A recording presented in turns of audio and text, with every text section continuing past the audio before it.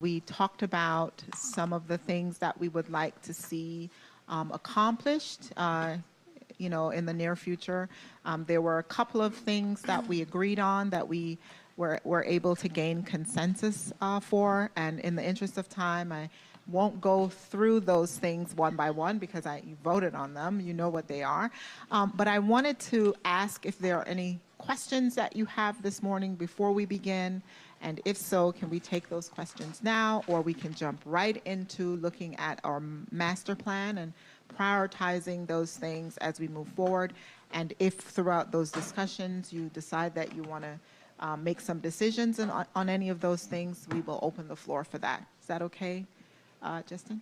Yes, okay. Any questions? Yes, ma'am. Well, I mean, I effectively shut down the conversation yesterday that when we were talking about the cap in the interest of time to listen to our staff.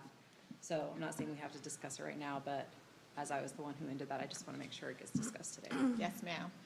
There were also 3 things that I think we touched on yesterday's 5 pillars that we didn't because we thought we would discuss them today.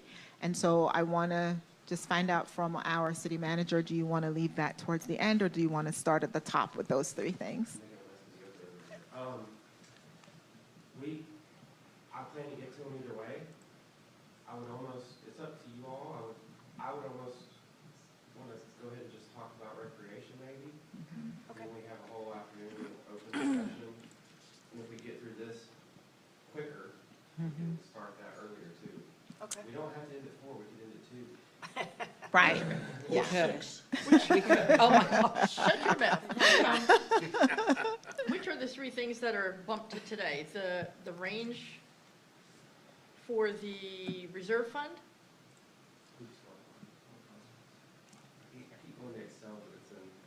Yeah, that's the one that.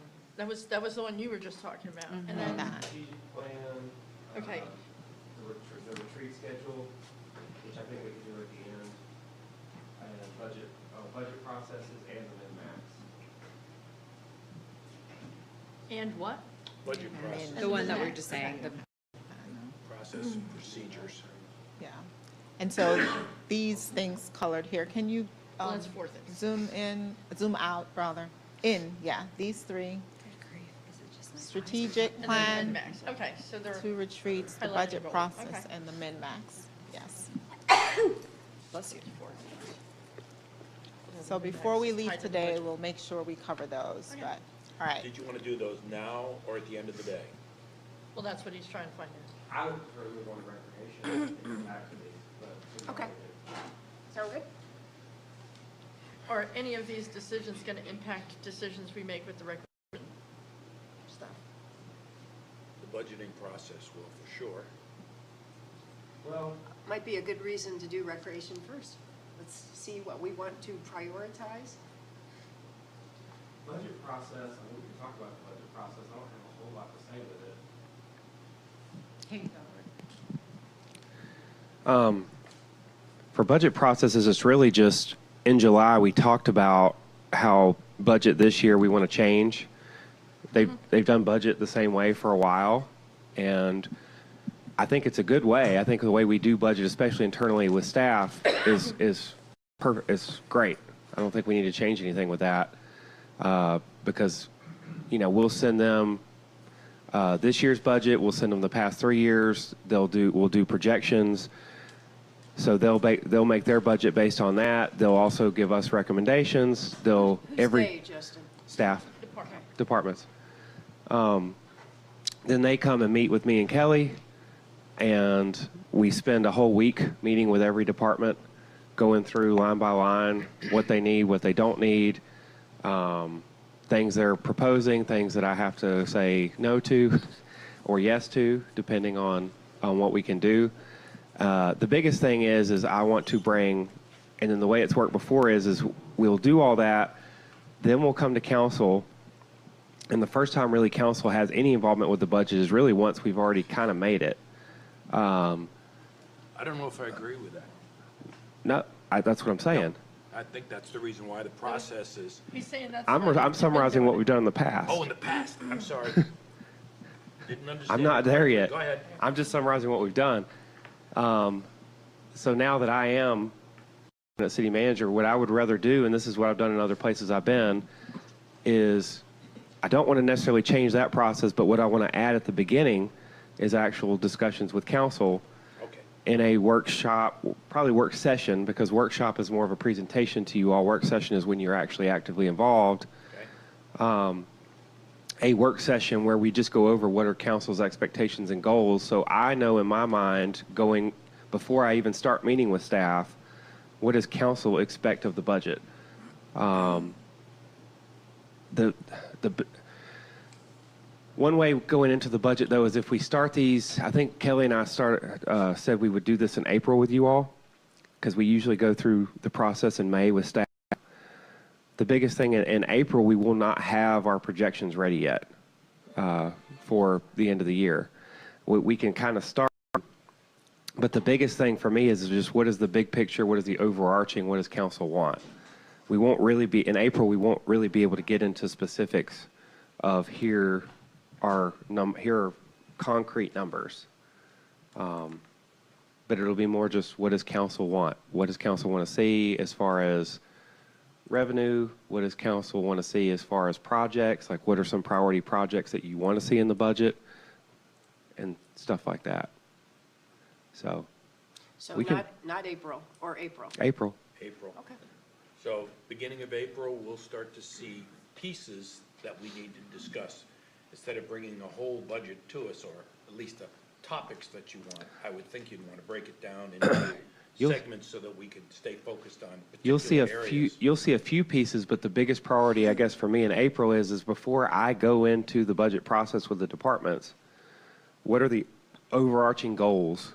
So by April, I need to know from council, like what are the overarching goals council wants to see in fiscal year 26?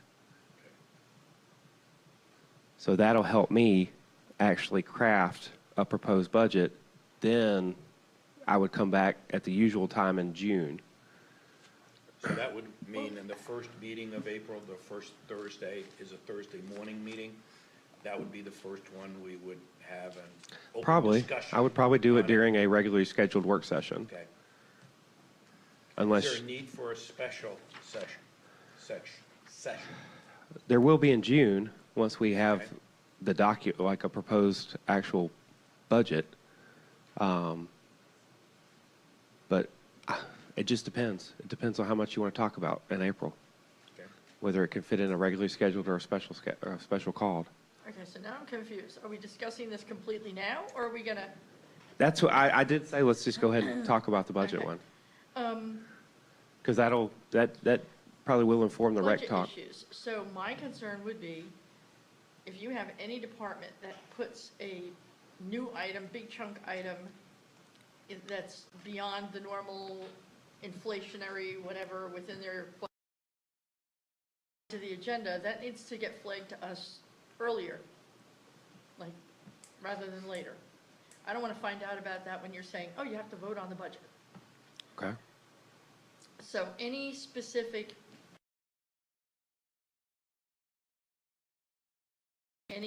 where they're saying, oh, we're going to need this and this and this. On in the budget process, because I'd really like this, I really want this, I have to have this. And those are things that need to be brought to our attention with price tags early on, so a decision can be made. Because the biggest objection I had last year, and I'm just gonna beat the dead horse one more time, is when you add $2.4 million worth of stuff in that came out of a retreat that did not have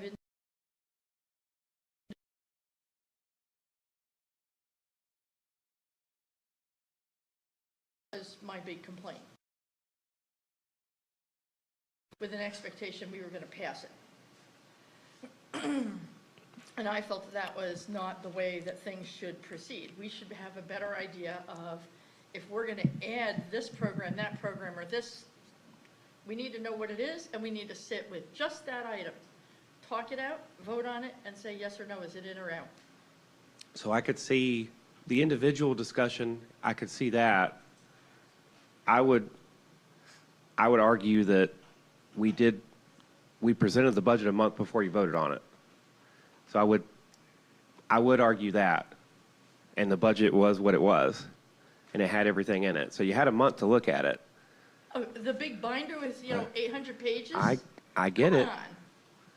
I understand. Okay, tag and flag the things that have made drastic changes in the budget. Yeah, That's what we I'm can saying. we can do that. If you're adding some big item or some department's budget, and I anticipate fire department budget is gonna go up as we get closer to, the New new fire station. station, with issues where stuff's gonna have to be spent.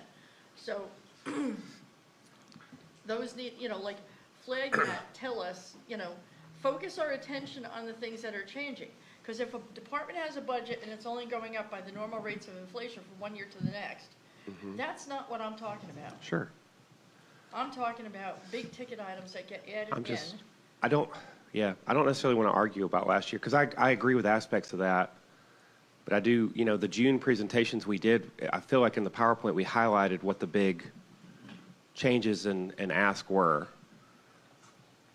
And there was time for council to talk about it if you wanted to. That's just me. But I do feel, as far as, and that's why I feel like April is important, is I do plan to get with staff as far as what are you going to ask for in fiscal year 26 before we get to the April meeting, big things that are not like what you said, especially these items that are coming out of retreats. What I'm asking for in fiscal year 2026. I understand. I can tell you right now, a rollback. And that's not gonna happen if each individual department is bloating their budget or things get put in there without a tag and a flag to council say, hey, we added this because you agreed and you voted on it, which of course, all that stuff, we talked about it. It got priced out, it got put into the budget. We never got to revisit it before it went into the budget. And then it was, oh, we'll talk about this, we'll talk about this, we'll talk about this. And the next thing you know, it's, oh, vote on the budget. Well, to me, it goes back to council. Like, it's presented a month before. It's up to you all To me, it felt to like discuss. Congress, when they were putting Obamacare in, oh, it's 20,000 pages. Sign the bill and then read it. No, that's not the way things work. I don't think I ever asked that. I don't think I ever said vote on this and then read it.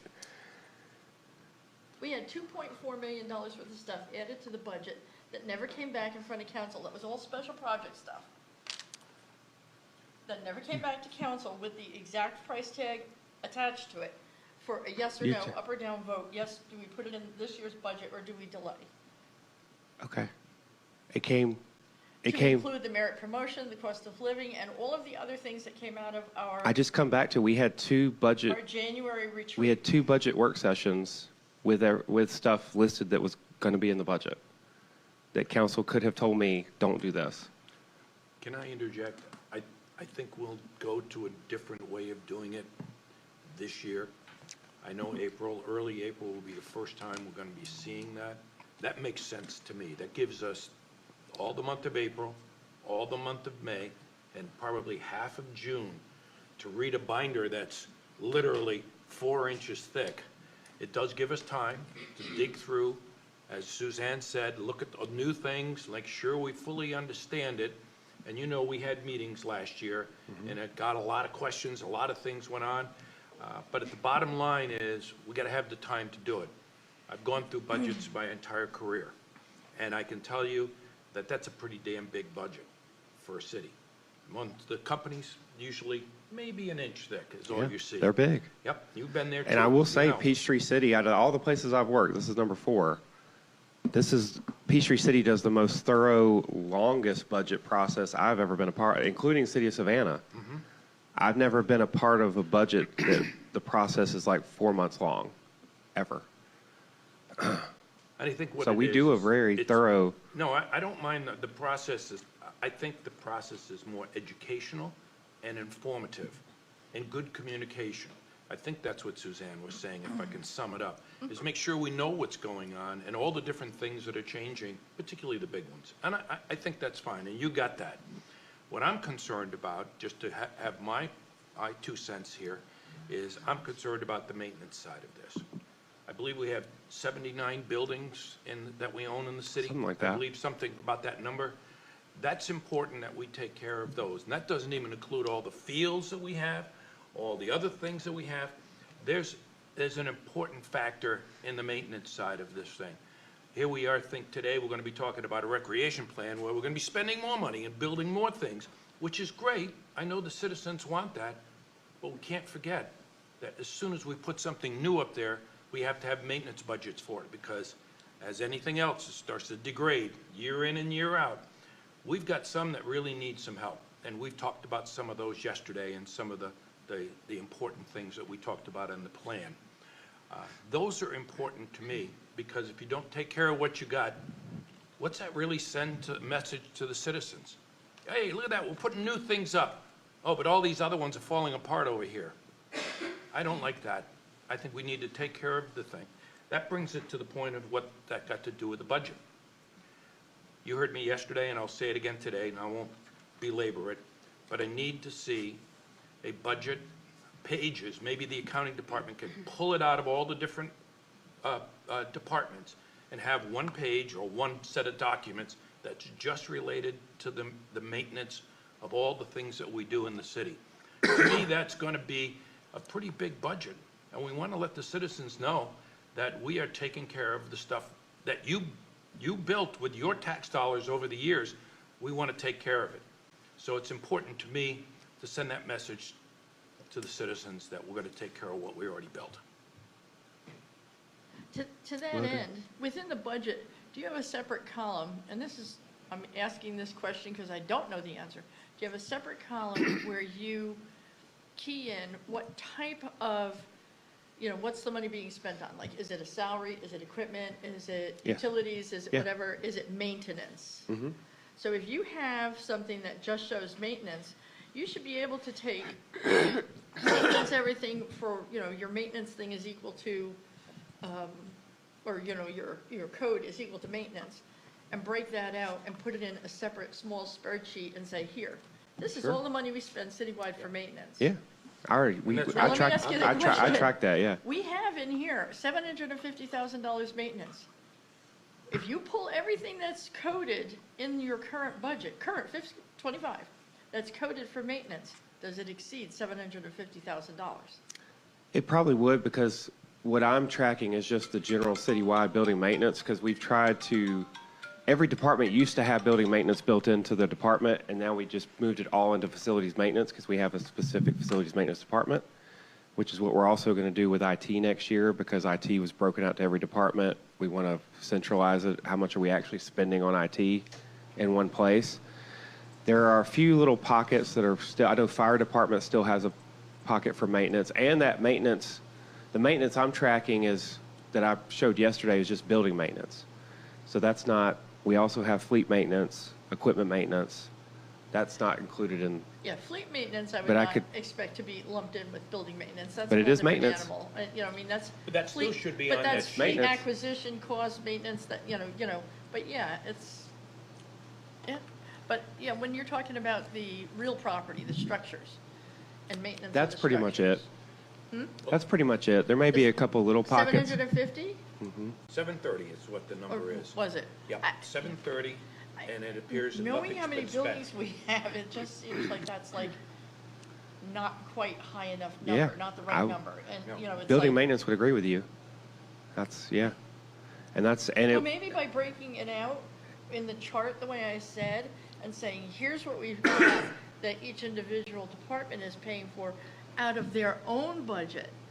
But then, because, Yeah. I mean, realistically, we ran into a problem where maintenance was not being properly done. yeah. Because I was going to So say, that we're number, playing catch-up with that. We all know we're playing catch-up Yep. with that. that number has And- increased Right. over the past 2 years. It was even lower a couple of years ago.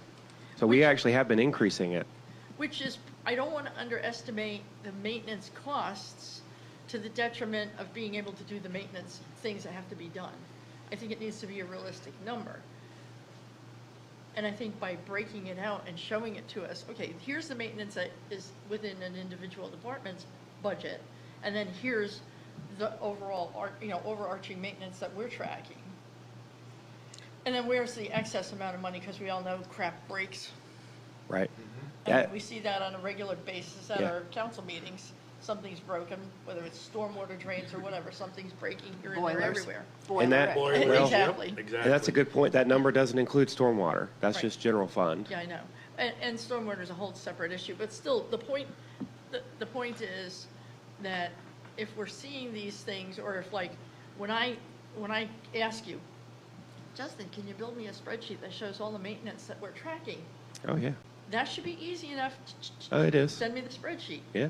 Because I asked for stuff last year and didn't get some of the stuff I wanted. It really wasn't like asking for a lot of stuff to be created. It should have just been, how do I pull this out and add this all together, instead of me trying to, and I will say, it was my first year dealing with the budget situation. Yeah. I had a lot of questions. A lot of them never got answered. Okay. So. Well, if that's, I don't remember that, but I apologize if that's the case. Right. But that's why I'm asking the questions I'm asking now. Okay. Can you take the maintenance things and break it out? Because that's a simple spreadsheet management tool. You Yeah, know, we it should be easy absolutely, enough for- it is. Right.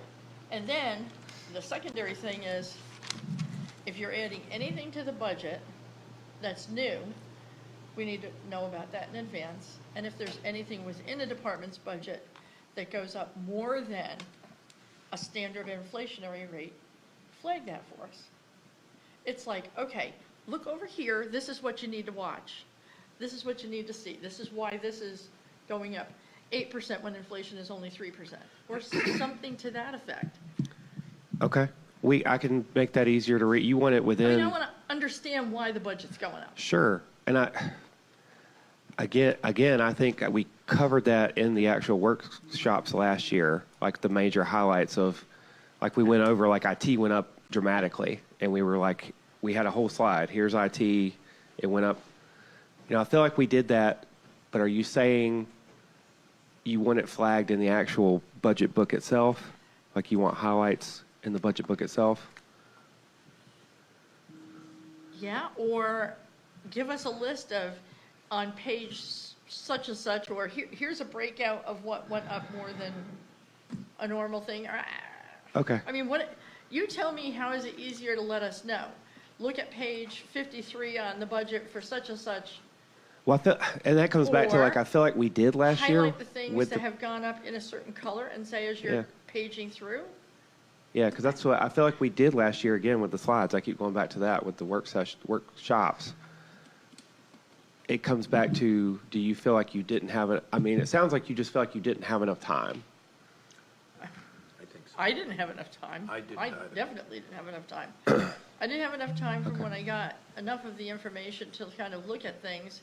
I felt that the whole process toward the very end was very rushed. And even by, Okay. as I sat there as the days were dwindling down to the final vote, I kept saying, the GMA manual says that, council is, has the right to pick out some of these things and You do. reduce them and pull them out of the budget. You do. We were told that we couldn't do that. We were supposed to just approve the budget. You do. Well, Okay, that's a problem. under law, and Suzette, you know this probably better than I do. A dragon or as a I say, backup. under law, the city manager presents and proposes the budget, but council is the ultimate approving authority. Absolutely. Right. You don't have to approve what I present you. Okay. You know that last year was, I think, a difficult one. I mean, it was your first time going through it, and I appreciate that you did what you Well, I'm a could finance do. person, so Yep, I know. I get real into And it. you know that you and I think Jasmine was in the meeting, and I think Kelly was in the meeting. We went over line item by line item, which is kind of the way I've always done it. And that just takes time when you go and get explanations on each line item. It does. It I'll be the does. first to Just say it is. takes It's a time. huge document. Yeah. It really it's is. huge.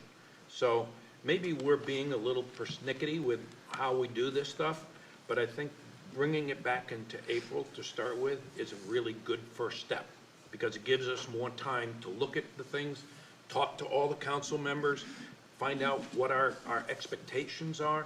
I think that's a really good start this year to do it that way, before we actually see a document that's 4 inches thick. Let's get a little talking before we get that big document. I definitely want to do that. And I mean, at the end of the day, I work for council. So, I mean, that's whatever helps council go through it and make the decisions is what I'll do. So, I've only heard from two people. I haven't, We've been I said this side of the room has been dominating the quiet. I was just about to say that we've heard quite a bit from two council members. Do the other two have anything they'd like to weigh in? And then we can move on so we can get to the other thing. So Mayor and then Laura. You want to go ahead? I just figure we'll follow around, I can go. So we hire and pay a city manager to run the city. That's his job, to run the city. It is also his job to bring us his best budget. That's his job.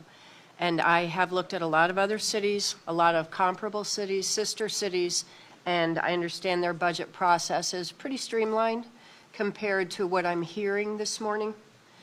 Yeah, we can delve as much as we want, but it is the city manager's job to bring us his best budget. And he owes us to create a budget that is based on the input we provide him, our priorities.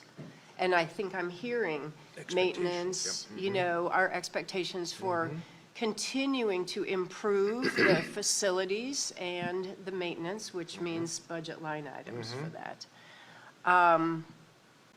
I believe that we all trust Justin to be a good listener and to take into account our priorities. I think he did that last year. Yeah, I think it's a good process, and I think it works, and I think we've hired him and paid him very, very intentionally so that he could run the city. And if the time comes where he says, I've taken into account all your input, and here is the best budget, this is what I need to run the city for a year, then there we have a budget. It's great. Yes, I have a responsibility to the citizens to make sure this process is transparent. I hope we will keep all those meetings in the public eye. Yep, of course. And we owe our citizens a transparent process and responsibility, responsible use of their tax dollars. I am extremely conservative, but I also believe that our citizens just want good bang for the buck. They want to know that they're getting services and amenities at a reasonable cost and that we're listening to their priorities. I think that's a list of all the things we owe our citizens. And if we share that and those priorities, that direction with our city manager and task him with bringing us his best budget, then that's what he does. He says to us, this is what I need to run the city for a year. That your last word, Mayor? That's it. Thank you. Thank you. Ms. Johnson? Yeah, I would say I agree with a lot of things that were said today, where the budget isn't something that we look at every day, and it's not an easy document to go through, especially when we're not intimately familiar with it like you and all of staff is. Any type of indicator that helps us to digest and be able to understand that information better is always very valuable. I mean, we have a good example here. We have a massive document, but we can also have something like this where, you know, I can look at this, and I feel like when we went to Swanee to their retreat last year, I think their budget, they had it out there for us, and it looked like this, and then they also had this, where, you know, not only us, but the citizens can pick up something like this and understand it. So anything that makes things digestible for and transparent for us and our citizens, I always have high value in. That being said, I have great trust in you. I have great trust in Kelly. I know that you guys know the needs of our cities. I feel like you sit down and you do a really good job talking to everybody in the department. Everybody has a good finger on what our city needs. I would say one of the things that I'm most concerned about this year going forward is I would like to see, now that House Bill 581 is going to be starting to be implemented, I want to, you know, I would kind of like to see a forecast of like, what do we need to do? And I'm sure you will be, you know, but I would kind of like the visual of like that this is what we need to do this year because this is what's going to be coming to us in future years because of this. So, A forecast. That's a good point. A forecast. of yes, your- yeah, because I'm like, we're starting on a road that, it's. We've never in- traveled. Right, and so I want to know, like, it's easy for us to say, I want to roll back, but if you're saying, we can't because look at what's happening here, this is what's going to happen, I would just like to know that if that's the decision we need to make, like, I just want to see the reasoning behind that, which I'm sure you'll consider. Yeah, I think I've made a model, Kelly's made a model, and all three of us have already made our own models with HB 581, and we're going to put our heads together on that going into revenue forecasting for the budget. And so we can give you all that too. So I think. HB 581 is a good point. Yeah. I think what I heard is instead of kicking off with a budget workshop in June, you want to have a budget work session in April. Correct. Is that That's right? all. Yeah, just And to I get us do- started I do and get to too. think about it. Okay. And so for the record, I want to ask this clarifying question. Are we asking that we create a budget schedule for how? Well, we do create a schedule. You have a It schedule. usually just this April would be a new thing. So we will adjust the schedule to begin in the month of April. Yes. First Okay. meeting of April. And, Okay. or it might be better to break it out into just a separate session. Might be. I'm just tossing that out True. there. We don't know It could yet go what's long. going to be on the agenda for April for regular stuff. And we don't want to overload or overburden any one Right. meeting. So I think we should leave that as an option. Do it as, I think that's fine. I a think 2-hour budget session if you all or want me to something on kind a of look different day. and as we get to April, like, oh, what's going to be on the agenda? And then maybe email you all and decide like, hey, Sure. agenda's getting really full. We may need to push the budget to a separate meeting.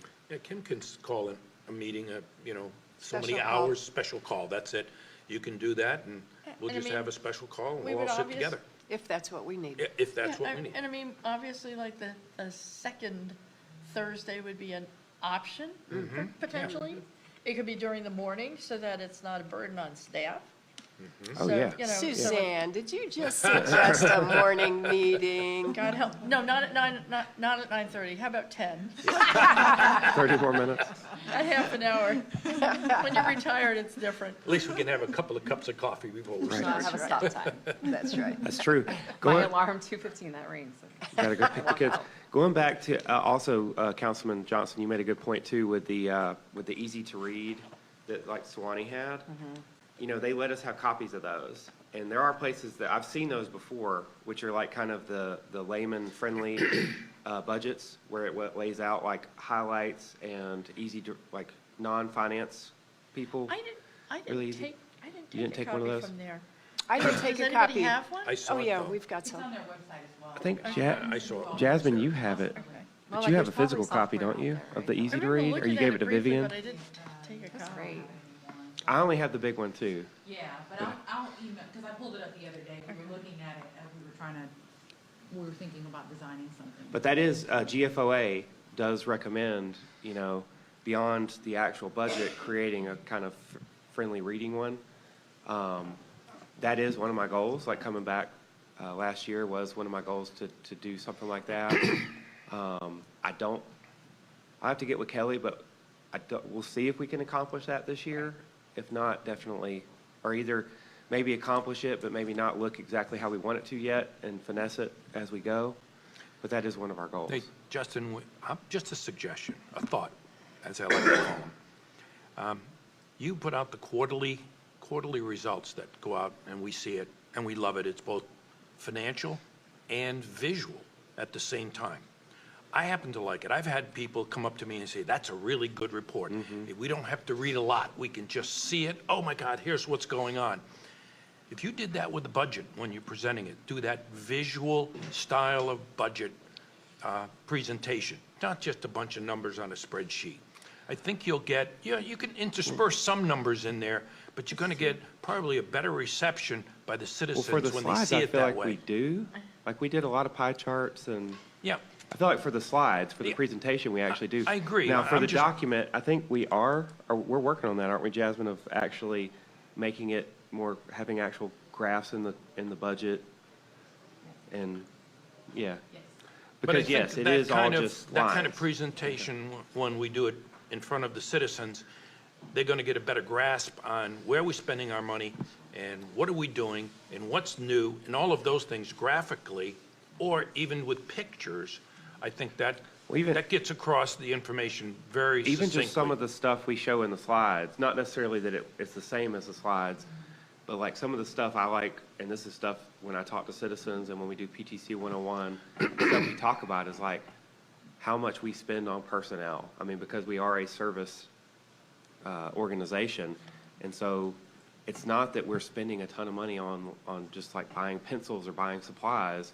Our money goes to pay police officers, firefighters, public works workers, like, that's That where. pie chart That's is- where it pretty much Not goes. pie charts, I hate pie charts. I know, but that Bar pie graph chart is at much least better. tells Well, we you. show- No, a that bar the- graph is much better because you can easily show, here's the services, the salaries, as the largest component part of something, and then show. Oh, see, I what- think that's better in a pie chart, but maybe that's just personal. That just comes down to I think we personal can preference. both, I think all of us. Yeah, I think no matter what you Yeah. do, you've got to break it out. I think your idea of breaking it out is, we're paying for a lot of safety issues and services for the city, and police and fire and EMS and public works, that's a big part of our budget. And I think people are going to see that and say, okay, you're giving me the services that I want, that I need and require for a safe community. I think And having that that's in the it. Now document you got itself. another small sliver Yeah, of, be good. here's everything else. I will say, can I say something? Sure. So last year, we did a budget workshop, and I don't think we were expecting much of a turnout, and we were right that we didn't have much of a turnout, and I don't normally bring my husband along to meetings, but I was like, Stan, come and listen. He was the only, wasn't he the I only think person we had there? some people from PTC 101 there as well, but beyond Yeah, them, maybe. he may have been the only one there. But he went home from that saying, everybody needs to see this. Because you guys did a great job of showing what your taxes get you in Peachtree City versus every other city in the county, and what our city provides, and based on what you're paying in taxes compared to other municipalities in our county. And he was like, people need to see this. And so like, I would say if we are able to do something like this, because he's like, how do we get this out to everybody?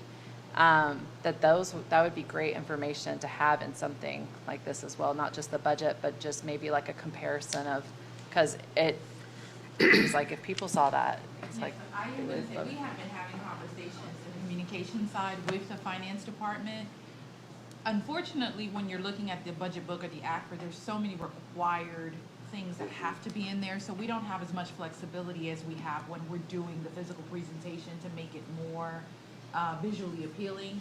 But we are trying to work with what we can to make it look, just to, make people want to look at, just like we did with the quarterly reports, where we started out, Justin and I were looking at it the other day, looking at Oh, 2021 yeah, we went back and versus- looked to when we first started, and it was like, oh my gosh. Yeah, like what a these- difference. So we ultimately are working towards that where, and it's gonna be some growing pains because it's new and we have to see what really triggers the eye of our residents to really make them read. Because we do monitor the analytics, the data, to see how many people are actually clicking on it, how many people are actually reading, how much time are they actually spending, even on the information that we have now on our Are you quarterly seeing report. what we're hearing? Are you actually seeing it in the analytics? That you're actually having people go there, click on it, and stay for a bit? Yes, You're correct. So you're Correct. actually And I can seeing an see which increase? pages they're spending more time on. Yeah. Well, Yeah, but currently, we're not seeing that on any of the budget books, which is why we're looking at, we have already thought about changing it. But again, the ACRA and the budget book really have a lot of requirements of things, what it needs to look like. So there might be some pages that are a little drab, but we're gonna try to dress up some of the other pages to make people want to go in and read. I think that you're going to find, sorry, Suzanne, I think what you're going to find that 90 to 95% of our budget is pretty well fixed. We got to provide the services that the citizens want, and I think we know what those services are. It's that last 5 to 10%. You got a 90%, I'll go to the pie chart. Which is sorry, really- Suzanne. which is really the You got CIP. 90% of it already, hey, man, that's all set. Well, what about this 10%, 5 to 10% sliver? If you were able to take that everybody knows about the 90%. Take that 5 to 10%, put it in a new pie chart, and then start to tell you, what are we going to be spending this last bit on? And what are some of the things? I think that visually is going to give the citizens, okay, 95% is great. What about all the rest? And that was what I said last year when I voted for this. I said, it's that little part that really becomes the sticking point. And we want to make sure we should analyze that quite well. And that's my whole point. And that percentage range you just talked about is really comes down most years to the CIP of what are the projects we're doing this year. Exactly. So, And there may be some other odds and ends in there, but and I that's think basically that CIP. should be a big part of the discussion in April is what projects do we want to see this year? Correct. Yeah, but when we're having a discussion in April, then at some point, you need to give us something to review far enough in advance of that to really, even if it's a work in progress, it doesn't have to be the final, I mean, put a watermark on every page that says draft, I'll say and, and give us an idea of what it's gonna look like. the one problem with that is that we always run into is that as soon as I give a draft of the budget to council, I have to release it to the public. Okay.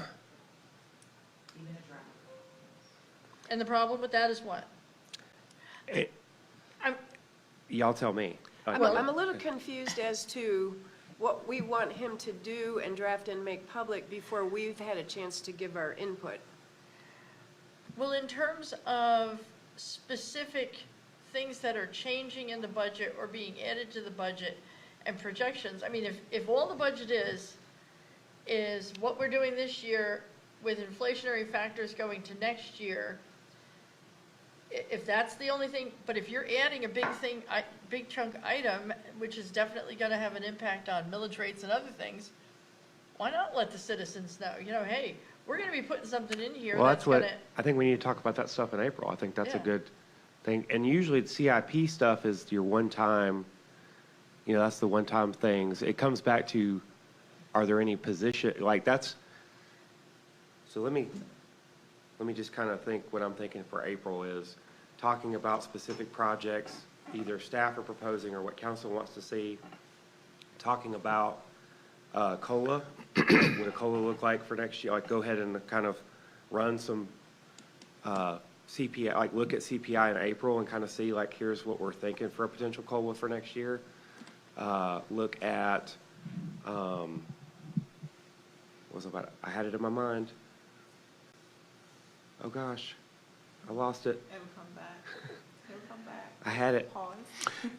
If I may interject Go while ahead. you're thinking, I want to pick up what Kim said a little bit. We have to spend our money wisely. And I think we all believe in that. So what I'm saying is that, is there a way that we can do what our federal government is doing with their Department of Government Efficiency? Is there any kind of efficiency that we can look at our budgets for where there is maybe some trim that can be done? I'm not saying cut, but trim on areas to help us be a more balanced, but also still deliver those services that we want to deliver, but maybe look at some kind of efficiency within our city government. So just another new thought for you to think about government efficiency. That doesn't, not only for the federal, the state, but also the locals too. We do that every year. I mean, we go through with the department heads and their requests, and I think we really have some really good department heads that know, don't ask, you're not going to get the moon, you're not going to get all this want stuff. What do you need to operate? Period. And that's the mandate. And so we go through it every year. We trimmed some stuff this year. There were some things that had to get added this year, like IT. I keep going back to IT because IT went up a lot this year, and that was one. I mean, I gave the mandate last year. This can't happen again next year. And then to balance that, it goes back to where can we find, Kelly and I did this. We went through with every department, where can we find money to trim off to make up for some of the things we're having to increase. It's a tightrope walk every year. And you know that I'm a bug on cybersecurity I know. and all that stuff. It's just one of the areas that I just enjoy. So I certainly want you to take close look at that, particularly for the upcoming year. Mayor, you appear to, I'm good. you're good. Oh, I'm fine. Yep. I've said what I needed to say. I'm good. Can we come? Oh, I remembered what it was. Go ahead. Let's go. Staffing levels, that was the third thing, was projects, what would a potential COLA look like, and then staffing levels, and because, we have asked for positions the past 2 years, and I'm saying this to you all right now, I've said it to you all individually, I do not plan on asking for more positions except for the ones we know we need, which is firefighters.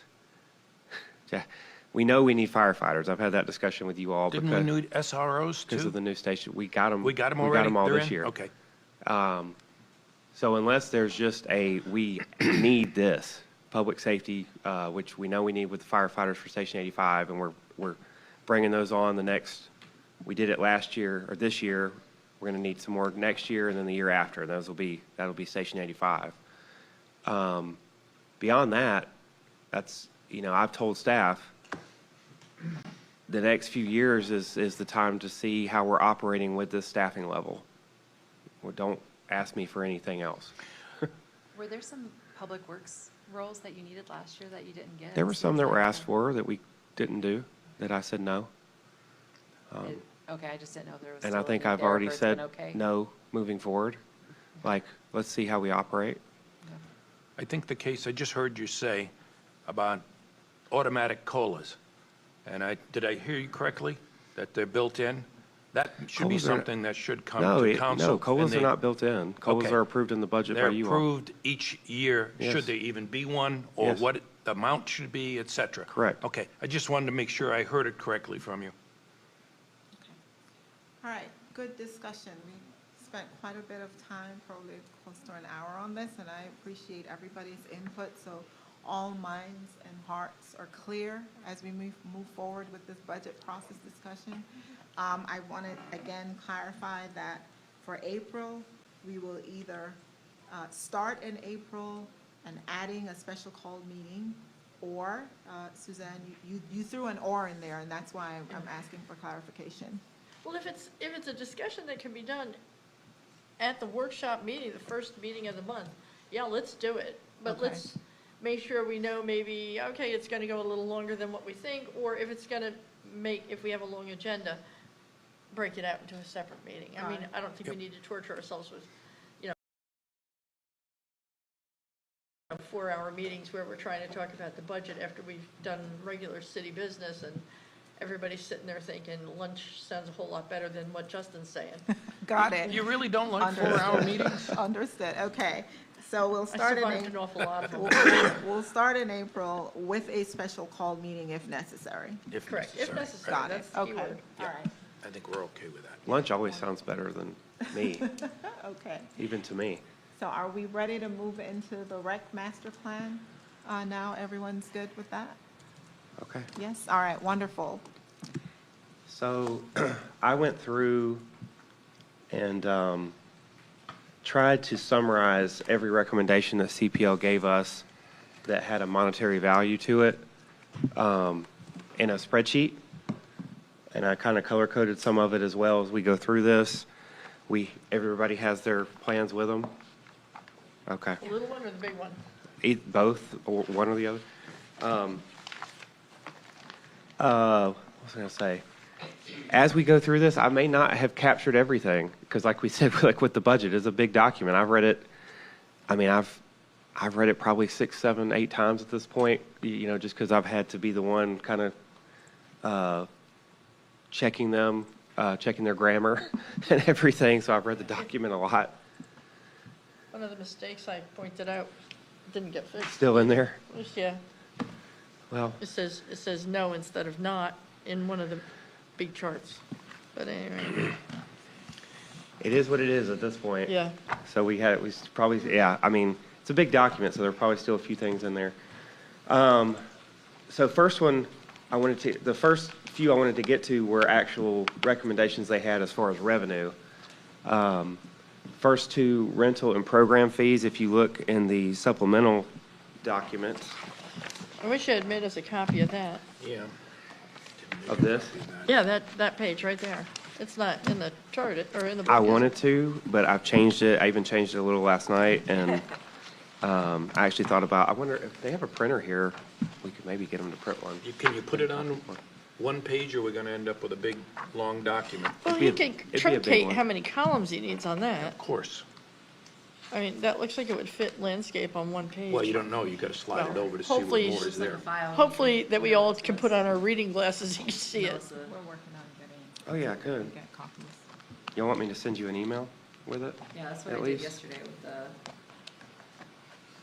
one I just Everybody's had. gonna send us an email. I'll unplug it for a second. Yeah, have I told you I hate my computer? I got it working last night. Took me long enough. I don't know if it's gonna stay working. Decided yesterday to stop recognizing my face.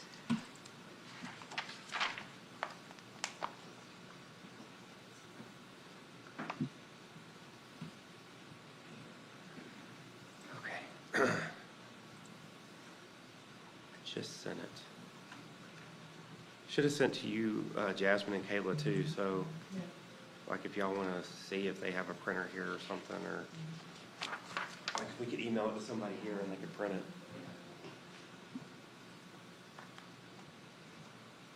Yeah, I got it, thanks.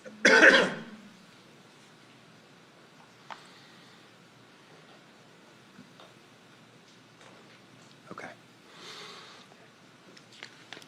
So starting on page 6 of 6 to 8 of the supplemental document, they just have different proposals for changes to our fee structure for rentals. I don't think there's any like, they're all minor. There's nothing in here that pops out to me that is a crazy change. I started to look at some of that, Justin, and I know that we got listed in gold on this, you said page 6, 7, and 8? Yeah. Okay. I did take a look at some of those, and I'm wondering whether or not we need to seriously look at the out-of-county residence use of our facilities, as opposed to in-county and, of course, PTC. And I'm not saying I've got the right answer, but I think that we should be talking about that from a standpoint of make it so that there is some revenue that comes in a little bit more than, we decide somebody like Tyrone or Fayetteville want to use it. That's different than if we want Fulton County or Roswell to come there and use our facilities. So I'm wondering if we can take a look at some of that. And I don't know what the rest of the council thinks about, but it's just something that, let's make it, I don't want to make it onerous on them, but if we can get a few more dollars of revenue from those kinds of rentals and use, I say, take a look at it. I think we'll get to that specific, like, in-county but out of city Yes, that's what I was looking at. with line 7. I think we're going to get to that. Okay, Because as of right now, the reason we don't charge Fayette residents more than PTC residents is because the county pays us Flat rate. a flat rate every year, so Right. they get the same charge. and the flat rate's something we have got to look at. Yes. Well, where do you want to start? I would Yeah. really appreciate hearing your recommendations. I think that the individual dollar amounts of these fees Yeah. is in Justin's wheelhouse. He's got the staff, he's got the recreation team leaders. I Well, guess I if- would just like to We're just understand. going through, and that's why I just I didn't want to list, I wasn't going to do a whole spreadsheet because it's here. Right. But their recommendations, if council's good with even going to the program fees, so rental fees is when people actually rent facilities from us. Right. And then you got your program fees, which is actually how much it costs to get into the pool. Right. How much participating in volleyball costs. That's when we get to, that's page 9 through 9 through, 12. yep. Really, just if council goes through those, if you have anything you want to talk about with them, we can. I think, like you said, Councilman, adding to that an in-county fee or out of non-PTC city fee would be a decision that we make with line 7, which is actually separate. we would have to go in and update the spreadsheet to have those different fees, but it would be a decision based on that annual amount from Fayette County, would have to trigger that. So line 7 is $670,000, and you got that Positive. under cost. I got it under cost just because I didn't want to make a whole separate column for one. Yeah, I understand for each fee. The reason I and all that highlighted it stuff. green is because it actually is revenue. Okay, so it's So really beyond, revenue. I think these fees are reasonable, like what they're recommending. We can come back to them if you want. Can I throw out an idea for fees? Yeah. Because, being a mom of 5, if I wanted to have Yeah, push. a year membership, I came before council and spoken, public comment about this.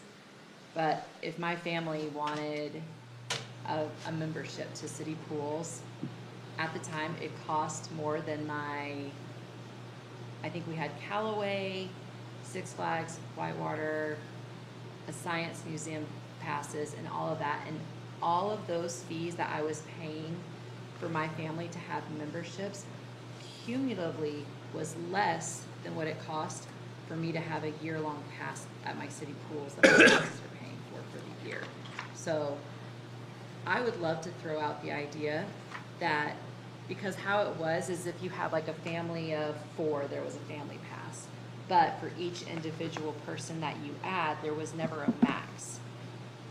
And so then it just kept going up. So I'm like, I would love to have a household pass that has a maximum, and we can talk about, what that should be. But I would love to see a family pass regardless of the size of the family. Especially Yeah. when we're in an age where we want to encourage people They to do have, if we want to talk about this specifically, page 9, about 3/4 of the way down, it has the pool pass with the different family levels.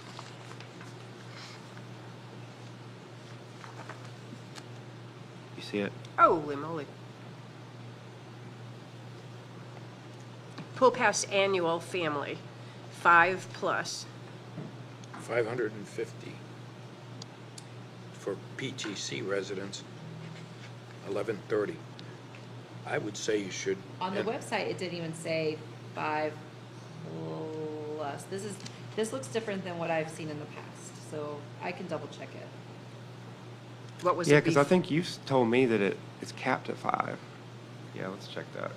Why was it capped? You at- check it. I was Why about to is there check it, even a but cap on that? there. I got it. I was looking at the Fayette County one, and, they like our pools, that's for sure. Well, that's Fayette County. wrote that Oh, in? yes, So yes, this yes. one Yeah. on the website, it has $1,130. family of 4, Who wrote that in? and then it says That's each me. I additional wrote it. pass. That's my notes. So on on my the chart. website, I don't see like a 5 plus. It just says 4, family of 4, and that's 5.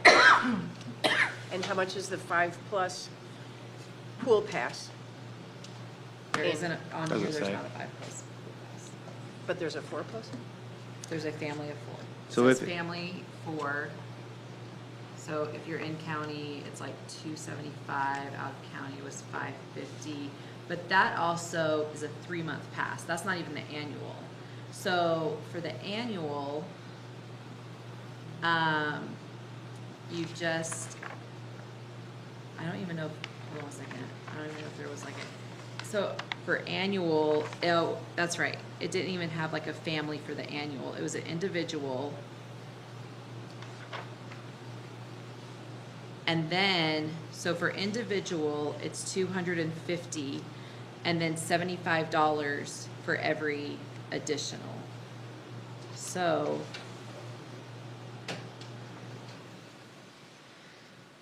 that's where it was. So if I bought one pass, a year pass for $250, I have a family of 7, and for a year pass, it's another $75 for each person.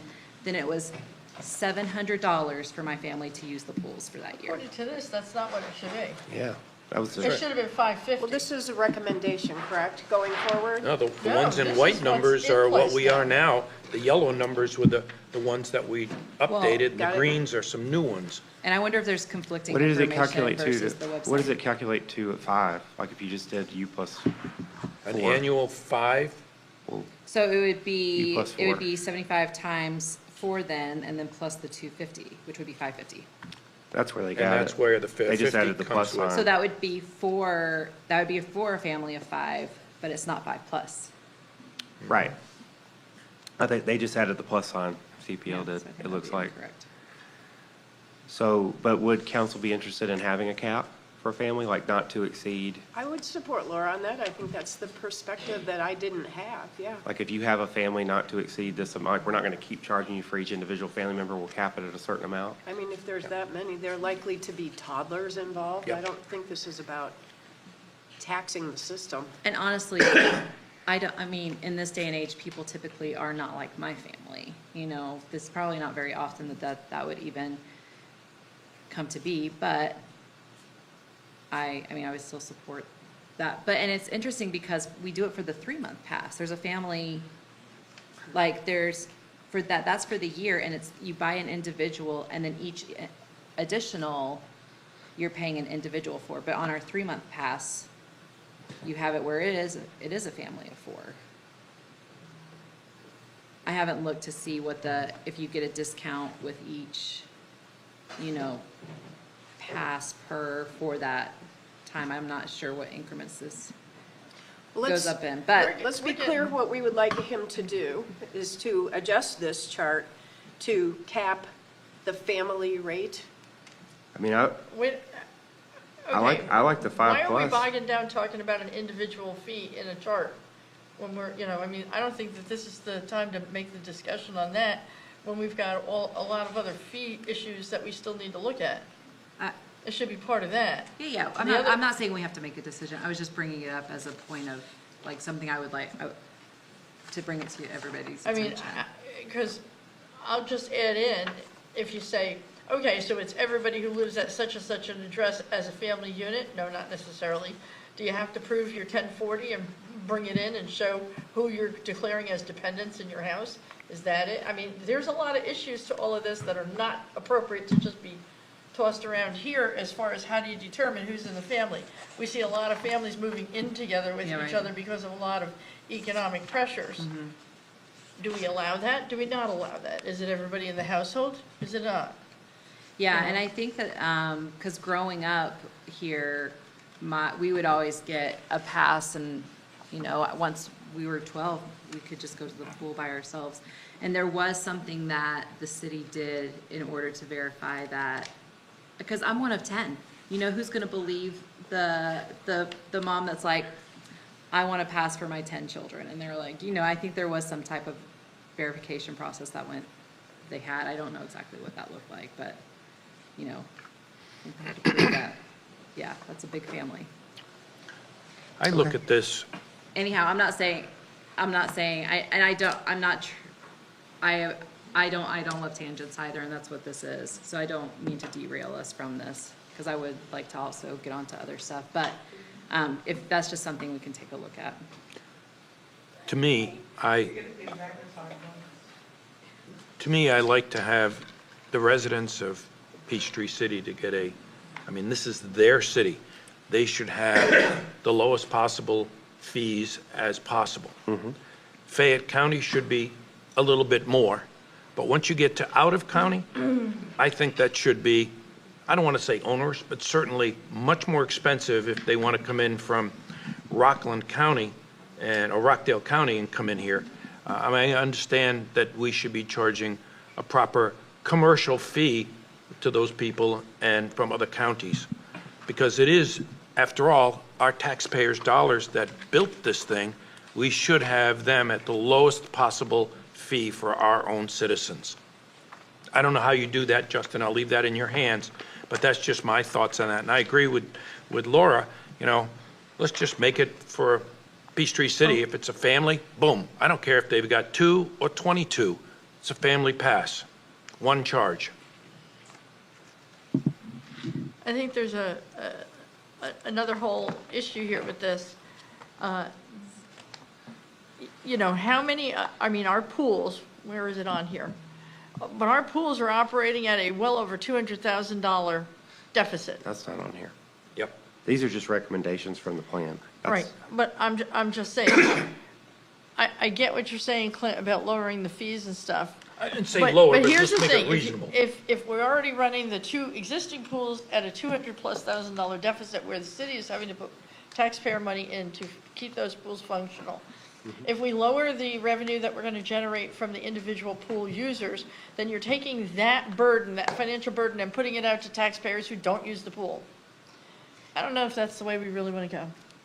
Okay. I mean, I think it's a bigger discussion than all of this, because, you know, who's supposed to pay for the operation of the pool? You know, the people who never use it, or the people who use it all the time? And that's a tightrope. You can fall off on either side. But they are our citizens and they do pay taxes, so whether they use the facilities or not, you know, I don't use the baseball fields, but I pay for that. I was going to say that. You know? And So- baseball, and that's- baseball I runs a just much. pay for it no matter baseball what, 'cause fields that's run a my taxes. Much Yeah, larger and like deficit. you have value in your home because of what the city provides. Yep. So I just want to make sure we look closely at those, particularly out of county. That's really what I'm talking about. That's the main point. Some people don't use the library. That's, you know, same argument. So, Right. okay. So fees, we can talk more about the fees, well, because we do, part of the budget process we're going to do every year moving forward as well that we haven't done is a fee schedule review every year. So we can talk more about those as well. The big one really to talk about with fee changes to me is the Fayette County payment. Fayette County pays us $150,000 every year. It's been the same for a long time. CPL recommends that we up that, or we ask them to negotiate to up that to $820,000 a year for right now. And if we cannot do, and that's where the difference is, $670,000. It's the difference between $820 and $150. Oh. So that's just the increase that you're That's what looking the at increase bringing would that be much from more what we're revenue. currently getting. If that cannot, their recommendation is if that cannot be negotiated with the county, then to eliminate what they pay us and just charge Fayette County residents a higher fee than Peachtree City residents. Because the CPL and the data they researched for us and the usage of Fayette County residents of our facilities is that we are not getting a good deal out of it, Well, basically. wasn't it over 50% are Yes, Yeah, out of city? yes. out of Correct. city. And does And some that, of them are out of county too, but, Right. yes. you know, When you say county residents, do you mean everyone outside of Peachtree City? So if you live in Tyrone? Fayette County non-Peachtree City residents. Non-Peachtree city. Yes. So Tyrone, Fayetteville, Fayetteville. unincorporated Brooks, Woolsey. I don't think it's enough. I saw what CPL did. I think that's wonderful. They brought it up to 8 and change per year. As in anything like this, you negotiate these kinds of things. They're never just, that's what you're going to pay. I suggest that we go a little bit higher, so you've got room for negotiation. But I think probably just a flat $1 million for, you know, non-PTC residents, but Fayette County residents can go ahead and use these facilities. $1 million a year. Doesn't the county already know the number? Well, yeah, how many years ago was that They put? know the number. They know it's 820. They've already emailed me. Yeah. So if we go Okay. in asking for $1 million, Well- they already know the tactic we're using here. I mean, we Sure, have but at the- rationale. The rationale is right here. Yeah, So but that's just their estimation of this. And don't we want to give our own citizens a little bit of a break on this thing? I mean, we could ask, and you could probably even say that it's for, it hasn't been done for so long and we're making up, and then we're also for the future when it Yep. probably still won't be negotiated. Give for it a while. 5-year We're not trying to deal. poke them in the eye. We're just trying to do what's fair and reasonable. Go ahead, yeah. Is there a reason why we don't have a negotiated flat fee schedule for Coweta County? I mean, as close proximity as we are, we know Sharpsburg people are coming in, Sonoy Yeah, people are But coming they in. do get charged more. Huh? They do get charged more because In they're, the individual fees that they're Yeah, paying 'cause for, they're but out of not, county. but there's not an overall or overarching flat fee for the Coweta County people to help pay for some of the things that we don't charge fees for usage not of. an overarching Coweta County pays I mean, this. there's nobody there collecting emissions to Battery Way. Right, but so the way it works is the Fayette County payment, hypothetically, is supposed to make up the difference between what we would charge them more, what we would increase the fee by more to get it down to where it equals a Peachtree City resident. That's the hypothetical for the pool usage, or for tennis center, or for baseball, playing Little League. Okay, so CPL's estimate was 820. 820, almost said million, 820,000 deficit that should be made up in a contractual Yeah, flat fee. between, So that when Fayette County residents outside of Peachtree City, non-Peachtree City, when they roll in, they get charged the same rate as the city resident.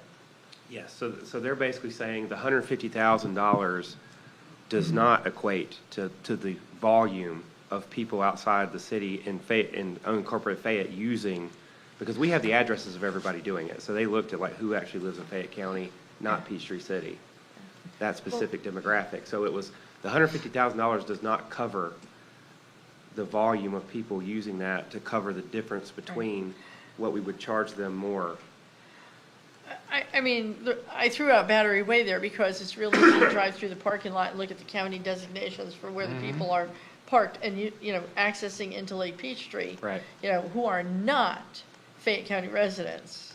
But this isn't, And lots of them are not. what I they would say calculated Coweta isn't really, Or Fulton. Yeah. but what they calculated isn't really having to do with the passive parks. It isn't having to do with Battery Way or disc golf. It's having to do with who's playing Little League, who's we're- going to the pools, who's Are going we, to the are tennis we center. tracking how many out-of-county residents are signing in for our rec programs and Yes, stuff? yeah. So is there a way to Not get Battery them- Way. I thought you No, were no, gonna say no, how I- many are parking at Battery Way. No, from what Jasmine just said, you know, like, anything where we're Yeah, charging a fee that's how they structure or calculated whatever, and this. they're paying, if we're charging them the same as an in-county fee, but they're out of county, and they turn out to be, you know, is there any way we should be looking at how many are from Coweta County, how many are from Fulton or South Fulton Yes, or whatever? we and, do. You know, Spalding, whatever, I mean, any of the surrounding counties. They And don't is- pay an in-county fee, they pay an out-of-county. They already get charged They pay more. separate. Yeah, Right, they they are- pay more. But that's Out not- of county it's- is the only, the- they're not getting the Peachtree City rate. Correct. Okay. Yeah, Only the Fayette County the residents. discrepancy Okay, is so- that those counties don't pay for us to charge people less. Like Coweta doesn't pay us a flat fee, so we charge the residents less. Because there's no out-of-county thing over here. Then that's like So- annual passes, so we're not allowing out-of-county people to get an annual pass or a quarterly pass for the pools? Yeah, there's an out-of-county. I think there is. There is on the website. Yeah. It has it right here. So like, this is for a 3-month pass for an individual, it's 80 for anyone in the county, and then for out of the county, it's 160, so it's twice as much. Double. That's not in our So- documents, though. That's listed as here as Fayette County non-Peachtree City resident. No, that's different. She's looking at out of Do county. you wanna see this? I Remember, think she there's is too. Peachtree City, outside Peachtree City. Yeah. This is Fayette County non-Peachtree City resident. Yeah, but these are the swim teams. No, I'm looking down here where there's like pool passes. I see you. I see where you're looking. Annual. Yep. This is Kedron Gym from here down. But I mean, so here's the swimming thing, and where it says out of county Yeah, this is resident. what- oh, there's you're nothing- saying here. Yeah, there's nothing It's supposed designated to as be out of off. county. I see. I think, Yep. but you're saying, Laura, Yeah, this is supposed to be. I think they're in the wrong this is column. the same, This is the same, this is supposed to be this column. Yep. It's this column So right Yeah, here. Fayette CPL County put 'em in the wrong non-resident column. is supposed to be the same as out of county resident. No, these two columns are the same. This is supposed to be shifted over, and these two columns are supposed to be the same. So a Fayette County resident that's not a Peachtree City Pays 80. resident still pays Yeah, they put it in the wrong column. Out-of-county Yeah. resident pays 160. This, all this information is supposed to be in this column, and this is supposed to be double in this column. So it's gonna be Okay, so- 8160, and what's the, Because it says CPL, wait, let me finish. Because it says CPL on the bottom here, CPL prepared this document? Okay, yet another thing. Sorry. Don't apologize for that. Yeah, no, I'm saying, Yeah. so it looks like we need some fixing on this chart. Yeah, I'll go back. Heat fees This and one, the all good of thing that about stuff. this one is this small. I'll go back and have them redo this and reprint us copies of this one. So what would you like to focus on? We had in the big book, page 178 and 179, It's the talks about recommendation. out of Peachtree City in Fayette County. Out of Peachtree City, but in Fayette Okay, County. and they had estimated that participation rates show a range of out of city, but the rest, I'm on page 179, top right. Like the second line down, participation rates show a range of out-of-city residents from 30 to 55% of total participants. So I suppose it depends on the program, whether those out-of-city participants are 30% of one program, 55% of another. But this level of impact is I'm reading now, a deficit to the city's Parks and Rec budget. And the $150,000 subsidy is really not gonna touch what they ought to be covering. If we're going to have non-differentiated rates for out of city, but still in the county. And it's worth noticing about one more sentence later, the recommendation based on out of city participation totals would be to increase that subsidy to at least 20%. That seems a little random to me, but okay, you need a benchmark, you need a guide to start your conversation. But that's where they got the $820,000. So to your point, Clint, Yeah. that's subjective. That is Exactly. super That's why I said subjective. started at a higher a number. And again, I think it's worth capitalizing on a good relationship with the county to ask Justin to go ahead and negotiate that rate with Fayette County. I guess we're also actually negotiating with the cities, but not really, because it's the county It's the that county, pays the. Non-city, but Yeah. county. So I think it would be reasonable for us to decide to ask Justin to move forward and talk to the county about what's fair and what's reasonable, and so that we're not taking a hit on our recreation budget all the time with people who don't. And live in I think the Peachtree City. reason that it's just with the county is because none of the other cities have a recreation department. Fair, yeah. Tyrone does. Oh, yeah, Tyrone's got baseball. They do. and Yeah, they do. not how They much, do. But do they have a differentiating kind of a schedule fee or Nope. anything, or? no. So the they would county. not have an IGA with Fayette County to get a lump sum flat fee from Fayette County? Oh, with I don't know. I don't know if. Might be worth I don't looking know if into, Fayette just County in pays case. Tyrone anything. We've been focusing in on program fees. And the program fees are typically structured leagues and things like that, or structured activities that are run by whomever. What we haven't done is looked at the passive side of all of our recreation in Peachtree City. And I don't know if we can tackle that appropriately, because I know that we all go into the parking lots of where our passive things are, whether it's a playground or a park or wherever, and there are, majority of the stuff is Fayette, but there's still a good portion, maybe 40+%, that are Coweta, Fulton, and other counties coming into the passive parts of our city. So I think, who was it that said they thought we should, was that you, Suzanne, that said we should look at talking to Coweta County and say, you want to come and use our parks?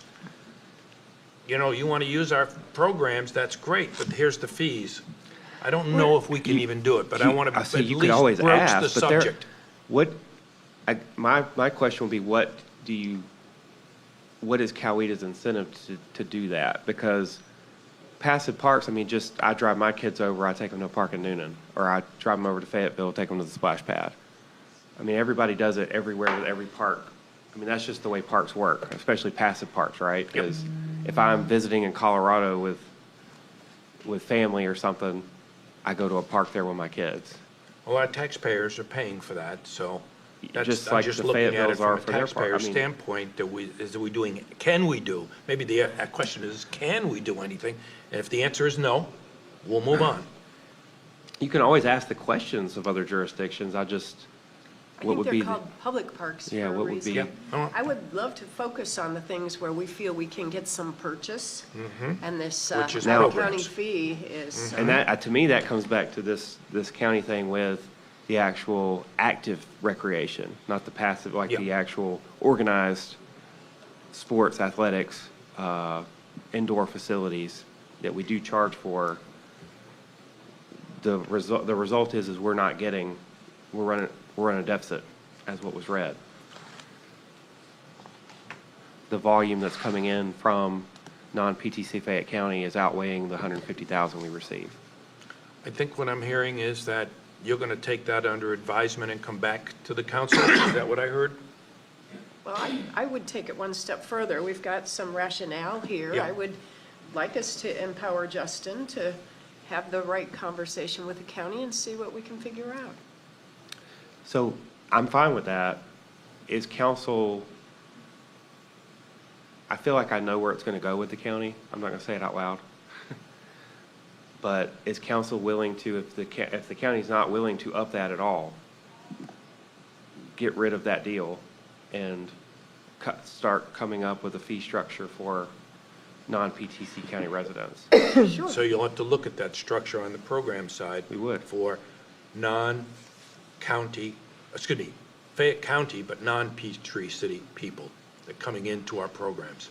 We'd So have that to could have be 3 a tiers at that That could point. be quite a big change on the program fees then, if We would that's have to going have to be the case. PTC, Fayette County, non-PTC, and then out of county, 3 tiers. Okay, Or make it the same as out of county, or make it out of county, make it out of city the same for everyone, no matter where they are, whether it's Fayette County or Coweta.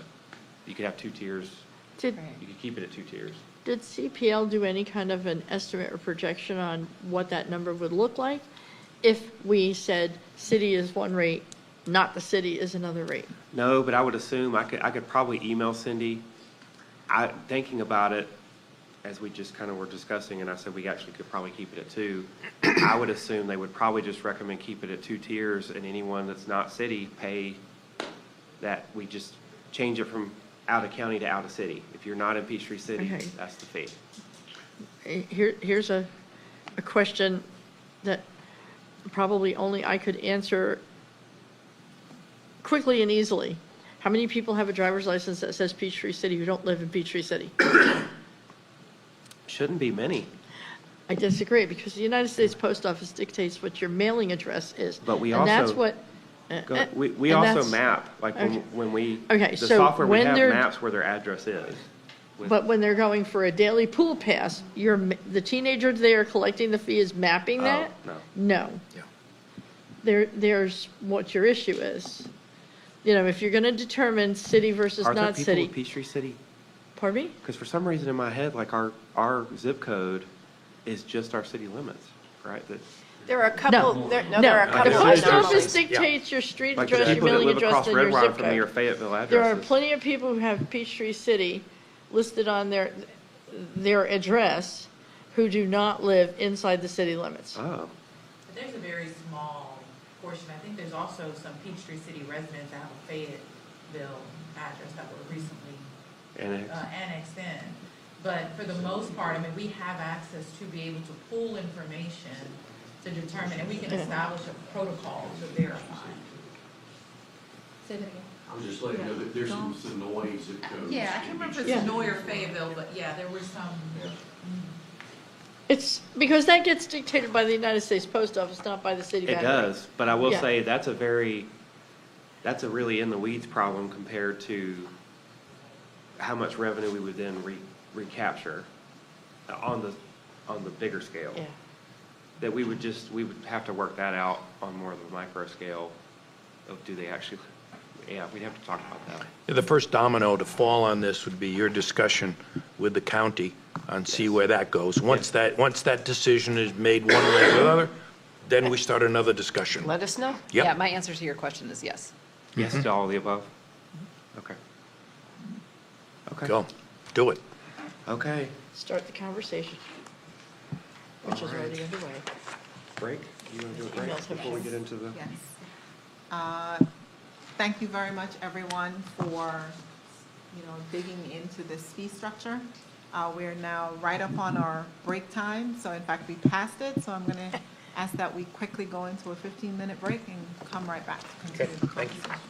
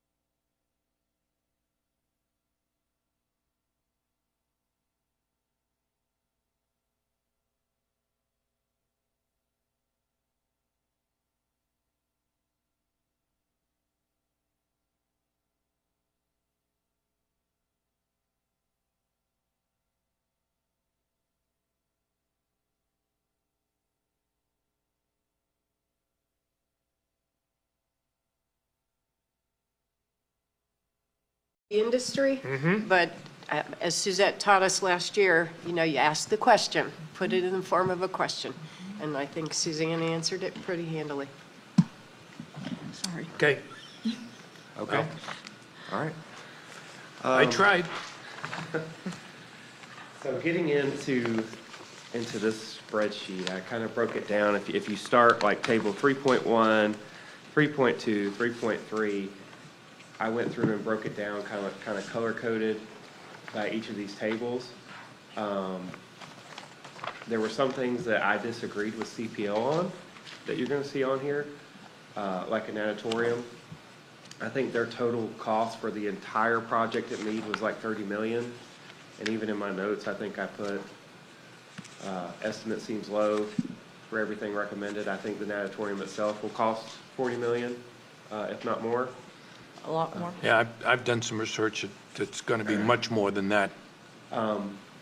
Really, to start, I don't think we're going to have time to go line by line through all of this. What I want to start the discussion out with is just really my recommendation to council. At the end of the day, you all tell me what you want to prioritize and do, but my recommendation as the manager is to prioritize the projects that we already have funding for, or at least partial funding for, to prioritize those, such as the 2023 SPOS projects, pickleball, bathrooms at Drake Field, Kelly Drive Park. We already have funding for the splash pad. That was talked about yesterday, so we don't necessarily have to talk about that one. And then there was one other. What was the bathroom at? I was just taking a note. Did you say bathroom at Drake Field, Drake? which is down here. And you've also got Battery Way 2 bathroom, Not in, We don't have not that in funded. SPOS. not in the SPOS, but it was Splash in, pad funded, Kelly Drive Park partially funded, pickleball, according to their recommendation, partially funded, which we can talk about. The Meade new entrance driveway, we've had that planned for about 2 years, which would be a dedicated driveway into the girls softball complex, the bigger parking lot down there, so we could get rid of the gravel connection. Why is that 2.5, Justin? That's just an estimate by me. That's just, I don't think it's gonna cost that much, but I don't have a number on that yet. Okay. We're still in the design phase of it.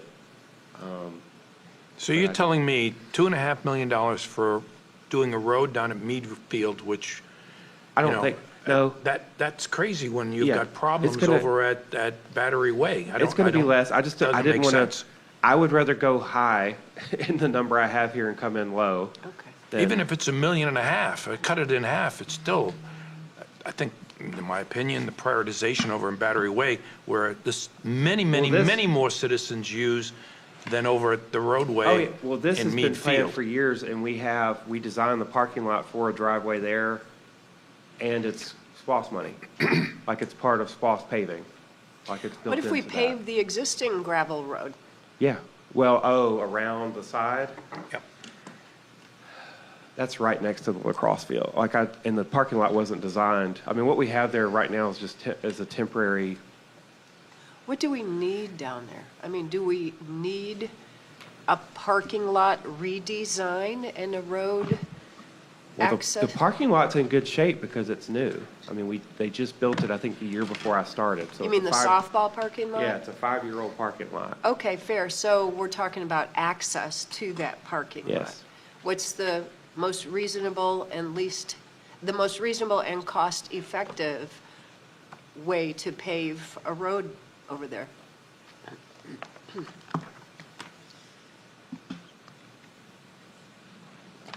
The most cost-effective probably would be going over the gravel we have now. If you just ask me straight up, what would be the most cost-effective? Would that be the best solution permanently? I don't know. Because it's literally right next to that property line of that development and right next to the fence of the lacrosse field. So if we do a second entrance, then what happens to the two different Here. areas? You want me to pull- Then, you want are me to pull they up a map? then completely separate? What happens to that gravel road? Because if we don't pave it, people are still gonna use a gravel road. Anytime you go down that and lacrosse people are practicing, it just throws dust onto all of those players.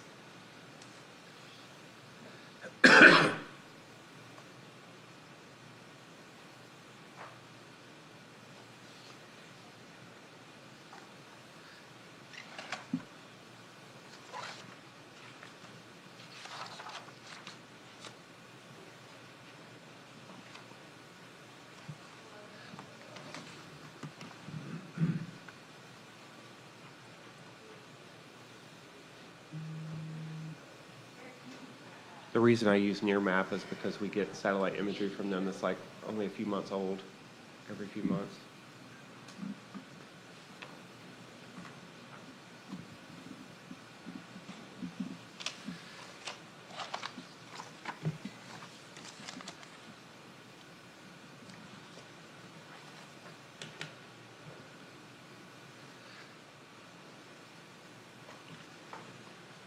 So you see the property line is right here, or it's right here. I'll zoom in a little. It looks like it crosses that. Oh, no. Okay, It's the just right up property to right it. across the street from that is the piece of property that's owned by Brent Scarborough? Yeah, this, yeah. That's gotta be townhouses? This, yeah. So this is where the current gravel road goes, and there's a path under there. I mean, we had a path that went around the lacrosse field, and we put gravel on top of it just to give people access to that lower parking lot until we put the permanent driveway in. Can you zoom back out like you Yep. had a moment ago? We have this right of way to put a driveway here into this parking lot. So that's what you're talking about, 2.5 million for, that one? Wow. That's a guess. I don't think No, it's no, gonna I'm be just saying, 2.5. but Yes. that's the location of Yes. it, not the existing, paving the existing. Correct. And it's a SPOS project, right? So we have to do it? It's not an individual SPOS project, it's just built in. Like I said yesterday, what we changed with 23 from 17 gives us more flexibility. So with 23, the way it's written is, and road paving is written, so road paving in 17 was just maintenance on current roads. 23, we changed to say maintenance on current roads, parking lots because we didn't have any money to pave city parking lots and any new roads or driveways. So it's flexible enough that you're not committed to doing Okay, this. good, okay, that's what I wanted. My question, But the money's there to do it with because it says new, and it's $30 million. It's a $30 million pot. Can you tell me what the issue is with being right up against the property line? Why is that so bad? Because you have no shoulder. I mean, you do for a good bit of it, I guess, but when you get to right here, there's just not a lot of wiggle room. And you have the fence corner right here. I mean, you just see how narrow it would get here once you actually put asphalt down. Yeah, that is really narrow. hey, Justin, scroll back out. I want to see that piece of property that we own right there. Okay, so that's going to get us in from Rockaway Road, correct? Yes. But also that triangular piece to the, well, I guess it would be to the west of it, that's Brent Scarborough's piece. Yes. He's not going to have access to his property down that road? Yes. Or he will? There will be a cutoff. Well, why isn't he paying for part of this then? We should ask. I think we should actually say, should. you need to pay for this thing. I think. Was That's that what- discussed previously, I think it possibly? was. I Can think you it Can you was. dig in to find out what was How early decided was it? on Because a that? lot of this was before when all this happened was before me. But I do, Before me, Dave, too. you saying that has triggered that Dave has mentioned that to me.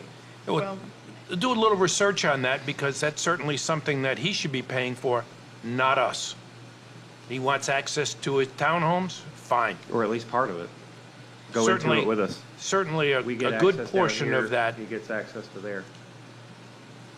Where's the entrance to these lacrosse fields? They're on the lower parking lot, right there? The current entrance is up here. Right, no, like for the people who are using the lacrosse fields, where are they more likely to park? To access the entrance gates to the fields? Lacrosse, Right in there. I mean, they kind of both. Yeah, they park in here, and then they can park up in the upper part of the paved So lot. they have access from either one to Yeah, like, yes. for gates that go into the field? Uh-huh. Okay. I mean, my daughter played softball. I've been down that road plenty of times. It is pretty narrow, and sometimes you have to wait for cars coming in the other direction. It's definitely not ideal. But if that path is going to exist, I just feel like it's problematic in the fact that whenever you go down it, if those fields are being used, that air gets really dusty right there. So Yeah. either if we aren't gonna make an entrance, I would say if we could still pave that, because if it's dry, or else if we do, what would happen if we make this entrance, then what would we do with that path? Cross it off, like close it off where this? no cars can go down it? Yes, it'd be closed to cars, but there's a path underneath there, an asphalt path Okay, for carts and for bikes. so you would make it, okay, just like a. We take the So it's a gravel out and multi-use path. bring the path back. When I first moved here, I used to do laps around that field. There was a path there. It's still under there.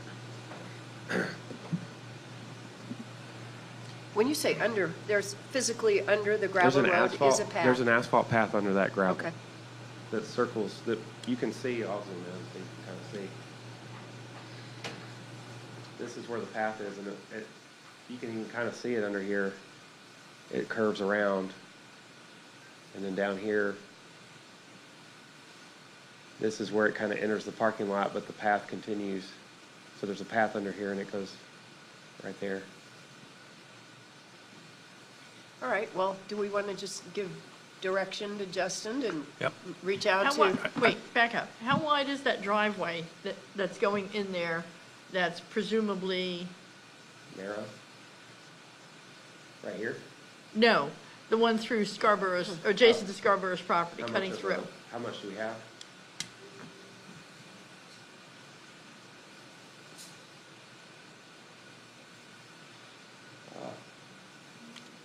50 feet, 60 feet? Is that a wide enough for his people to be coming in and out of there, and our It'd be a people two- to be going in and out of it'd be a there? two-lane. Yeah, And 22 to 24 feet each lane, plus curbing. Is there any cart path need, any sidewalk need, any, like walking path or I don't think so. 'cause additional? you have I'm path- just trying to make sure, before he starts building everything out, did they think about all of the contingencies way back when this got set up? Do you remember that one, Kim? That How long particular ago one? was it? How long ago was that for Scarborough to buy that property and set up townhomes in I don't there? know, we could look on Certainly Key been there Public since Net and I've see been when in the city. last transfer of, but that's, Yeah, the property was owned by them when I got here, but we did not have to, like, we actually had, when I got here, we had this driveway, which actually goes through their land, and we had to remove that because they started the grading work. This used to all be city. We sold it to them? I believe so. Okay. Before our time, Yeah, all of us. our time. Well, also known as a stupid decision. yeah. Maybe we, it's Same going to thing be a with the very other piece of property interesting, on the corner up there. Did we own that and sell that one too? it's going to be an The interesting, one above it, Oh, up the here? little rectangular one there. I don't know.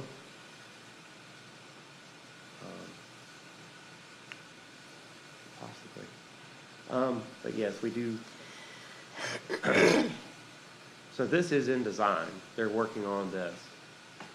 So I can go back and, yeah, don't we want to halt that until we Negotiate. get some discussion with property owners there, because they're going to be using that. yeah, So we should probably get them involved in this to make sure they realize that there's a portion of that they're going to have to pay yeah. before we even put one shovel in there. Oh, yeah. So Or my- even one engineer putting a line on a piece of paper, we should at least get that done. Because And if do they we- say, no, they're not interested, now what do we do? And Put a do we- wall up? Do we need any easements from them? No, because this Are we is sure? ours. That would mean they're going to need some type of entrance other than that entrance. If they decide not to do it, they'll have to have their own Yeah, they have entrance. to cut in the Rockaway or. Yep. We, okay, so what I'm taking from this is we want to pursue this, and I need to talk with Scarborough about joint, yeah, shared cost, Yep. and then we'll talk about it again. Okay? The other piece of property, when you're there, go back to that Suzanne just brought up. Is that, who did you say was the owner in that? It is Mulch, I think the owner is Mulch Pit LLC. Which is. Every yeah, time.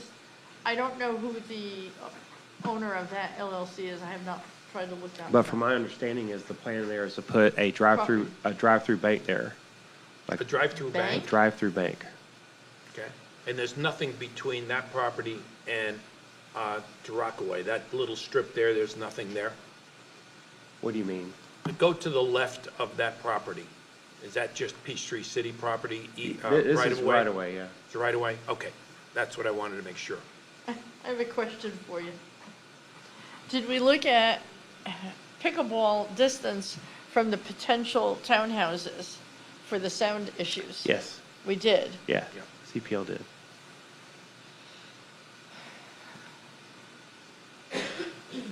Yeah, that's why it was so tight, was those townhouses. We told, yeah, when they were looking at it, I told them, this property's gonna become townhouses. Well, we could always claim first in time, first in line. True. The pickleball courts We- were there, we were build there. faster We can get than- them, yeah. than Scarborough does. We win. Now your people get to listen to thunk, thunk, and all of the cursing. I think an open discussion with Mr. Scarborough would probably be in order. Okay, I can do that. Mr. Riley says it's pop, pop. Oh, Pop. Pock, pock, pock. he would be the expert, Okay, but I won't tell you the cursing on TV or on, so now that we have this pulled up, the site, do we want to talk about pickleball as well, Sure. since we have this? Might as well have that discussion. Might We're as gonna have well. to have it somewhere. So,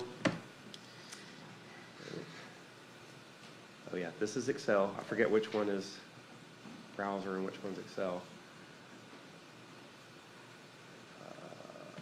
So pickleball. So their estimate was around 3 million for what they're proposing in the complex, which is above the scope of what we said. And it's not just because we underestimated, it's because the scope is different from what they're proposing from what we budgeted in SPOS. We budgeted for 12 courts, they're recommending 24.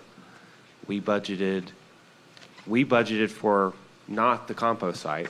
We budgeted for somewhere else with just flat land that we wouldn't really have to grade. They're recommending the compost site because of distances. So the scope and place that they're recommending is different from what we did in SPOS. Even though SPOS, we did say at a location to be determined, the compost site was never a site we considered. Justin, we have, what, approximately 30 pickleball courts being currently built or proposed in the city. Does that number sound like a right number between the Kmart Plaza and the one near MOBA? Those two, I think it's almost 30 I don't know an exact courts. number I'm off just the top of my guessing. I head. could be wrong on the number. Sounds, I mean, And when we looked at that, it was 12 courts, and then we talked about 24 courts. I believe the number in between was the right number. If you're going to have a tournament, you have to have a certain number of pickleball courts. And you play, don't you, Kim? So is it 16 courts is the minimum for tournaments that you have to have? I honestly don't know. Okay, I will I've heard say that number. Noonan built their house of pickleball with, I think, 15. Okay. But they left for future expansion. Okay. And it seems like the benchmark is in Spalding County. Everybody talks about, and I've never been there. I'm not that much of a pickleball player. Okay. Just the occasional fun thing. Spalding has, to the best of my knowledge, 24. Okay. And, you know, they love to go there, and they use that facility, and I think it has 24 But that will courts. add to our pickleball courts in the city with adding 24. You're up to over 50 courts. Yeah, you need to go to recreation. Go down. Or you can just, yeah, go there, and then it's gonna pop up.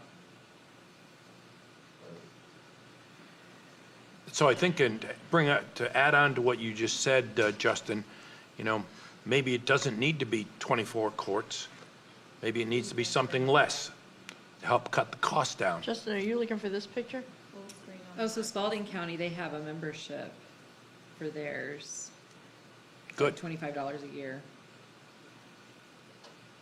That's 180 their there it is, their 182. county. What about out of county? Do they have it? It does, I don't see that so far. Okay. another caveat with original plan, what we were thinking was SPOS versus what they're recommending. And I'm losing my train of thought again. I had it in my head and then I lost it while while I was looking for the thing. Sorry. The HOP doesn't charge. This drawing does not include that land that you just said may be a drive-through bank. That's not part of this. That's to the left of this picture. Yes. Okay, just making sure. This is our property line, Yep. and this is where the cell tower is. Yep. Whether or not, it's 24 courts or 30 courts that we have being planned throughout the city. Oh, I remember what the other caveat was. Okay. Things popping in my head. The other caveat with the original, the other caveat with the original vision of it for the SPOS versus what they recommend is in their recommendations, they recommend we get rid of the 6 courts at Braylon, which we talked about a good bit. In the original SPOS proposal, those 6 courts were going to stay where they are. So it was really adding, it was doing 12, so we had an inventory of 18 with those 6, with the idea that we weren't going to get rid of those 6. Now the proposal is to get rid of those 6. So that's the other caveat. So the 3 caveats are location was not the same, The number of courts was not the same, and the 6 at Braylon were originally intended to stay when we did the SPOS. Was there a suggestion where the compost site would go? No, that needs to be had now or at some point. Is if, that's the other thing, and that's, I think I've said it to each of you, is if this is the site for pickleball, what becomes of the compost site? What was your comment, Suzanne? There's been some discussion, I thought, with regard to the piece of property adjacent to the police department. Yeah. There has been individually, I'm just saying, in an actual meeting, We don't own it yet. we haven't done. So we did get preliminary results back on the phase 2 from that. We don't have the typed up report, but I wanted to have kind of preliminary stuff to be able to talk with you all. And so from what we see, we would be okay to purchase that property. Is that what you There's would- nothing in the results that show us like we have to do a bunch of mitigation. Okay. Was there something that you had in mind for that, or would that be a good place for? There's been discussions for that property all over the place of, the original discussions were Public Works needs space for laydown. Like they need space to lay down sand, rock, pipes, like just stuff, a place to put Just things. stockpile. Yes, a place to put things. Police, obviously, when it's right behind where they are, and then they buy the gun range and they kind of connect to each other, you know, they're thinking, well, can we put a driveway to connect both properties? Could we expand our obstacle course further back because they're right at the property line? Could we put maybe some asphalt out there and do some driving, like a driving course? So there's been those 2 discussions, and then we come to the compost site as well. If this goes, is that a potential place to relocate compost site? How do you all feel about going back to Justin's priority list and look through his recommendations on what we should tackle first, or what we would want to identify as priorities, and look at the things that we have money for? It seems to me all of them we don't have enough money for. We don't have all the money for. Well, you pretty How much would saw you it. There were only like 4 of them. Yeah, how would you feel about going back to his list? Which are the 4 that you, Well, that's what I want to look at the Okay. list Okay. for. okay, what's the 4? Maybe 5, don't quote me on. I guess I'm I asking mean, this more is of a, part of it. I'm asking more of a methodology question here before we sit and focus Splash on pad. one thing. Okay, Kelly Drive Park. Kelly Drive, Apple Pocket, and pickleball. Those are the 3 top. Pickleball. Yep. Mead Drive entrance. Drakefield Drakefield restrooms. restrooms. I don't want to leave those off. Oh, That's it. absolutely. So if we made a short list of what we already have money for, Those are the 5. it's Kelly Drive, Tell me if you need me to move around. yeah.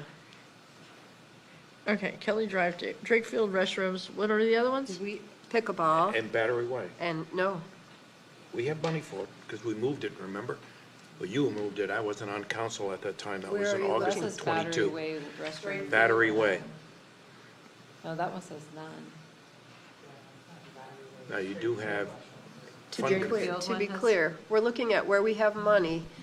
I see Kelly Drive, what else, Justin? Kelly Drive, Mead Pickleball Complex, If I remember it right, on the Battery Way, it was taken out of, in the 22 meeting, it was taken out of priority 1, and pickleball was brought up from priority 2 to priority 1.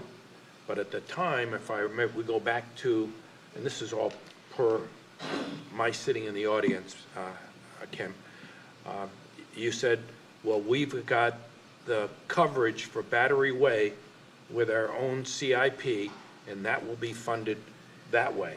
and not SPLOST. And not SPOS. That's why it doesn't show up on the list, but it But was it- prioritized at that time. But it never actually got put into a CIP. Oh, jeez, okay. So what does that leave us then? Just, let's count to 4. Drakefield bathrooms, Kelly Drive Park, pickleball, and what else? Okay, splash pad, we've already, so And now we're Mead- down to and 3. Mead- And Mead entrance.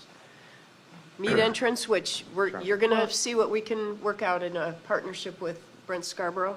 See Yes. what can be arranged Is over there. that in 2023 SPOS? Yeah. That was Yes. designated, okay. Not as a specific project. We have a pot of 30 million for paving projects. That includes maintenance of current roads, maintenance of parking lots, and any new road or driveway we may need to construct. Well, allow me to point out that we need to think very clearly on that before we throw that into SPOS, Yeah. when there are so many other things in SPOS that have not been done. Go down. And also, you can move that 2.5 million that you've got in the 23, you said that was kind of flexible, if I heard you right, and could be used for other projects. Yeah. Is that right? For Which is what paving. he's doing with this. Paving. Paving projects, okay, so Million in a SPOS. portion of Battery Way needs to be paved, so I'm sure Yes. some of that money can be pulled out and So- put into there. That's the other thing is if you, in my notes, which I kind of have over here, you see I say like possible. Some of these I say possible 2023 SPOS because we have 1.2 million for playground replacement citywide. Correct? So we have 1.2 million for playground money, but that's just as identified where playground replacements need to happen. The other one is paving, like parking lots. So Right. Battery Way, we want to talk about the Battery Way project for just 1 second. Part of it is playground replacement that they have proposed. Part of it is redoing the parking lot. Part of it is bathrooms. Correct. If council chooses that this is a priority, the playground and the paving for the parking lot can both come out of SPOS. They could come out of the playground project, they could come out of the paving Can you, project. That I'm was, sorry, I was I'm, distracted. I Which was talking location in are you her ear, talking sorry about? about that. Battery Way. so you said there's possible funding from SPOS for the. For parks. Park, For the park. for the park So- at Battery Way? at We have Battery Way. 1.2 million of Oh, playground okay, replacement okay, so we have money it- in we SPOS. have it funded for- What they're recommending is a lot more than 1.2 million Mm-hmm. in playground replacement for the whole thing, everything they're recommending. But if Battery Way is a priority, you have 1.2 million of playground replacement money that We can move over. you can decide where those playground replacements happen. You have 30 million in paving that could be done for parking lots, as we wrote in the SPOS, so that the parking lot can be redone with SPOS money. The bathrooms does not, the one that doesn't have money are the restrooms. At Battery Way. Were there any, what items in the SPOS for that chunk of money, what items were put in there like already as listed as, oh, this is what this is gonna be for? Or was it just a generalized? That was the flexible one he was Okay. talking about. Generalized. Okay, And for paving, it comes down to, the way it was done in 17, when you do a list like that, it doesn't work like that because of how we run our paving program. It pulls different roads with the algorithm, like with the spreadsheet we use. Jonathan doesn't know 5 years, like 2023, we have money till 2029. He's not going to know what roads it's going to pull in 2027. Okay. But also, we wanted to be flexible with parking lots and with new paving as well, because what has really tied us behind our back some with 17 SPOS was a lot of our parking lots were starting to deteriorate, and we couldn't spend SPOS money on them. Well, we've done a better job at the 23, says it's more flexible. So what I'm hearing is 2 out of the 3 things for Battery Park, which is the most used park in Peachtree City. There's more people that go through The that PAC than is the anywhere most else. used park. What's that? The PAC is the most used park. Okay, maybe used in that standpoint, but the people go down to that Battery Park, I mean, day in and day out, we see them there. It's a highly used one. But you got 2 out of the 3 ticked off. You've got parking, you can pay for that, playground, tick that. The only one left is bathroom. Is there money someplace that can be moved over so that becomes a priority for our citizens, who it's a very popular place? So that would get come that back fixed to, up. I think the discussion when SPOS happened is the correct discussion of, it would need to come from a CIP in a budget. Do we have discretionary funds in CIP to be put over there? I believe it's about, what, $200,000 for a bathroom? Does that sound about Probably, right? something like that. So I don't know if we have discretionary fees in the budget for We have that. some CIP contingency that we still have. I wouldn't necessarily want to pull from that for one huge project. But we also have, we have fund balance. We have fund balance and we have and as we come in the budget fiscal year 26, but we can also do budget amendments. It just depends on what, if council tells me we want to do restrooms at Battery Way sooner than later, I can bring a budget amendment for you, a budget amendment before you. Well, I believe, and hopefully I've got some concurrence from the rest of council here, that needs to go on that list of 4, make it 5, put Battery Way on there, and whatever way that has to be done, and bring it to us in a council meeting. Well, there were also conversations at SPLOST time about the fact that Kelly Drive Park has bathrooms planned. And so for those people who, and there are thousands of them, who go around the lake, who like to go around the lake, if there are bathrooms there, do we need bathrooms in both places? I'm just telling you, that's what the historic Yes. conversations were. Yeah, maybe yes. But I think- I that think was the different- conversation. Different people going on different things. I routinely go up on the east side of the lake. I hardly ever go up on the west side of the lake. Yeah. And I I'm think gonna that that's, I mean, Was that- because that's the main cart thoroughfare going, I'm going to hark back come to, up the stinky trail and go right through up into the. yeah. Do you Question. remember seeing that? Go ahead. I'm sorry, as you look for that page. Yeah, I want to. For bathrooms that are not in place, and I know that this came up earlier this morning, so I just want to put that out there as a point of reference.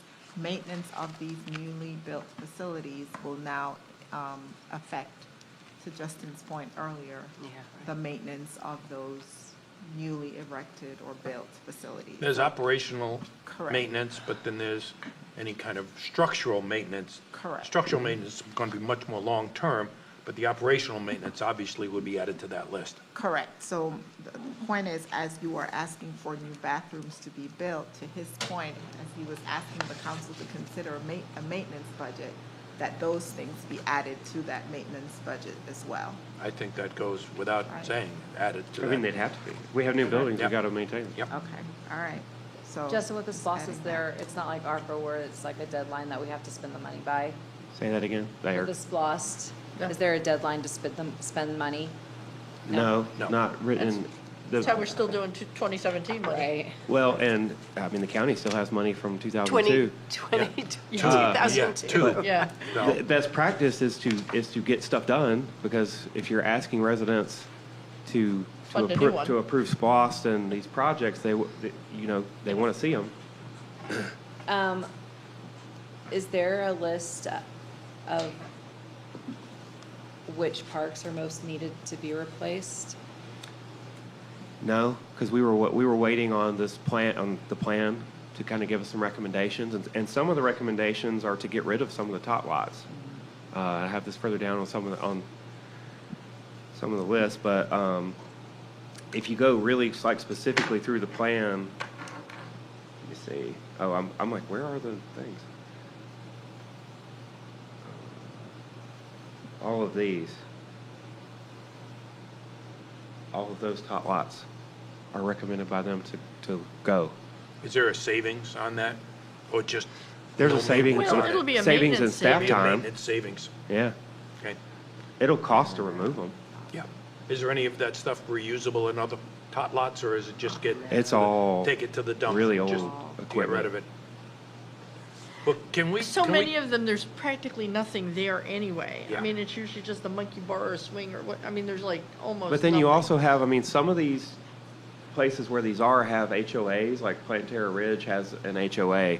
I know they already have a really nice playground where their pool is, but then they have this one too that leads back to the back of Line Creek. So to me, if this would be a decision of, well, we want to possibly remove this, I think there would need to be a discussion with Planterra Ridge before we come yank this out. Would you as an HOA want to keep this? Well, if they want to keep it, why don't we turn it over to them? Right. The that's what I'm maintenance. saying. Yeah, right. Yep. A discussion. Well, with are there somebody any before- other ones that are in the same kind of a situation? The one that's Braylon Road tot lot, I know where that is. Me too. Have you ever seen anybody on it? I've never seen anyone. Never. It I seems haven't like either. it's tucked into the woods. It's No, down it's right by the No, it's down road. in the Yep. ditch, right on the north Okay. side of Braylon Road. I've never I've seen never seen anybody a over single there person. on the, I've never seen a single person Yeah. there. I Well- have a question for council. What if we as a group, task our city manager with making recommendations on funding and scheduling for these 4 priorities: Drake Field bathrooms, the Kelly Drive Park, pickleball at 18 courts, not 24, and Battery Way paving, playground, and a bathroom, per these concepts So that's that we really have. 5 then. Drake You Field, forgot the splash pad. I took out splash pad Okay, because so- we've already had that Okay, so conversation. 4 more over the splash pad. What would happen if the 4 of us asked our city manager to come to us with recommendations, whether it's find it in the CIP, find it in paving, playground on Splost, find it in reserves? We have these four, if these were priorities, what would you want him to bring us as far as a recommendation? And I'm sitting there thinking, what, if our 40,000 citizens were in the middle of this little U shape, what would they want from us? What do they want? It's in this book. It's in the chart. We heard the active activities, special events. We have these recommendations, conclusion, pickleball, golf, soccer, summer camps, da-da-da-da-da. Could we reconcile these lists and the clear voice of 2,400 surveyors surveyed? Could we look at them and say, yep, from all your input, Peachtree City, that's what we're here to do. We're the voice of our citizens. 40,000 citizens and only 5 of us to make this decision. That weighs heavily. We have to know that we're rational and justified in these conversations. If we spent money, priority, if we used our political capital on prioritizing these 4 things, Drake Field, Kelly Drive, pickleball, only 18, not 24, and Battery Way Park, would that be reasonable? Would that be a reasonable way forward? Without the use of reserve funds, potentially. So that's a start. That's a start. I think if you're looking at what can we afford to do, it needs to be within the confines of our existing budget and SPLOST and whatever's available, and not just be looking to, oh, we're taking the money out of the reserve fund for this. We're not, it's like, I think that has, the only one you'd be seriously looking at is the Battery Way bathroom. I mean, that's, But it's a small amount compared to the amount if of we the can, total. I mean, that comes back to, if you want it quickly, we'd have to do a budget amendment. Otherwise, we just have to look at it, and this comes back to budget discussion in April, budget for fiscal year '26. I would say you'd want to move it ahead as reasonably fast as you can, because the usage of that obviously increases as the weather gets better. you said, what are you talking about? Battery Way, that's what we're talking about here. So that one may want to be moved up a little faster because of the bathroom that's necessary. Get it in the budget, whatever way you can find to get it in the budget, so that we could go ahead and proceed with that. Now, whether that means taking it out of reserve fund or finding some other way, I know Suzanne doesn't particularly like taking that, no, but if I it think turns out, reserve fund needs we to be need to used get for it done. stuff that's not gonna have, further maintenance and whatever things moving forward and down the road and whatever. I mean, you have to figure out how you can pay for something without robbing it from a fund that doesn't get replenished. So, Well, we would, maintenance on a small bathroom at Battery Way we would be able to absorb, like fiscal year '26, we would be able to absorb. Like, I'm not gonna have to hire a new staff member to maintain the bathroom at Battery Way. Do we have, can I ask a question? When we have a rec committee that is, we just went and sat Functional through yet? the interviews yet, but do we have like a date for their first meeting, and do we have what we want them to discuss at their first meeting? Like, is this something? Yeah, they're not appointed yet, so we haven't Right. set a meeting for them yet. And then Okay, the so first then you said- meeting, like what I did with TAG, I just went over the ordinance with them, like kind of went over their purpose. And then I gave them some overarching, look at the path master plan, look at golf carts, stickers on the front and back, like gave them some things that I just knew were hot topics and that council wanted to look at and get recommendations for. Recreation, I think the same thing. I'll tell them to really review the recreation master plan. Come up, like, petition citizens they know, and come up with ideas and recommendations to bring to council as far as what they actually, beyond what we already have funded, this huge list, what are things that they actually want to bring to council that should be looked at? Can I expand on that a little bit? To me, we're here talking about the big chunks that already have a certain amount of money allocated. But in this recreation master plan, there was a lot of low-hanging fruit. Like, one example was, truly a number one priority for our citizens was expanded nature trails, nature areas, and green spaces.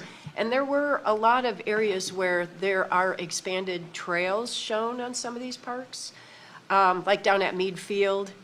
And I think that's another, it's like, I hate to say all the itty bitties, but all the additional priorities of our citizens should go into the mix for that group. Yes. Because there's a lot, whether it's sunshades, more shade trees, more benches. Picnic tables. More swings, picnic tables, and paths. I think that all that should go in the mix for that Yeah. recreation advisory group. And I was going to, my second point was going to be reaching out to other organizations. Part of what's in their ordinance is the ability to talk with other organizations and get help to come in with recreation. So like Bike Walk Fayette, Southern Conservation Trust, like people, organizations that can come in and say, hey, our rec plan says we need a trail here, a walking trail, a nature trail. Could you help us do that?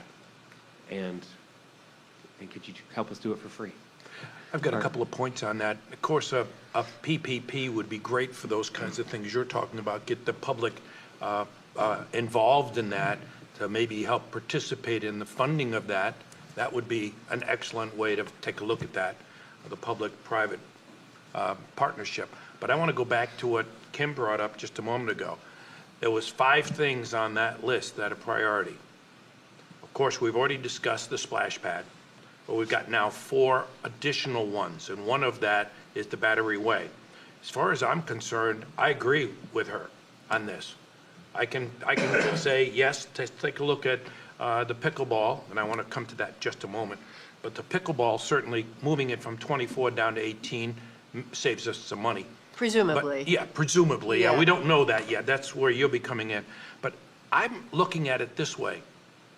Do we want to compete with businesses that are opening up free, charged pickleball by giving them free pickleball? So we're actually competing against our own businesses in the city. We should rethink that just a little bit and not be a competitor to businesses in the city. So what do you And think? I'm not sure the answer. I If got all an the answer. pickleball players were in here, Oh, not they'd 40 want them, of course. Of course they'd want them. I But I'm rest just- my case. But I'm also being, as a council, we need to look at, are we supporting our businesses or are we competing against our businesses?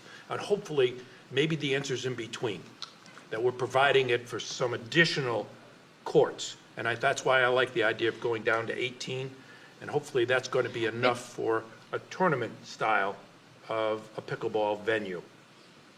So that's my thoughts on that. I think the advantage that our private businesses, the entrepreneurs who've stepped forward, what they have is they're going to be set up and operational long before we're going to be set up and operational at Mead Field, because we have so many issues we have to solve at Mead Field before we can turn the shovel on construction and of any pickleball. Because, I mean, you don't just put it where the mulch pit is without a lot of work. So they're going to be ahead of us time frame wise, no matter how we chop it up. So they're going to carve out their, hopefully, their people who are willing to pay for that. And when they realize that it's so much nicer here in Georgia, where it's 95 degrees and 95% humidity, to play inside, I think they'll continue, even after we have free outside stuff.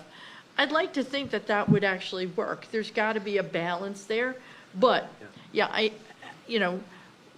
dropping the number from 24 to 18 is good, as long as we are all, I think, in the agreement that we are shutting down the courts at Braylon. At Braylon, I yeah. mean, that's a given, because it's just not fair to the homeowners there. And even though, sorry to interrupt you, Councilwoman Brown, but that, to me, that kind of captures, even though it's above the scope of what we said, because we said 12 originally in the project, but we also had the idea that we were going to keep the 6. So now you're Correct. back up But to if we're that. With the adding- 18, you're if kind we're of keeping that saying inventory. 24, even dropping it down to 18 here still is, you know, Keeping that it's inventory. 18. Yeah. And, you know, should be adequate. Well, with the new stuff that's being built, I think it's going to be enough. I would say leave space for future expansion. Well, Yeah, I I mean, mean, let's make it- as long as you have space for future. I mean, you on know, you this, can on this always- map, you could almost leave out these for now. Yep. And build them later. Yep. You know, move one more of these up a little bit, well, there's the cell phone tower. But I mean, there's got to be a way to kind of Squeeze in. configure it in such a way that you get 18 in there, How many are on that top part? 7. Or on the side part? On Is the that- side, uh, it's 6 over there. 7. It's a 7 7 right there, Yeah, so you how have to many find would another. be- Yeah, so if, all you'd have to do is move one of these up, you know, and reconfigure your parking somehow and leave enough room. Or say we're gonna do, 17 right here. Yeah, if we can find another one spot, that would be great, but Get rid of the bathroom. I think we're in concurrence. get rid of the bathroom? I think we're in concurrence, Kim, I think, Well, with even what if your we do proposal 17, is. like that's- I don't know, I'd like to see if everybody is, but within that list of 5 that we've got, we already have decided on the splash pad. But of those other 4, we should say, what's number 1, 2, 3, and 4 out of that, so that Justin has at least our approach of which one is a higher priority than the others. I don't have an answer, but I think we should be discussing that, and then let's get concurrence. I have 2 other projects we really need to discuss with the rec master plan that weren't really in their recommendations Okay. that I think we need to consider today. Do and do talk you want to, about. do you want Let's to listen. proceed with that before we make a I would like to throw them concurrence on in. this? If you're going to talk about priority, I'd like to throw them in. Okay. Go ahead. First one is the bubble. Now, I know there's a big natatorium recommended in this thing too, but the bubble is at the point, it was a 10-year warranty on the bubble. We're in year 12, 13 on it.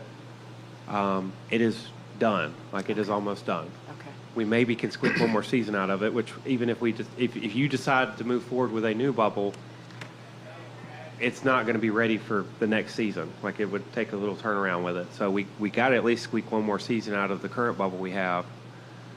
But if we're going, and I'm assuming the natatorium, even if the city decide to attempt to do something like that, it's going to be way down the road. Okay. So Yeah, it is with bond vote and everything, I'm sure. a decision needs to be made soon So the about current, whether we do a new bubble at Kedron or not. Those are the two projects? No, Bubble and natatorium? No. No, he's Okay. saying that the bubble, no, he's saying the bubble Okay, because the bubble is natatorium project is so one. far down the road. What's, so what is the cost of the bubble? About 1.5 million. And the do- current bubble is up, and when will it come down? It comes Like down. March? I think it usually comes down in April. Comes down in April. All right. Spring break. Comes down in April. Yeah. I was going to say spring break. yeah, that's good, I'll bring it up on my turn. So, Comes down around April. and are you saying that even now, we don't have time to buy a new one for fall? No, not with the turnaround time of what because it's custom. Like they have to Understood. build it custom to our layout. The good thing is staff's already looked into it. I can send you all some documentation. But it's, the new bubbles they have, they actually guarantee for 20 years now instead of 10. Because of the different materials and stuff they use as well. But not in time for fall? Not in time for fall. We'll have to have one more season out of the one we have. But it needs, that needs to be talked about. is, Okay. $1.5 I million. I don't see an to option. replace the bubble. Council. What do you want to do? Oh, absolutely, there's a huge option, and that is to go with a permanent structure over the existing pool, which is be constructed out of fiberglass as opposed to out of steel and other corrosive type materials, constructed out of fiberglass. And I don't know if that can be done, during a winter time, put a structure over it. But to me, that makes more sense because that's going to be way beyond 20 years.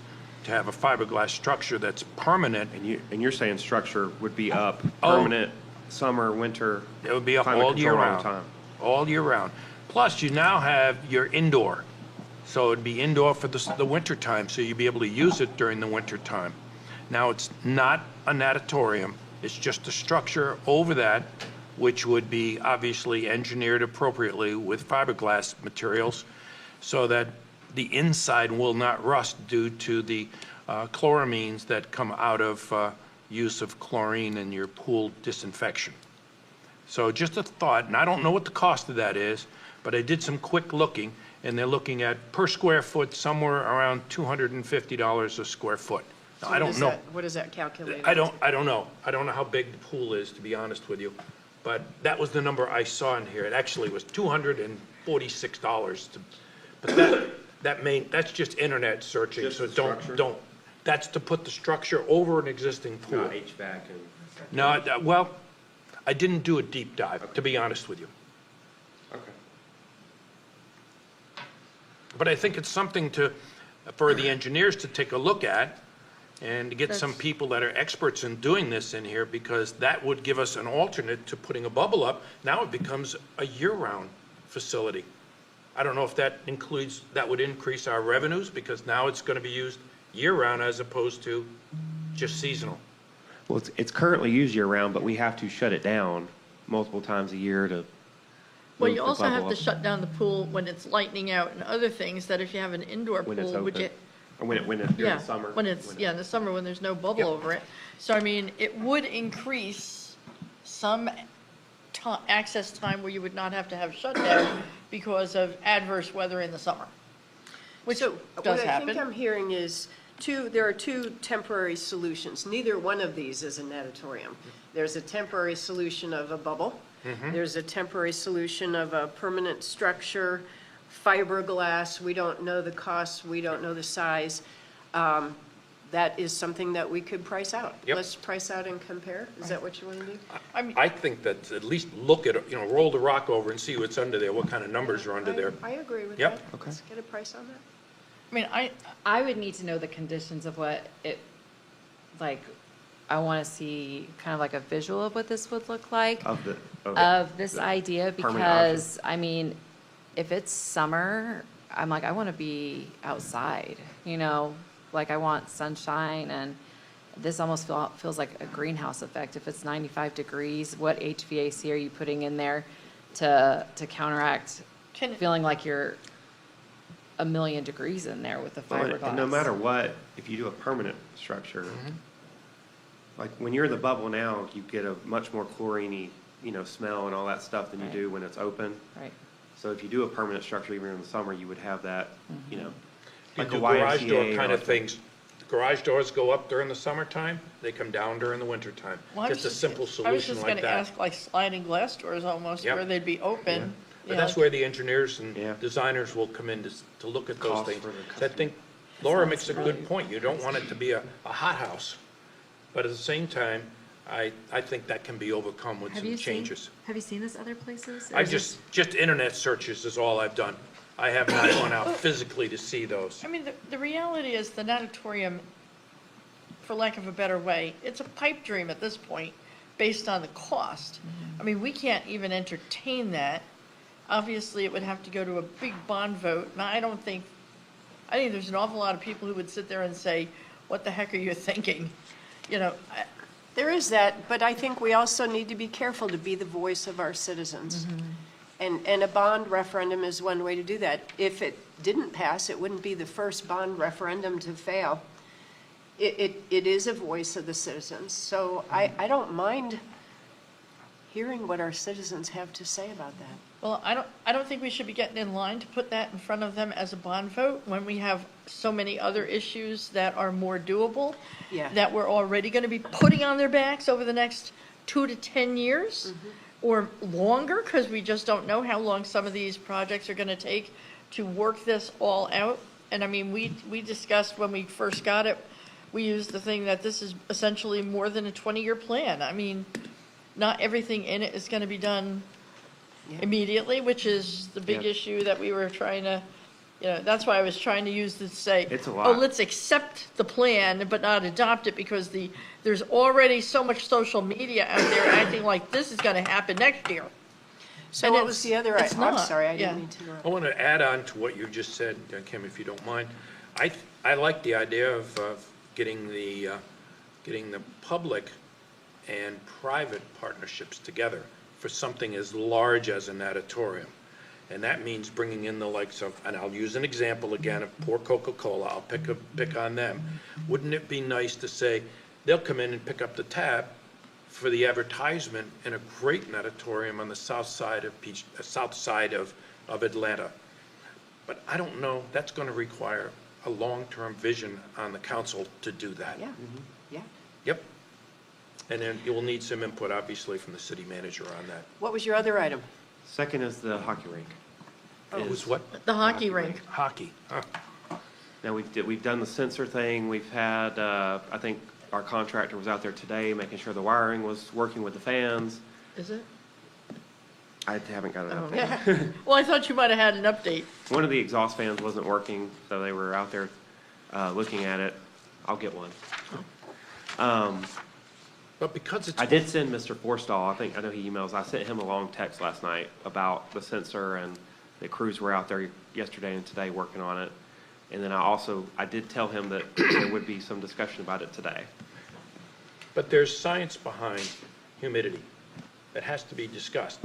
Because if you're trying to blow out the humidity out of the structure, how do you stop from outside humidity I coming get back it. to replace It's still- it? So it doesn't really fix the problem, it just makes it look like we're trying to fix the The problem. sensor So was the science doesn't follow what you're mechanically trying to do. Right. The sensor was just a very cheap thing we could do that was, let's see what this does. And Okay. let's see if it helps. But it does, you're correct, it does not solve the overall No, problem doesn't. of, the only solution there is if we want to have a hockey rink year-round in Peachtree City is to have an enclosed, that's the only solution that's going to work, especially like with the Hockey Association and talking with them. Of course, they talked to me, that's what they want, is to see an enclosed hockey rink. Do It we makes have a sense. budget? Do we have a estimate, a WAG? Nope. Well, Don't have and it. yesterday you Can- said that structure isn't made to be enclosed. Dave did. Yeah, and Dave said that. that's something that can be debated with, because Well, we the would have to look structure is into, built on rock. I've not had a structural engineer go out there, Yeah. like, Exactly. I do, it comes back to, I do not have any numbers. CPL did not recommend replacing the hockey rink, so they didn't estimate it for us. I don't have a number on what it would take to enclose the current one. I don't have a number on taking it down and building another one. Do we I all- don't have that. I do have it for the bubble. I don't have it for this. But I do, my biggest thing is talking with you all. I can get a structural engineer to come out and look and see if we could enclose the current one. Do and you run all HVAC. want to ask Justin to, if we're going to have it, it has to be safe and usable and functional, and that's going to cost some money. Do you want to task Justin with getting the structural engineer in and getting a concept and a price tag? I would say yes to that. Yeah, I don't think we can make a final decision on it We without need more information data. on this. Right. Exactly. So, You and know, I guess that's what I'm And it- asking and- is. And it I may can be as investigate. simple as coming up with, upfront, without doing the structural engineer, all that stuff, how much is this building gonna cost for the size of the structure that we need right up front? Is If we that did right a- away gonna make us say, oh, hell no? We did a new one. So, huh? If you had to do a new one. Correct. Yeah, that Yep, would be yes, the not a bubble, alternate. But then the other question is could we enclose the current facility? yeah. Can we, upgrade it, basically? is I what would you're like for an saying. actual structural engineer to come and look at the current structure. Right, particularly Okay. since it's built on rock. We would need to have appropriate structural design done, because you have high winds here in this city. So we certainly don't want that thing coming down. Even though it's got 24-inch I-beams in there, we need to have them really look at it very carefully to see if it's Well, and structurally that's, sound. the I-beams aren't, Right, and they that's aren't just holding up the structural this sides. way, not the whole Well, did structure you ever see moving. what Hurricane Andrew did to the I-beams down in Florida? Yeah, I'm sure they move it. Yeah. So we It's need to like- be, like a we need pretzel. to, that's the reason why you have a a specialist within civil engineering called structural engineering. That's what, yes, And that's what you That's- want, not just a civil engineer in there, you want a structural engineer. yes. So I agree with you. So- Let's look it over. Questions now? So we need more numbers for this as well as the bubble slash the fiberglass building Yeah. for the Yeah. bubble The as an bubble I alternative based on dimensions The and bubble I have really good numbers reconstruction. for. I have not looked into a fiberglass. Can I ask, just because this might be a point that we want to consider in making the decision about the bubble, do you know that the time it would take for them to custom make that bubble? Like, when would they need to know by in order for us, if we're hoping to get one more season out of the current bubble, I when do- would they need to know in order to make sure we have the new one for the following season if we only have one For a season left out timeline. of that? I Yeah. have that, but not in my head. I've been told that. During one of our breaks, I'll call Harold. Okay. Yeah. I've been told that, but I don't have it right on my head to say. Because my guess is that's probably going to be the option that I would personally prefer. So if we can just, if I can know what that date Yeah. is. If it's, and here's where you have to have the, better from column A or better from column B. If a fiberglass structure costs a bit more, but it takes away that one, how many weeks is it, the downtime to put it up and take it down? It's 1 week spring, 1 week fall, so it's 2 weeks out of the year. Okay, And it's so- also staff so I time of mean- not doing anything else. Yes, and that's the biggest thing, because, you're paying a lot of staff to do an awful lot of work, and I think that needs to be weighed very carefully against the fiberglass structure, if it's feasible. Yeah, I'm interested And in decide, both. yeah, I think Oh, it's- I want yeah, information okay. from both. I'm not saying Yeah. yes to this and no to that. Oh, no, You I just know, wanna- You just wanna make sure. You wanna know certainly how finding out crunched we the, are. Yeah, and Got it. then also, like, how long would it have to be shut down in order to build whatever this is I'm as going to well? send him a text right now. So to clarify really quickly, we're gonna add, the pool, the Kedron pool, and I'll just say pool, because it could be possibly the bubble or permanent structure, in the hockey rink, repair, replace, or possibly enclose, to the city manager's list to identify funding for the Battery Way paving, Drake Field, Kelly Drive Park, and the pickleball venue. Correct? So back to those four, the Battery Way Park wasn't only paving. It was playground and bathroom. Correct. playground, bathroom, and paving, yes. Correct. Yeah, okay, yeah. Correct. And then pickleball at 18 courts with leaving space for future expansion. The Kelly Drive plan, which we know we have $1 million in SPLOST, but we also know it's going to cost double that to fund the concept. And then Drakefield bathrooms, which we have $500K in the SPLOST. I just want to say, I want to know from Justin how we would address all this and his recommendation for funding of these with everything on the table, even if it means dipping into reserves. I would like to know how much of it would be in reserves. Then we can say, oh, like you said, oh, hell no. Then we have the option to decide. I would like to know what it would take to make these priorities, we talked about Justin's too. I would like to know what it would take to make these 4 priorities a reality. Is that fair? Those 4, we already have the one with the splash pad, so it's 5 total. Yeah, Yep, but we already okay. had that Yep. conversation.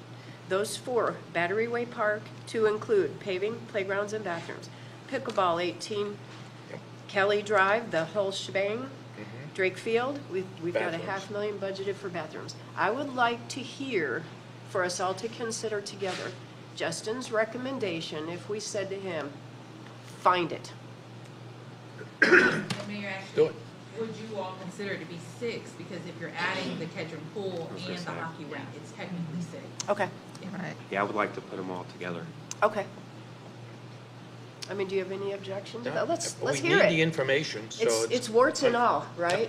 It's, whether it's good or bad, we need to know that information of the costs and timing and details. We So I need can, that. so here's what I want to do then. I can get all that put together and I can present it in a work session in the next month or 2 That's cool. for those Were you 6 originally for those asking us 6 for things. a priority and we're saying for those 6, just do them all? Is that essentially what? No, I'm not hearing, just so you all know, I'm not hearing that we are doing all these things. I'm hearing we want information on what it would take to do all these Yeah, things. give me the lowdown. Okay. Yeah, These six things. what I'm hearing is, okay, there's 7 if you include the splash pad, but there's already funding Yes. for that. So you're looking at, okay, these are the 7 things we've identified that we're gonna maybe Consider. do, Yes, but we're gonna look at the numbers. Yes. Before we say, yes, we do, or no, we do not do. yes. Right. That's what I'm hearing. So, Same. because, which goes hand in hand with, you can't make an educated decision if you don't have the data, That's period. right. So. Agreed. I'm hearing the same thing. Let's find out. Yeah. And so to clarify too, this is something Justin's gonna work on aside from the rec advisory group to just prioritize these Yeah, I think. quicker, is I that think what? it- I'm sorry, go ahead, I finish, just wanna sorry. make sure I understood that too. Well, then Yeah, with I them mean- coming on, I can present this to them. I like that. And I could present to both. I can present to you and the RAG, or We could have, we're having to You kind know, of feel our way with combined. the new I would citizen like to, groups. I would like to not necessarily take the rag and hit them with a Mack truck on There you day go. one, okay? Okay. It may delay, yeah, if this is priority, like- it may delay. Well, I'd say, yeah, if you kinda guys have getting already on. decided we want to see these things, then I'll come to you. okay, That way the next set, they Be- can then present. that's what you said, right, Suzanne? What? Say it again. I said, you all are deciding now to me that you want to see these things in the next month or two at a work session. So that tells me not go to RAG, I'll come straight to council with the breakdown of these 6, 7 things Yes, for you to that's, consider. that's essentially what I'm saying, because the recreation group is just getting started up. They're not getting emails and phone calls and whatever from all the citizens for the last, year or two, saying, we want this, we want that, we don't want this, we don't want that. 12 years. Yeah, so, the issue is, like I said, it would be like hitting them with a Mack truck, trying to ask them to make a decision when they don't have experience with it, and how would they end up looking at the budgetary aspects of it? Yeah. They, Because dangling grapes in front of people and saying, okay, you don't have to look at how much it's gonna cost, what do you want? Oh, I want an auditorium, that's how that's on there. Well, best estimate for the natatorium is it's $90 million, and it's like putting a hole in the lake like a boat and throwing money into it, because it's gonna cost you a couple of $1 million a year just to maintain it, and that's in perpetuity. So, you can't ask the rec group to look at it when they don't have to be responsible to find the funding forever to do certain things. So, until you get them up to a certain point where they understand, okay, tell us what the citizens really want, but we want you to also understand the answer may be no. Oh, yeah. And And that's, that's a tough one. and we've been very clear with the Yeah. TAG group with that as well. Like looking at the path plan Yes. and looking at, okay, well, certain things you recommend, the staff and the council, and it's written in the Yeah. ordinance, the staff and the council don't have, you Yeah. can say no. Yeah, plus to your point, let's let them get their legs under them. Yeah. Let's give them the list Small of things. the smaller things that we know our citizens want. Have them look at our maintenance stuff, like Get how going how on we that. do maintenance and get recommendations. I think that's all good stuff. I just texted back and forth with Harold. The lead time on a new bubble is 10 months. So. and that's what- fine. So we have until pretty much like winter, October, November, December to This year. really, this year. To really, get it to really back say. for next year's yes, installation. To say we need to go. Well, that's certainly enough time to be able to get enough understanding of what a permanent structure would be too. Yes. Yeah. Yeah. So you got a little bit of leeway there. All right. Do they have lunch yet? Good discussion. I don't think My we stomach's brought rumbling. lunch. We're about 8 minutes into, closer to lunchtime. Justin, you really can good going. continue on Are the there- next item if you want to. Sounds like Here it comes. it's rolling right out. ask and you right shall now. receive. Are there any other, because our schedule for after lunch is to start getting into just open general discussion. And you guys bringing up things, I have a couple things I want to bring up. In the next 8 minutes, is there anything specifically with the rec plan you want to talk about? I think There's a we've lot hit it in there, very and well.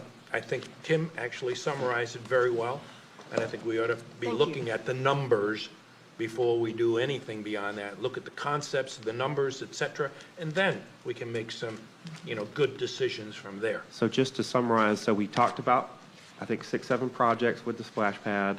Right. About that we're going to kind of focus in on, not saying we're doing them yet, but to do more research, get more data, bring it back to council to consider. We also are going to talk with the county about the fee Yep. that they Oh, yeah. pay. I think that's, and then, I think those were the 2 big ones, right? Was there, we had an updated fee structure recommendation, so based on our discussions with the county, and when we get into budget time, that'll dictate how that fee structure pans out for Yes, next it budget will. cycle. I Yes, think it you were going to will. look at the fees, right? Yes. Look at the, re-look at those. Sure. Sorry, I'll do a quick overview. This mic is almost out. All right, so here where we are at for the rec master plan. We want to look at how we negotiate payments with individuals that are either in Fayette County or outside of Peachtree City. So Peachtree City versus non-Peachtree City folks. And we're going to look at how much money we will need to renegotiate with Fayette County to make the decision of how we do our fee structure moving forward. We want to look at shared cost with Brent Scarborough for paved driveway at the Mead Field. We want to have the city manager make recommendations on which 4 priority projects are most reasonable to complete with the current budget. That was a question that came from council. We've kind of superseded that with And our. we've moved to 7 now, 6 or 7. Sure. So we've, that's our last conversation that we just had. So I'm Yes. going to pull that one out. Review solutions and costs for the hockey rink, building a new structure versus enclosing the current one. So that's the conversation we had around that. And then have RAG review smaller items that are important to the Peachtree City citizens.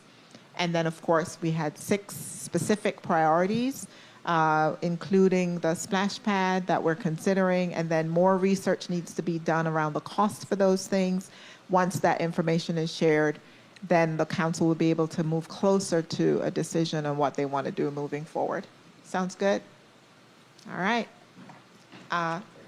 Did I miss something? Well, just, Justin's gonna be presenting it at a work session. Okay, thank you. aside from the budget. Okay. Thank you very much, Jasmine, for that Nice. last note. No, these are gonna be presented to council. Yeah.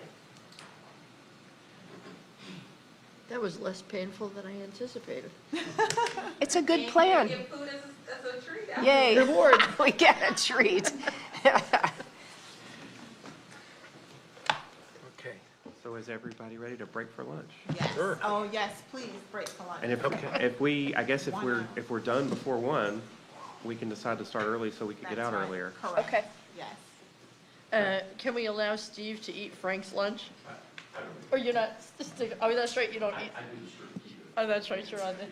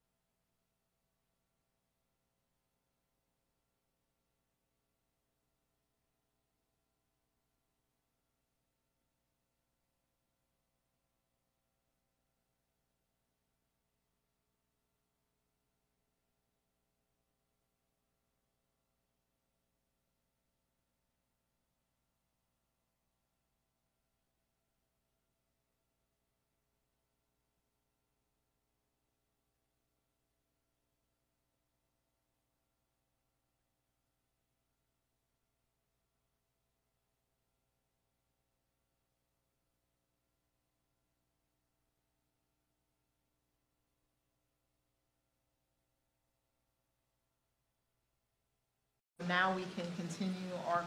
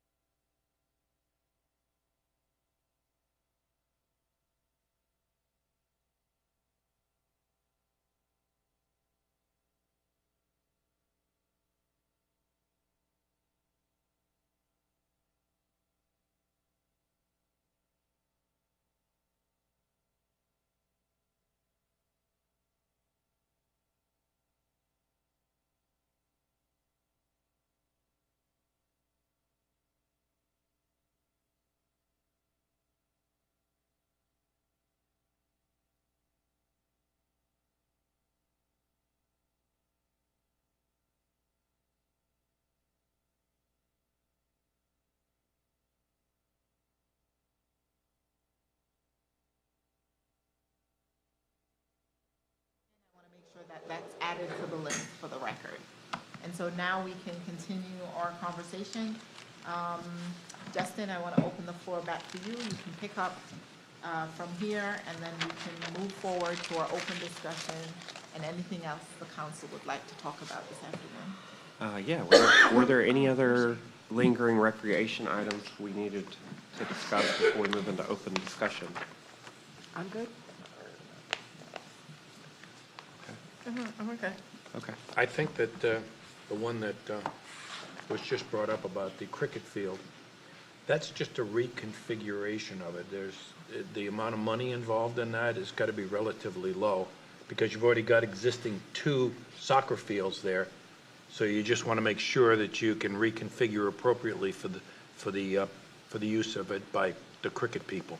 Well, the area in the plan they're talking about is 2 soccer fields and then a baseball field, which there's currently a path that runs in between them. And there's also a pretty big dip off, so there will have to be grading. So you do have some cost other than just laying it out. There's going to be a Yes. little bit of construction cost. Yes, and I believe the recommendation in CPO is for it to be turf. Okay.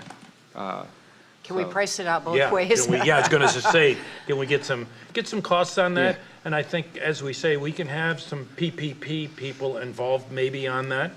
And I think that, I know that Frank Testadio is very well connected in the cricket area, so we may be able to get some additional help from the citizens. Okay. Okay? All right. So I'm going to open it up to open discussion. I have a few items, but I'm willing to wait because I'm willing to let y'all bring items up first. Any items you have, and then I can do my stuff at the end. Okay, can I just for one moment set some ground rules for how we will do our open discussion?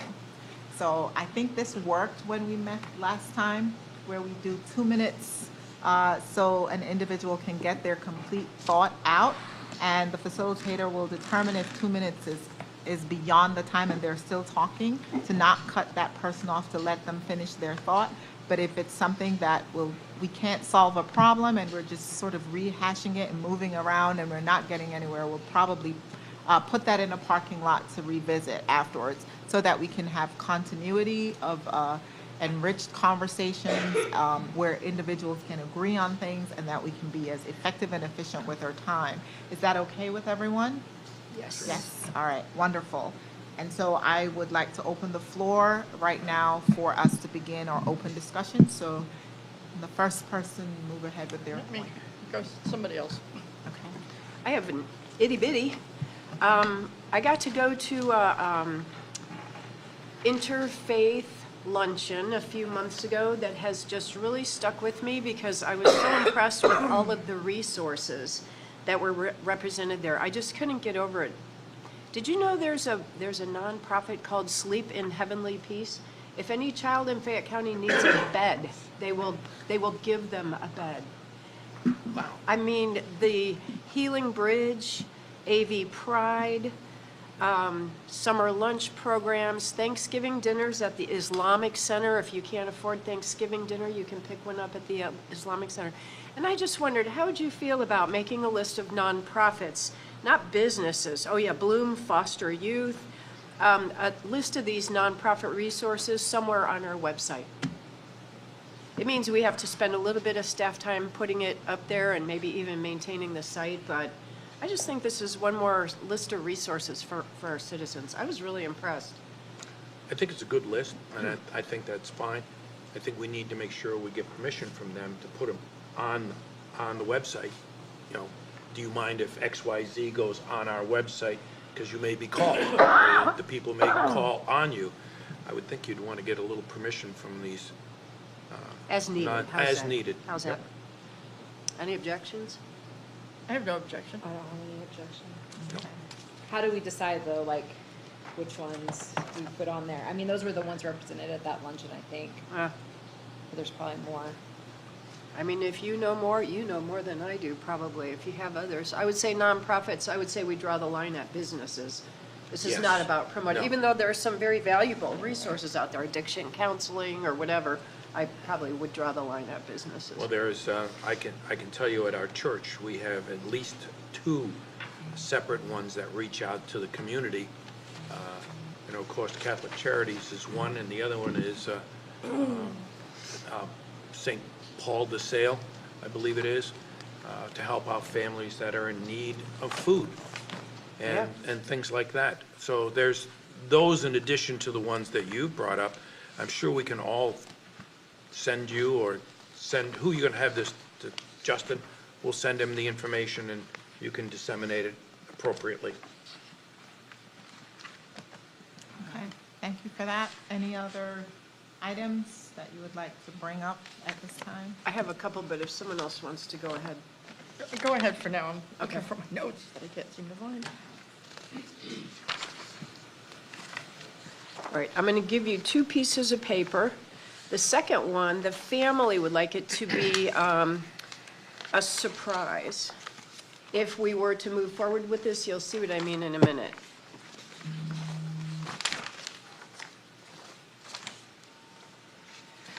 And if you don't mind. Which one would we read first? Does Well, it matter? The second one would be a surprise to the recipient if it were to come through. So obviously, we need to not discuss that openly. We can discuss it openly without a name, if that makes sense, because we're here to talk about the concept of naming. We now have a naming ordinance. I think that ought to do it. Policy? We have a naming policy. And Hopefully the ordinance.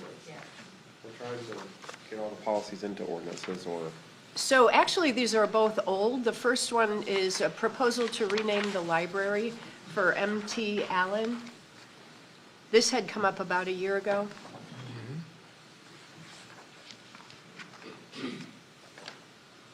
And then the second one was brought up a year ago, a little bit of discussion, but we didn't do it and we didn't move forward on it.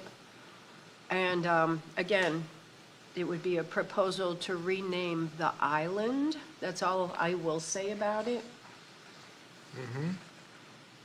And if you don't want to decide today, that's fine, or if you want to wait for Frank, these have been kind of languishing, so it's not any kind of a hurry.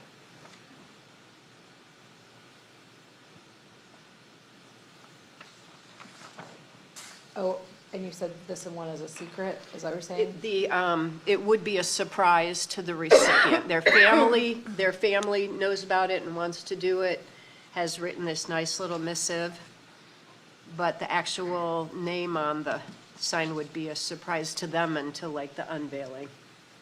So are you wanting to discuss these, or? I would love to, And no names, though. without names on that one.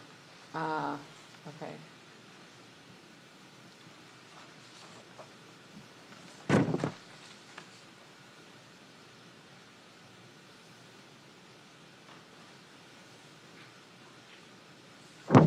And if it's worth anything to you, I don't have any after these. I don't have any We- more. Yeah.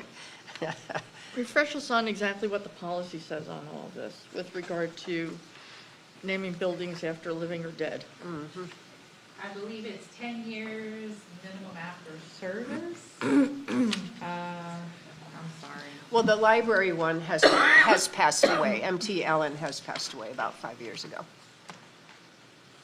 Is there, I know you've mentioned some of these to me,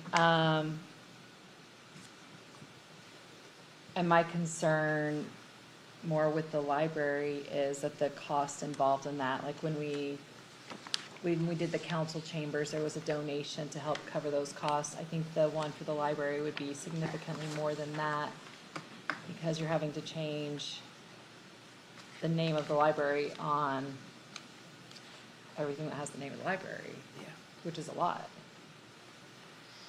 So is there an amount that's been offered to Yeah, help? the family, if I remember right, a year ago, the family would be happy to fundraise, provide funds. We never got to the point of asking for details, and we never priced it out. I agree with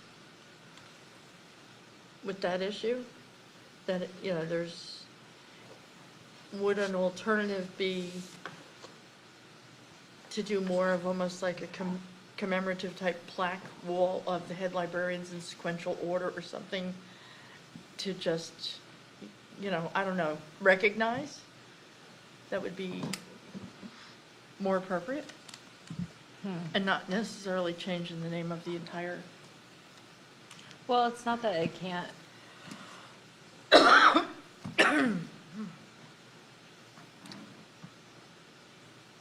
I guess it would depend on what the cost was and what they offered. She was the very first librarian, right? And was there for like a long time. First female employee and nearly 40-year-long career as the head librarian. Now, that's obviously different than Frances Meters. As far as, Well, Our council chambers. right, Wasn't but she I know, but I'm before? saying, She's, she started out at. oh, yeah. I mean, I who think she was the was first before. female That employee? should have been Was her. it Frances or was So it? Frances was the city clerk, whether, she was the first city clerk and kind of Still ushered an in employee. everything. Pardon me? Still an employee? So I'm not sure, clearly she wasn't the first employee, she was the first city clerk, Frances Metters. I just emailed you all a copy of the policy, just a reminder, there are two categories, so there's chapter one is Excuse me. separate. That's a financial donation, and then there's a commemorative or memorial recognition, so there's two different categories within that. So then what was the Metters? Because that's not. Commemorative, Metters, you don't have to be dead. it was Right, but commemorative, it was, but there was a donation there was, provided. so it was commemorative with a donation. Correct. The donation was not provided by Ms. Metters herself, it was actually provided by the Rotary Club. Right. Or the Metters family, right. the Rotary. The benefactor is more of a large financial gift. or Right. A donation. Right. Not just specifically paying for the signage, but actual large gift. That's where Clint keeps saying Coca-Cola. Correct. yeah, just using it as example. Yeah, I would prefer not make a decision on this today, but I can read through this. I probably want information. That's all I ask. I'll save a and- copy for Frank. I will say, I also like the name of that island. I like Spyglass Island.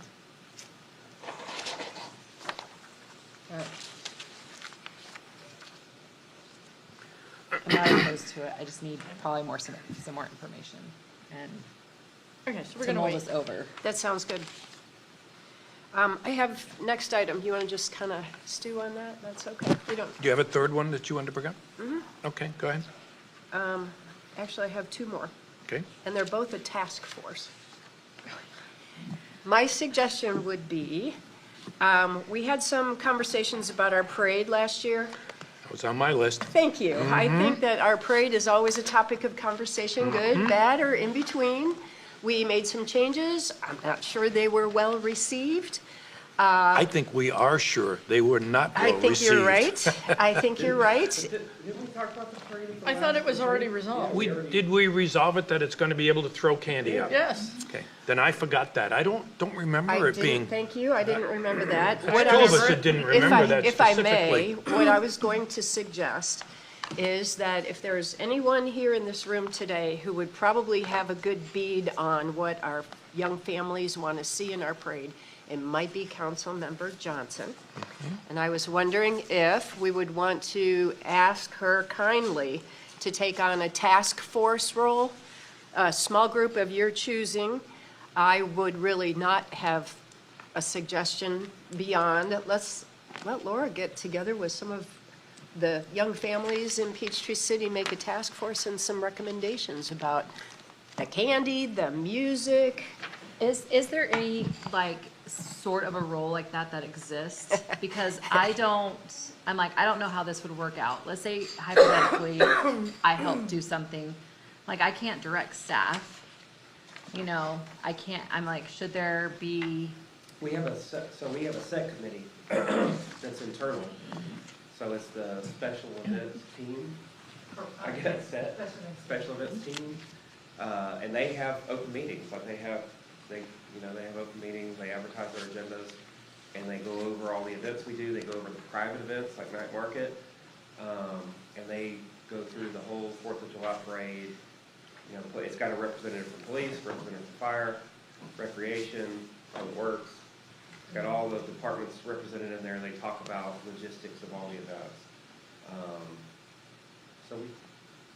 I mean, any council member is welcome to attend those as well. I mean, they're open to the public. So we do have an internal one, but not a citizen committee for events or the parade. And with just a reminder, the mayor technically can create committees and appoint members. And like a council member to head it up? Is that, That would be up to the Be mayor. up to oh, it's up to the mayor? Oh, gotcha. I like the idea of helping with this. I'm not gonna lie, because I feel like there is room for improvement, but good grief, do I not want all the backlash of when people don't like that. I don't. I would make a suggestion Well, the for you. candy's definitely happening. The candy Yeah, is the happening. candy. That was decided. Thank you. I would, And also, I'm telling talk you, about when y'all are like, if y'all are saying, because I know y'all are, I've never done a parade, guys, but I think our city limited how many entrants there were, things like that. And I'll just say I'm a partier, I don't like limits. What were you saying, Claire? yeah, I have a point that, it's great that we have young families that have children and stuff, but don't forget about the grandparents who have grandkids here. I mean, the grandkids are, they're gonna get disappointed too if they don't have some voice in there, have their grandfather or grandmother be part of this little task group that you have. So it's not just all young mothers, it should be grandparents in there too, speaking for their grandchildren who may not have their mother around. So, and I hear that often at many of the places I go to. I hear from the grandmothers and grandfathers, like, why don't we get a voice in what goes on at that parade? Just a thought for everybody. Okay, well, I'm like, I could take this or leave it. I'm not saying like I have to be the person for this. I'm like, is there among us on the council certain things that we'd like to, I'm like, what is it that you want to see in a parade? I think, Or not see in the parade? I think that staff has had trouble getting bands, and we would all love music. If you've got another angle to that, then super duper. The candy, obviously, we need to bring back the candy. Limiting the number, anything that you think we should be talking about. Honestly, I would rather you do it than me. You're gonna be the villain. Well, we don't want that either. I have a suggestion for all of the council to decide upon, is that the grand marshal should be the entire city council, riding in front as the grand marshal of the parade, because I think that would be a sign of unity, that we would be riding all together in the front of the parade. Because I've been asked to go to this one, and this one, and this one in the parade, and I'm saying, how do I divide up? I want to go here and this one and that one. They want me to ride in their floats, and it's a hard decision. I like the idea of, let's do it as a council. We're all in there. Just a thought for everybody to think about. I don't want to be grand marshal. Well, but this council is the grand marshal, not you, if I may say it that way. Yeah, I that's like what I'm that. saying, a council float. Okay. Well, isn't that the same kind of thing as? So you're just okay, saying all of us yes, there's a together grand instead of- marshal, but the first float right behind the grand marshal would be the city council, and have them have a little, I don't Sure. know, a little float where all of us sit on and, hey, I you like guys that. elected to us. You I like guys that, elected Cliff. us. Oh, I see a frown over to my left here. What's your thoughts, Suzanne? You want me to ride with you instead of my peeps? Are you kidding Yeah, me? I know, Come on, I know. Suzanne. We I've thought been we the same were your thing. peeps. We're your peeps, right? I'm just You're not One kind gonna of be sick our of thinking a out. peeps. Come Huh? on. Suzanne, I will tell you, I don't want to be in the parade. I love to sit on the sidelines with my family. Wearing the costume. Oh, hey, we don't need to talk about this. Yes, we do. We all saw it, Yes, though. we do. No, we do We all not. saw I it. have pictures. Did I send you that picture? I think so. I don't think so. I think so. if Laura is willing, and maybe she's not, and if she's not, I get it. If Laura were willing to head up a task force for a month or so, get Well, I some just- ideas, and bring it to the set group, I think it would be time well spent, her time well spent. I just want to make sure that whatever is done correctly. I mean, are there changes as a council where we can send direction saying this is what we would like? I will say there is one aspect of this parade that I do not mind targeting, and that would be bands. I have a friend who would probably be very happy to, and we've talked about this, Suzanne, last time, I don't know if you remember this. But like, how hard would it be to find someone to just practice a few times with, like, get people from the city You need two to? patriotic songs. Yeah. Right, You right. play one, by the time you pass that, you Right. start the second all you song, need. and the people who heard that song are way behind you. Yes, and I'm like, how many people in the city have been like members of a band? They can get together a couple of times and practice if they want, and it's just whoever wants to come, and we can provide shirts for them, and, you know, they can sign their waivers, and like, if there's any aspect that like I really would love to get behind, like, I could, but the city has to do that, huh? They have to do what? Like, if we want to publicize it, it has to be a. I don't know, Publicize what? again, like, Come I and don't know join how. the city band. Yeah, how could we put it together? I mean, we could, or someone could Or you, designate I mean, themselves if to you be- are the and request to be in the task force parade. leader, you could grassroot it. Get the Booth Middle School band director to round them up. Yeah, so have many tried people are this gone, and before. I know, Jasmine's tried. We have tried. But like Mr. Burton is the old retired Booth band director who is phenomenal. He's so great. I don't know, go ahead. No, you wanted to finish your thought. Nope, I don't even know if I had a thought to finish, go ahead. Okay. 2 years ago, at the Memorial Day, we had a beautiful band, even though it wasn't outside, we all had to go inside because of the rain. And we had, I don't know the name of that band, that was a kind of a band / orchestra. Do you remember, Kim, what that was? It was We allowed so to- chaotic. that Yeah, it was day. chaotic that day because we had to go from the outside to the For inside. Memorial Day? And there was a great band. Yeah, and they're all And, volunteers. oh my God, they're all volunteers, and they're all citizens here locally, I would say. They play great music. I know some of the members of that. I certainly talked to them, but it's, you know, is there anything that you can add on that, Justin or Jasmine, to that issue? They were marching then, that's So put them on a float. Oh, this is not gonna be, they are not gonna be marching in sync. These are just people walking and. You're right. They're just, they're we're not- great not musicians. They're not necessarily marching bands. You're right. Yeah, I don't know if they could march in, I know our recreation department has looked at that, our communications department has looked at that. We have tried in multiple different aspects to find, I mean, we even reached out to the band, the Braves band, we reached out.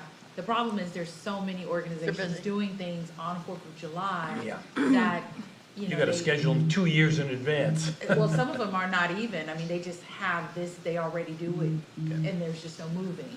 We looked at the Falcons, we looked at the Atlanta United Band, we looked at the Atlanta Drum Academy, as I mentioned, we looked at the some school. colleges. We had, right, so Yeah, 'cause we you were have, paying these people to come. and we were willing to pay. Some, there, I mean, I'm not gonna say we didn't receive any people who were interested, but the amount of money they were asking was not even worth to, you know, I mean, I think I can probably pull up an invoice of one you to don't- like 10 people for thousands of dollars. It just wasn't, Right. yeah.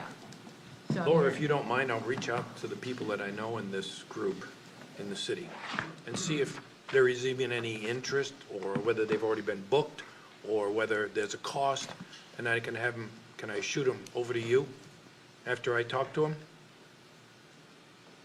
I mean, That's a yes or no question. no, I don't mind, I do not mind it, I don't Okay. mind it. But like, is this okay for something for me to just Yeah. do? Wait, yeah. I think you've been handed the football. Oh my Go. gosh. Go. Only if you want to run with the ball. Yep, Only if you exactly. want to run with it. I'm seeing this look, Suzanne, what's up? Well, no, I mean, a lot of what has been talked about is stuff that I had already figured out in the past. You and I kind of talked about it like a year ago. Oh, my word. It was quite some time ago. There was a question with regard to the high school bands, and of course, they disband at the end of the summer, and so they're not practicing. That doesn't mean that they couldn't make the announcement and get some kids to sign on and come up with some email addresses and whatever to kind of like, rig them up. And, if we're talking two simple patriotic songs, that would be relatively easy, and it doesn't have to be a precision marching band. I would say you could probably get a whole bunch of retired volunteers to join into that. That's what if you put mostly the that thing band out. is. Yeah. But it would probably help to have some sort of a float that the ones who can't march can ride, so that you would have that as, an additional to the younger high school kids who can obviously walk potentially, and maybe come up with an Yeah. appropriate. But the question is, that's going to be, one music group out of how many in the parade, Sorry, and I'll it's get going to it be later. here and gone. So, that doesn't necessarily solve Thank you. the total lack of music, unless we get such a huge group that we can break it into multiple groups. One in the beginning, one in the middle, one toward the end. Oh, girl, You you're know, making me. You getting nervous? taking No, this- but, No, my answer is no. just not nervous at all about that answer. And it was a yes or no question. No, but the Give this 30 issue, seconds and I'm like, the issue is, it's just, float after float, golf cart after golf cart, walking people, throwing candy, whatever. And when you think of the 4th of July, patriotic music comes into mind. And so if Well, I you're would- going to try to do music, who knows? Maybe it could be broken into 3 different separate, smaller groups. It doesn't Possibly. have to be overwhelming size band. yeah. You get a couple of horns, couple of, flutes and clarinets, get a drummer in there, and There's an optimist. I know. Well, I would say if this is something that we do, I would say let's start small and see how it goes and grow from that. Like if we say, yeah, you have to physically be able to walk, then we don't have to worry about a trailer. And then if we see that we have enough interest and it's big enough and that there's enough people who want the next year, then we say, okay, it was successful. We know what we're doing. We can expand it to that. And now if we have so many of the people that we can break it up, but I would say one band is better than no bands. And we can go from there. in Florida, I was involved in the Nokomis Drum Circle group. Oh, yeah, that's right. You And African. And African Oh, my drumming. Gosh. And we used to march. That would be good. That would be We fun. used to march on the Saturday after Thanksgiving in the Venice, Florida, Christmas parade, which was at night. It was televised. It was fantastic. But we put together like a long flatbed trailer that had sides, and we had some very creative people who built the roof, and we had black lights, and everybody wore white shirts, and Oh, cute. we had benches that were built on there, so the people who couldn't walk and carry these heavy drums could sit. And then we had a lot of people walking. We had belly dancers. It was a party Did you on belly the go. dance? Huh? Did you belly dance? No. I'm a drummer. Let's not get the two things mixed up. But we also had the one year, here's a really good one. It works so much better at night. But we had the one guy, he was a welder, and he had these like flamethrower things that it was like, boom. He'd hit the thing and it was like shot flames out the front. It In was the like parade? fun. At night, it got a lot of attention. I'll tell you what. It was a party on the go. Sounds like fun. So is that a yes? We support you. We support you in this. I can't walk the parade and carry the drum. A lot of people can't. So if we're going to try to do a drumming group, I'd have to try to recruit some of them, like, shortly. You want to do a whole section that's a drumming group?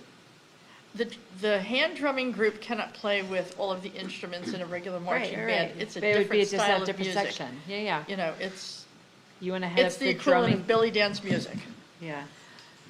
with percussion only. What other changes do you want to the parade that would necessitate me being in charge of a task force?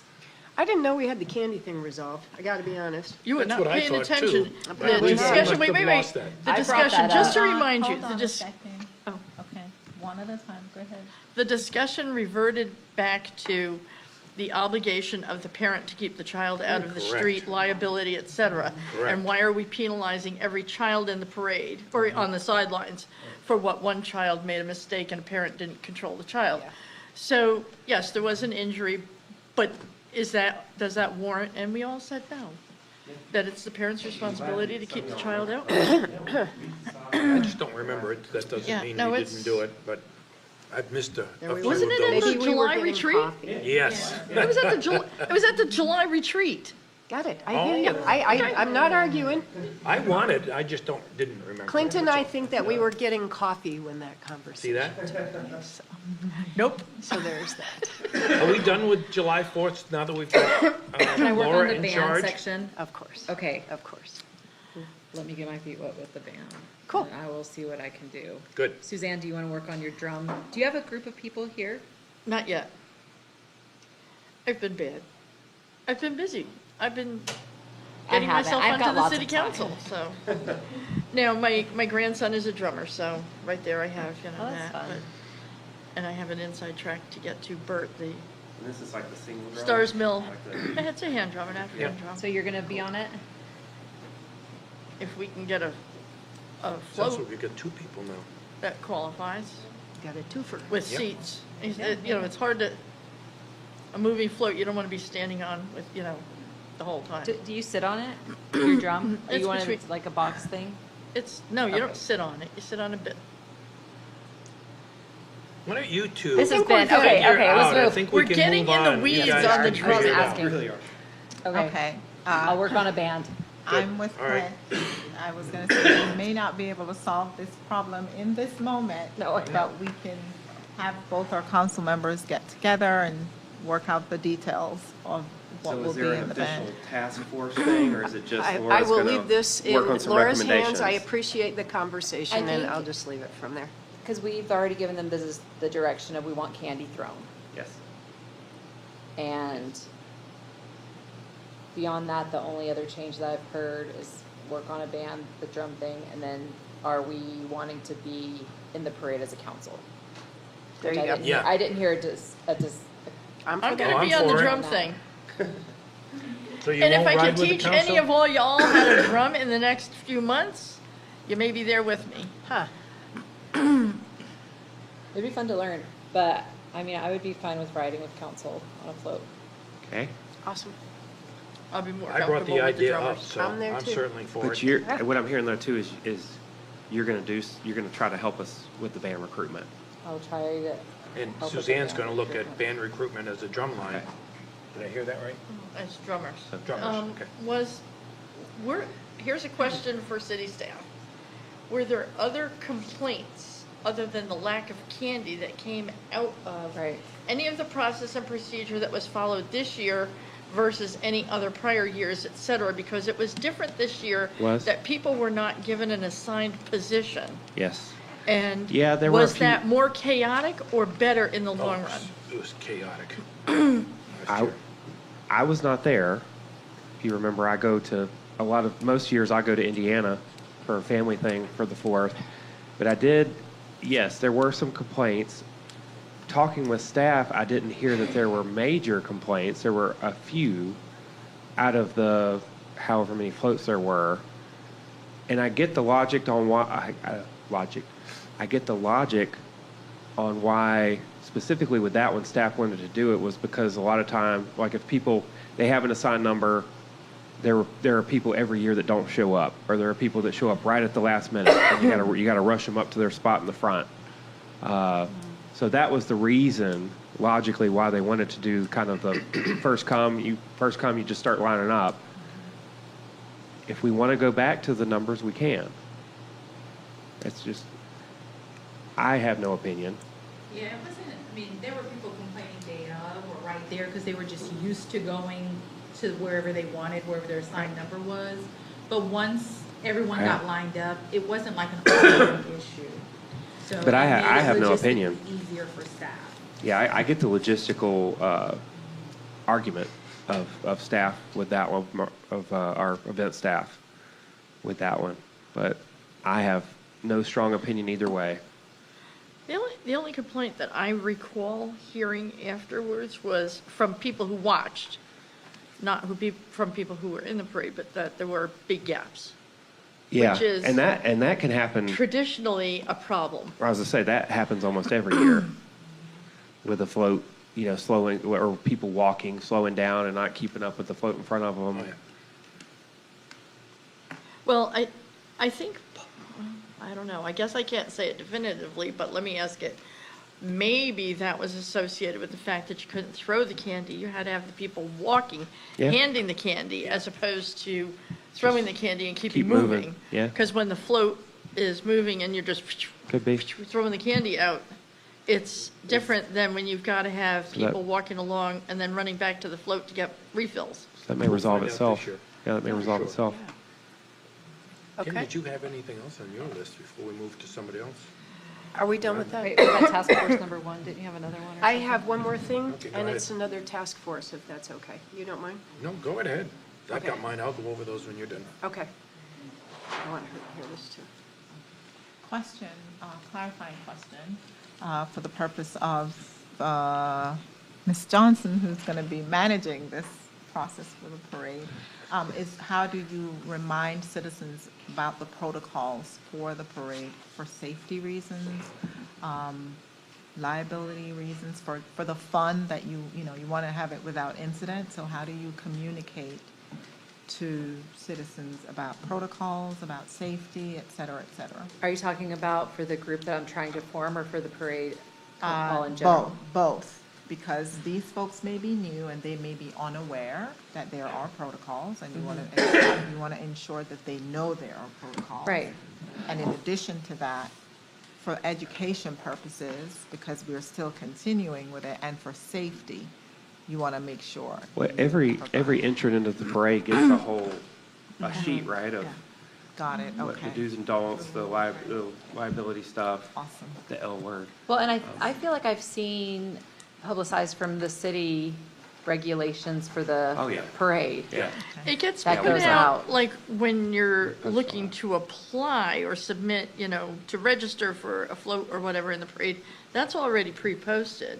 Here's gonna be the regulations that you'll have to follow.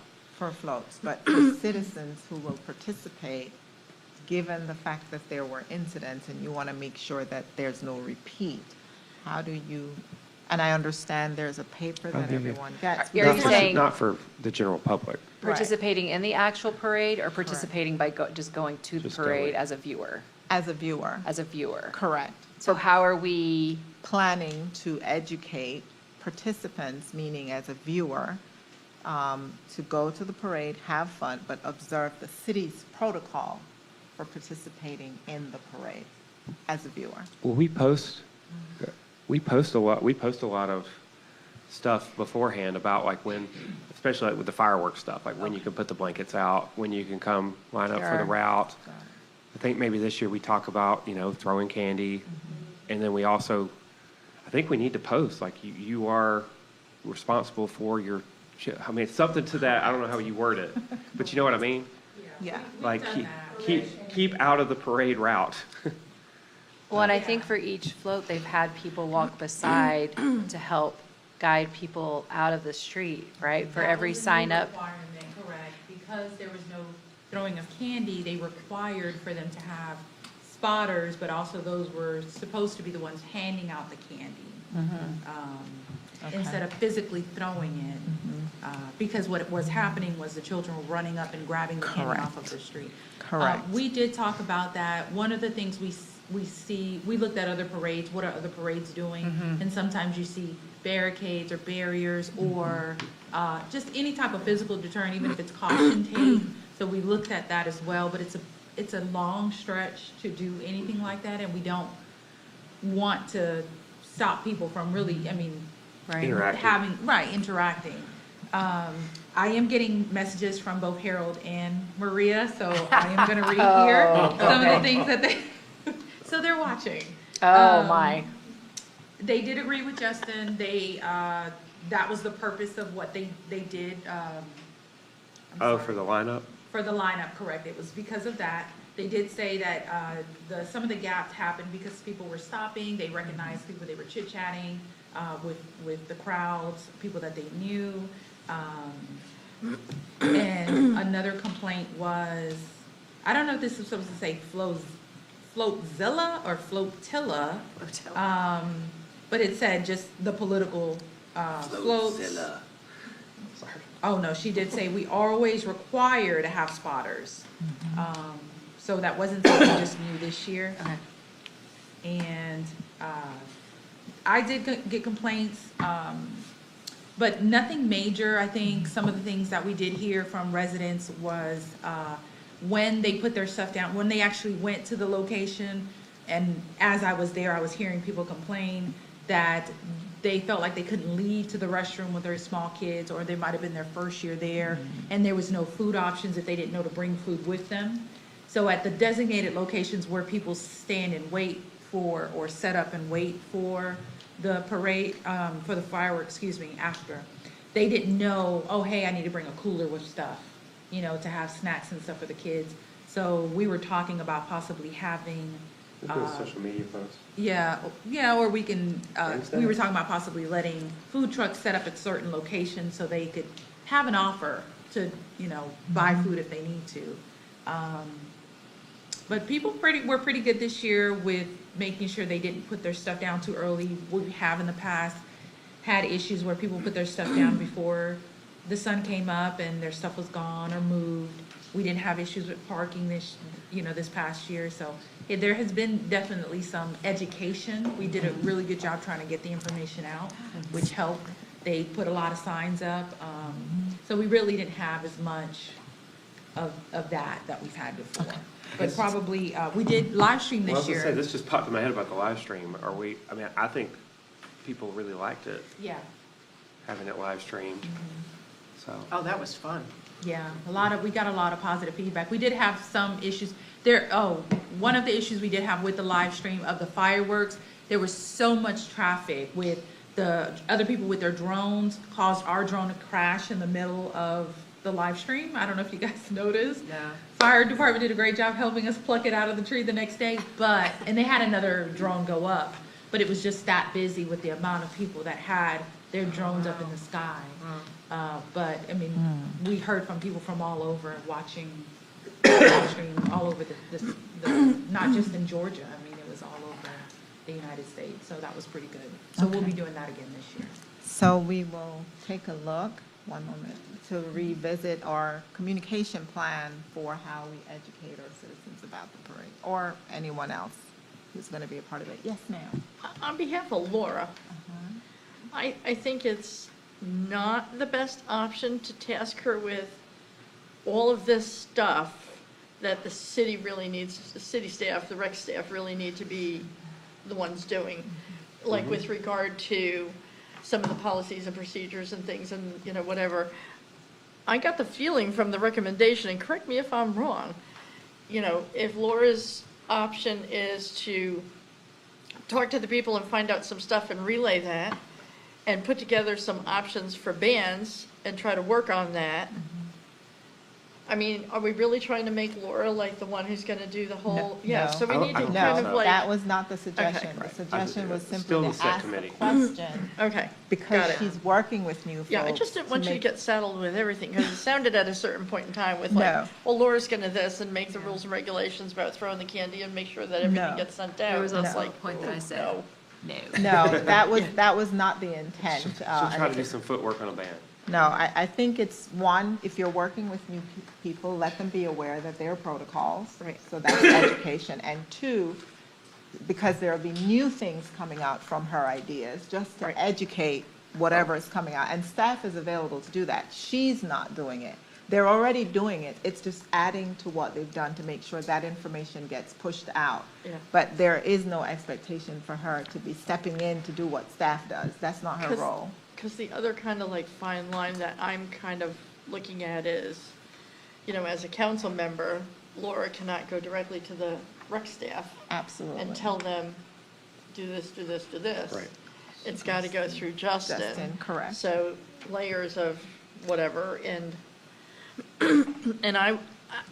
I'm saying, make the fewest changes possible, but only make the ones that are really the most needed, if any. Again, I just said like, I would be happy to see what I can do about a band. Music. And then I said, any council decisions where we can direct Justin to Right. give our direction cumulatively to him. I don't want to be the one saying I'm making changes to a parade. And it sounded like y'all I'm- wanted a float too. I am happy, what's that? Y'all want a council float. I would be for a council float. I'm not heading that up. Yeah, I know. When I know. You're going to be on the drum thing with me, aren't you? I mean, I'll be running back and forth. No, to the end of the parade? But I'll see what I can do about getting someone who could help with a band. And then what would I do? Put them in contact, I guess, with the city Yeah. and kind of go from there, where I'm not the one interfering with telling y'all, but I can help communicate or something. Are you gonna be the? Absolutely. I'm on the Maybe float. too, I know like I'm with going to the- find someone She's who's going to really wear a good. costume. It's a little hot for that, but, Go Major? Yeah. My costume has a fan. No, I'm on the council float, so I won't even see the band that I helped create if I'm on the council float. Go back and watch the live stream. That's true. I'll be like this, waving to people and watching my. Make them stop the float when it gets to McIntosh making the turn and get off so you can watch the parade go past. Exactly.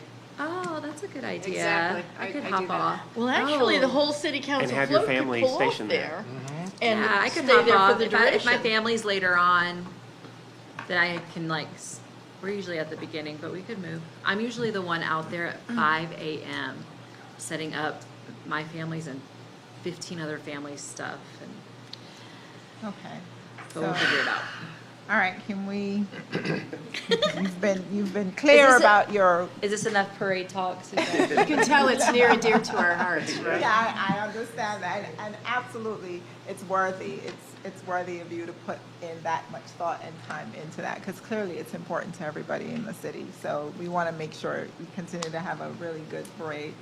And you're clear about what you will and will not do, and no one is expecting you to cross over into what staff would do, just to make sure, the things that you would like to see be done better, you said that, you want to be able to share those things and make the parade even better than it was before. So, having said that, I think you had one last thing. One you last wanted- question. wanted to share? Yeah. If we're going to recruit citizens, teenagers, or whomever to potentially be in a band for Laura, I think that needs to start right away on social media.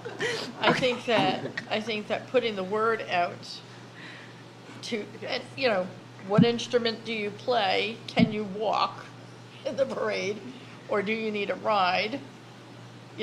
And start relaying that, Yeah, no, it would I probably have think to the start, yeah. sooner, I mean, Right. you're not gonna get these people, signing up on the 1st of May. Yeah. You need to start like immediately to And then you have identify. to name your band, you gotta figure that out, Especially in And the then a need to rehearse logo. some songs. and then shirts. I mean, what color do you wear? We'll figure it out. Peach. But it's patriotic, do you wear peach when it's red, white, and blue? Peachtree players. Or red, white, and blue The peach? Peachtree players. Okay, Suzette is telling us to move on. Like, she's tried 4 or 5 times. These are all great suggestions that need to happen in the first meeting when you sit down to talk about it with the team. Okay, Justin, next on the list of things, council? I have one last one, and it's another task force, sort of a committee, but before I get too far down this thought process, I wanted to run this by all of you. Huddleston Road. Justin is going out to bid to design sewer, stormwater, path, and road. And internet. Huh? And internet too, fiber. And fiber. You should have. He's looking very puzzled. Yeah. Okay, let me get through this. Okay, Let me sorry. get through Go ahead. this. Justin is going out to bid, and we'll have new sewer, new stormwater, new path, and new road. Huddleston Road is gonna be great. It'll be inconvenient, and it'll be under construction, and then when it's done, it'll be safe, and we can finally get our golf carts over to all those golf cart businesses on Huddleston Road. And if we do nothing, the council, if we do nothing as far as visioning, planning, then that's all we're gonna get, and it'll be fine. We could do nothing. Or, there are all these placemaking places out there where they have businesses along a walkable corridor. I think there might be opportunity to integrate what we already have planned with something really cool. And over the holidays, I really thought about what it would take to have like a little tiny, tight, short-term task force, here's that word again, to look at what could be done over on Huddleston Road. I'm not the person to envision that. I wish I was, that visionary. Maybe I'm not. I finally put together in my mind what I think we would need to be effective over there and get a vision. And I think it needs to involve at least one of the owners. These are private, just so you know, it's Suzette, private property. An architect, someone who has intimate knowledge of city staff, like planning and zoning details. And then I did recently add one more to the list of requirements, and that would be a visionary leader. To give us some kind, take a look and give us a concept. I want no residential, I want no LCI. But I think there's a way to put together a small, tight group of people in the short term and say, take a look, see what you see, and give us a concept. Give council a concept. And I even came up with names, because this is not about tapping my best friend on the shoulder. This is about people who are qualified to do this work. And again, everybody works, everybody's busy. It would be like your city calls you. And if these 4 people will come together, I think we could get something really good out of it. So who owns most of the property over there? Obviously, John Prophet would have to be on this committee or this task force, or it wouldn't make any sense. Who's the architect that we know in Peachtree? Jefferson Brown. I'm almost there, but who's been in Peachtree City for about 40 years and has done a ton of placemaking. It's Jim Strickland over at Historical Concepts. You know Todd Strickland? Okay, well, anyway, it's Historical Concepts, has been in Peachtree City for, I said 40 years, probably much longer than that. I would say Jim Strickland. From a staff and city planning standpoint, do you guys remember Chandra Wright? Do you remember her? Jeepers Creepers. You knew her. I don't think any of them. You knew her. You knew her. Chandra Wright used to work in our planning department. And then fourth and finally, I had to add to the list because he's so visionary, as we saw yesterday. Exciting. And again, no residential, no LCI. 4 Peachtree City citizens who have the background and the knowledge in this. And I think it could be a lot of fun. I kind of get, oh, go ahead. Can I add another name to that list? And I think this person, just a thought, you don't have to put it down, but just think about out loud. I mean, I've worked with Chuck Ogletree quite a bit, and I know he's a visionary. He's also a developer, so we got to be careful. But there's a guy who really does think outside the box, in my opinion, I in agree, my Clint. discussions with you. I agree. You know, that's another nice one to add to that. And he has his business here in Peachtree City. I'm not sure he lives in Peachtree City because I don't know where he lives, but I know his business is here and is doing very well for the products that he puts in and builds up. He does a good job. And you know, another name, Suzanne, it's funny you tossed out Jefferson Brown. No question. Local, visionary. Exactly. And then the other one I would say, and again, I hate to have this conversation on a camera, but okay. It is what it is. Another visionary is Dan Davis.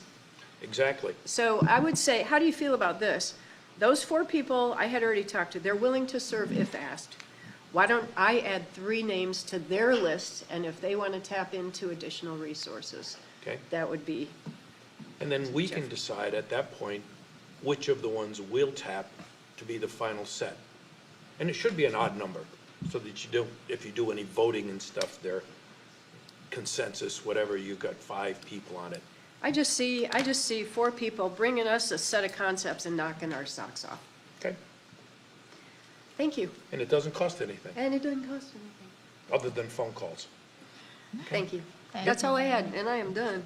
Okay. Can we take a break? Yes, I Good. can take a break. That Potty works break. For me. Yeah, you can take a break. All right. She just really wants to talk about the parade some more. No, What do you want I to talk really about? wanna go Parades? take a No, potty we're break. done with that. we just I've ate got lunch. 6 things.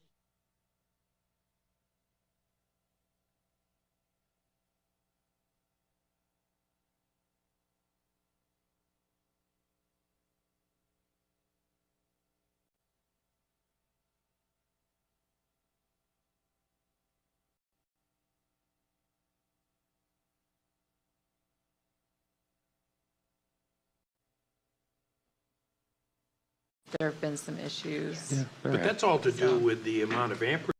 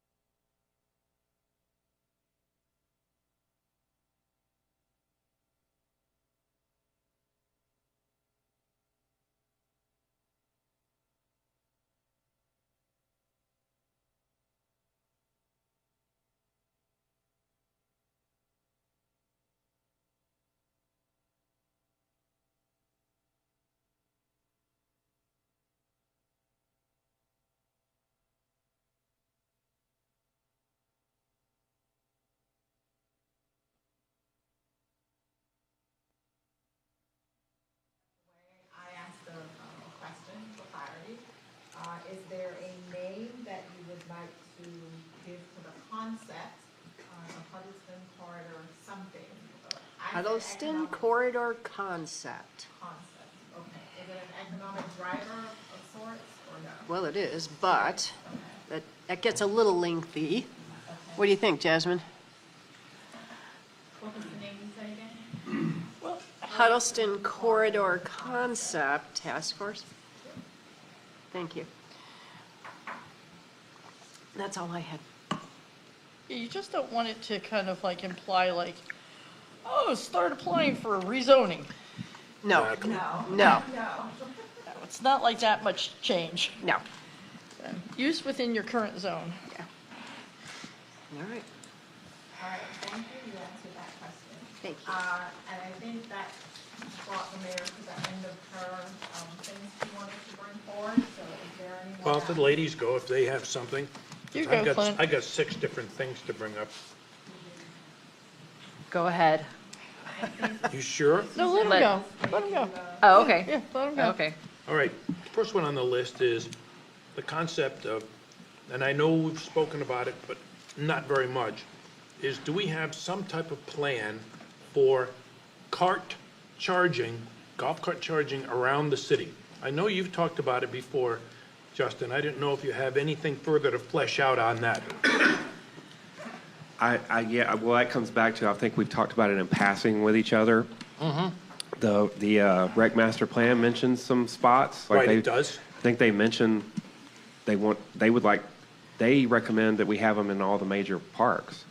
They listed Battery Way. We have one at City Hall already.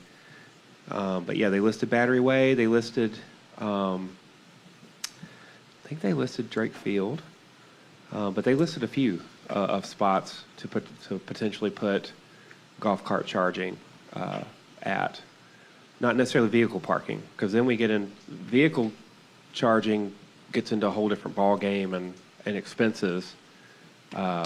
And cart charging is gonna cost too, to run electrical and do outlets and stuff.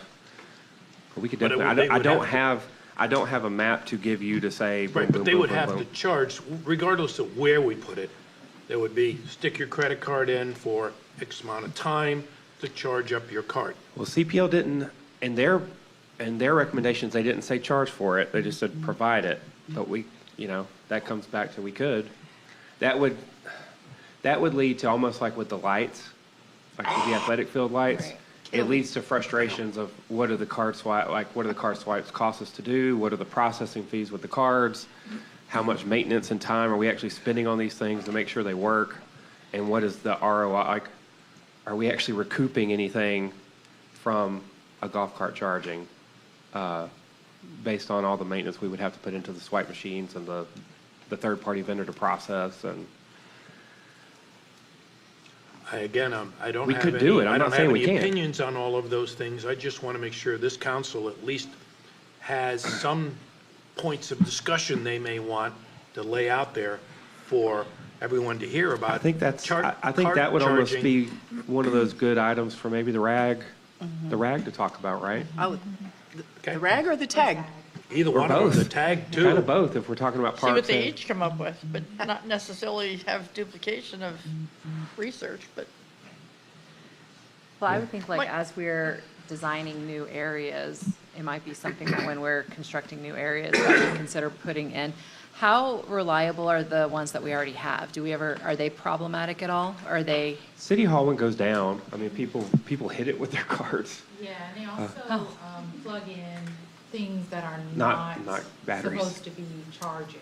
Yeah. So that causes it to sort of, They just trying to get a freebie charge? Is that what they're doing, or is just the wrong type of plug? yeah, sometimes I think they use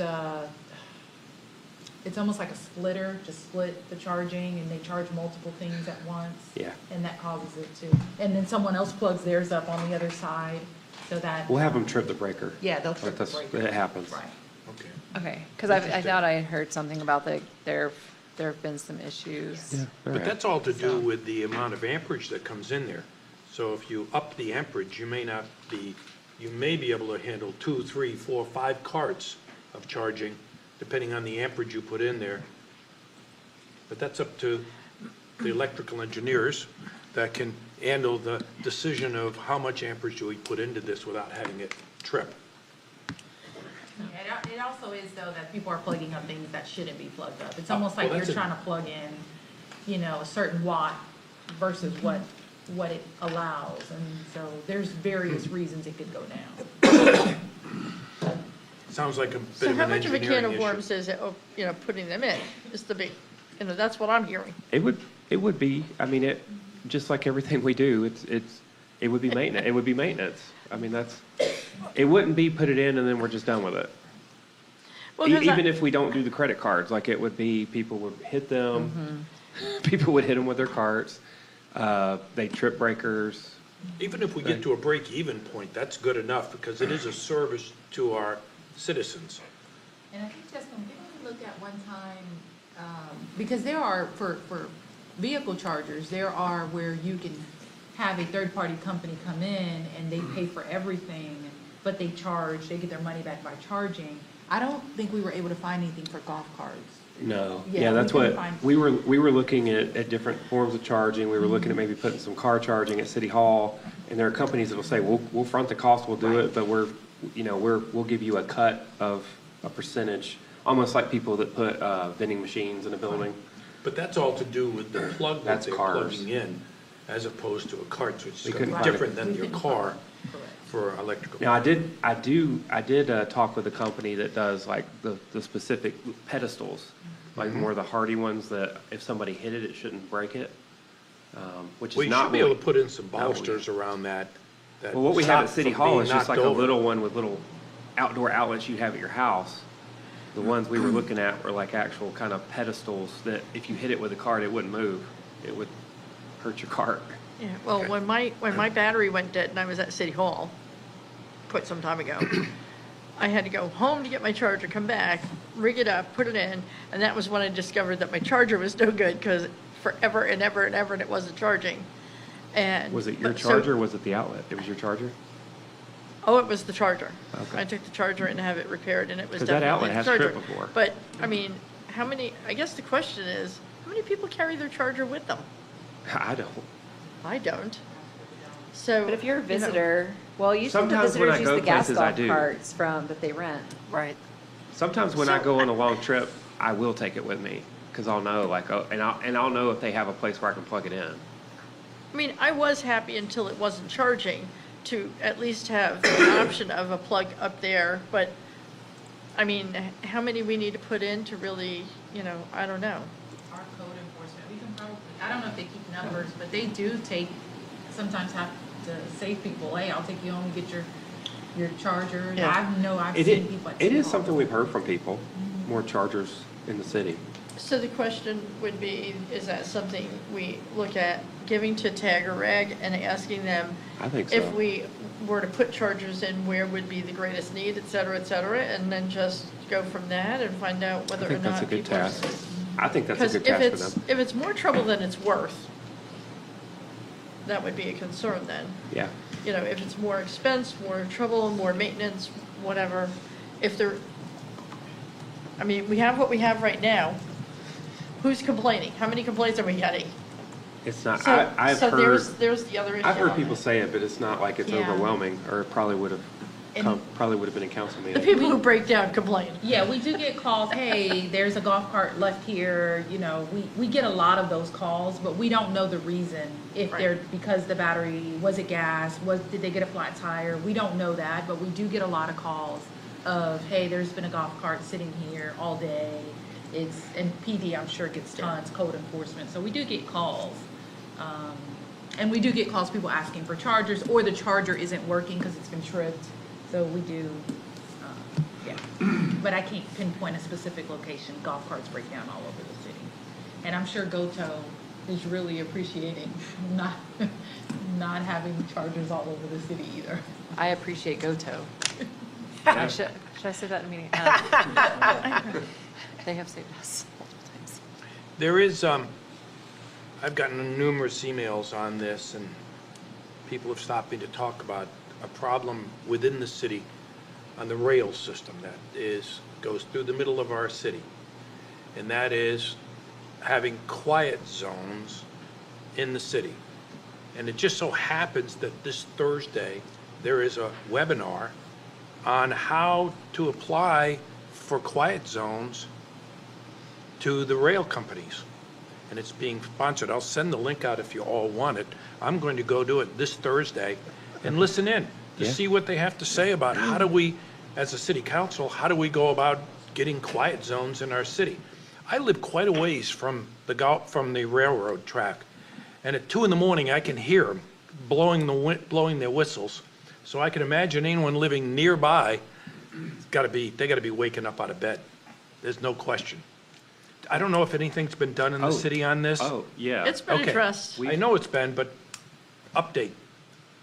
I can almost answer that for you. You probably could. I mean, we've read about quiet zones. We've read how to do them. We've talked with CSX about it. The people I'm meeting with about the Pascal thing, I think, are the same people I've talked with the quiet zone about. And I can ask again. I can ask to go through it again.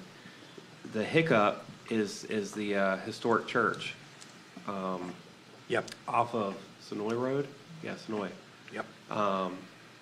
To do a quiet zone, we would have to own every crossing that goes through the zone, and every crossing would need to be updated up to their standards, up to the standards with the Rails. with the arms, with the lights, Drop arms, with the yeah. signals. That crossing is not. When McDuff was being built, when Everton and Crestwind and Wilkesmore Woods were all coming online, the church was approached, and this is before my time, so this is just me recounting history I've been told. The church was approached, and I actually have seen the concept designs, I believe of this, of taking their driveway off Sonoy and the railroad and having it connect into McDuff. That's not really an option anymore because McDuff's been developed, like that all got developed with homes now. But they said no. I mean, they said no at the time. They didn't want to do that. The church said no? Church said no. I think we've even positioned to them, well, what if, you know, what if you sold us part of your driveway? They've said no. I mean, the biggest thing is they've just said no.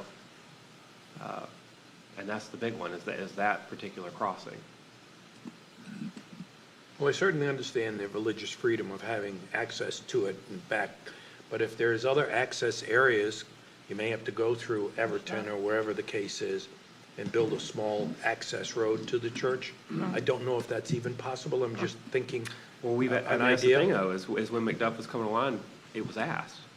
And they said no. I mean, at the end of the day, they have private property and we don't, I mean, where they cross the railroad, if the railroad has their easement, the only really person I think with power that could even force them to do anything is probably the railroad. If the railroad said, this can't be here, you know, we could need to think of something. Is that the only crossing in Peachtree City that sounds the horn? 'Cause I know No. where that's located. There's No. other, Everyone that does not have the drop-down arms has to blow the whistle, especially in the middle of the night, exactly. which is why you have, ooh. And, you know, I hate to say it this way, if you don't want to listen to the train sounds, don't buy a house near the train tracks. I'm not near You near said the it, not train me. tracks I know where I'm not live, near and the I can train hear tracks it. and I can lay in my bed, you know, it's more than, what, 2 miles away, or a mile and a half to 2 miles away? And I can listen to it in the middle of the night too, but that's not like being right next to it. When they also, I mean, there's more crossings in Tyrone, so even if Yeah. Peachtree City was a quiet zone. We'll still hear it from them. They have to signal a certain amount of, I think it's a mile before the crossing, Yep. which would probably still put them somewhere in Peachtree City sounding for Tyrone. Wow. Well, I'm gonna It's go to the complicated. webinar this Thursday. We'll listen to see what they have, and obviously, And there's a resident over there, I'm forgetting his name, that I email back and forth with him pretty consistently about, you know, One in Everton, I think so. I think he wrote to all of us at one point in time. yeah, well, him and others too have written to me. But, you know, be that as it may, I wanted to bring it up to at least we discuss that. If there's anything that can be done, maybe we can do. If there's nothing, I'm sorry, there's nothing we can do as a city. I mean, my biggest thing is I haven't ever just tried to really hammer it. So for me, it just comes into, if council wanted me, said, we really want this to be a quiet zone, let's go all out and talk with the railroad to what is the max we could do to try to make this happen, I could do that. Well, at that one crossing, is there anything we can do with them in a domain or condemnation to be able to acquire that property and make sure that they get access other way to their own property? That's a 4-letter word. I know. I'm just bringing it up. Sometimes you gotta bring I up don't, tough let me, subjects too. so you have the webinar, and then I have the meeting with the railroad on, this week or next week about Pascal. I'll put it in my notes to ask them about the quiet zone again too, just to get refreshed on it. Thank you. Yeah. Next topic I've got is, and I brought it up, I think I brought it up at one of the city council meetings under council topics, was the prevalence and expansion of bamboo throughout the city. It's an invasive grass. It seems like I see it on cart paths all over, that people have either thrown their plant out that they had as an ornamental and now it grows wild. Robinson Road is a perfect example of that. You see it, I don't know, we've got hundreds and hundreds of, excuse me, of feet of bamboo, and it's just taking over all the indigenous trees and everything that's indigenous in the area. And I would love to see, I know we can't go and eradicate it without sterilizing the soil, I do know that. But at the same time, we can at least put, as a city council, we ban bamboo plants in our city. And I don't know if that's even something we can do as a city council. And that, Justin, hopefully you've got some advice for us on that. I'm looking right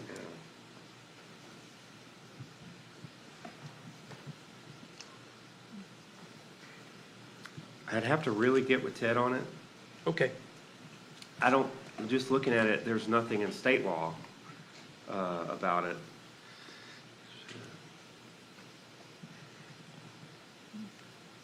I think you possibly could. But I'd have to get with Deb. Yeah, please check it out. I just brought it up, kind of like council topic. Bring it up, I mean, let's kinda get like some answers, and then kudzu. we'll go from there. Like kudzu, bamboo, like that kind of invasive. Yep. I think you could if you want to consider it, but I'd have to talk with Deb. You know, the horse is out of the barn. We've kind of closed the door behind it now, and let's just stop anything further degrading with our indigenous species around the I'm city. going to send Ted an email right now while we're. Do you Okay. think people go out there and plant it? I think it goes out the back door.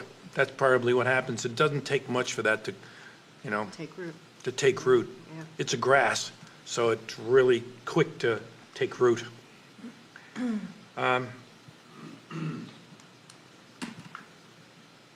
I think that the other one is, I've got a couple of more here. We've started to talk about the Kelly Drive changes there.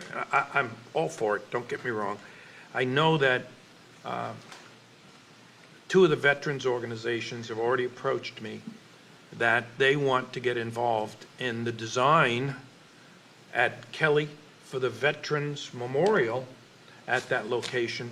And I got a feeling if we get them involved, maybe there would be contributions coming to help out with that particular area of Kelly Drive. They're not looking to do the whole Kelly Drive, but the portion that's involved in the veterans and in the military. And I'm thinking that that area should not only just be for veterans, but I think it should be for well-known citizens in Peachtree City that have achieved some kind of fame or fortune or whatever, and I'm not sure that's the right words I'm using, but something that's some very noteworthy citizens that should go on maybe a separate plaque for that city, for that location.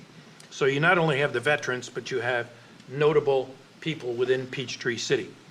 And I'm sure there's going to be a lot of consternation when I bring those kind of topics up, but you know what? That's the reason why they put us in as city council, is And I not think only do the easy things, but do the tough things too. that's a conversation for you all. For What's the question? I support you. What's the Yeah, question? I don't know if it's really a question, it's more of a discussion point of, you know, what do we do about that when we start getting into some of that expectations of what's going to be done at this beautiful park called Kelly Drive Park, whatever we decide to call it. It's going to have a section in there for the veterans. Well, should we expand that and make it more than just veterans for notable Peachtree City residents? If I can use that word, notable. And the question is should we even consider that? Has Nora, that been? hold that Oh, thought, okay. please. Go ahead. She can go first, go ahead. Okay. I was just asking, I mean, what I've heard from, about that park is a suggestion from CPL and, like, has that decision been made that that's what will be there? I believe so. It's in here as a Veterans Memorial Plaza. Yeah, but all of those are just suggestions Yeah, from I know, of course. CPL. Yeah. I wouldn't be against it, but I You would be mean- against it? Oh, no, Oh, no, oh, you no, would I'm be not for it, against okay. it. But I would also want the decision made first that that's what is going to be there before we're saying we're gonna have people help with something that isn't even decided. Yep, and that's why I brought it up, is that I've been approached to say, we'd like to get involved. They would like to be involved. Now, that may mean involvement for ideas.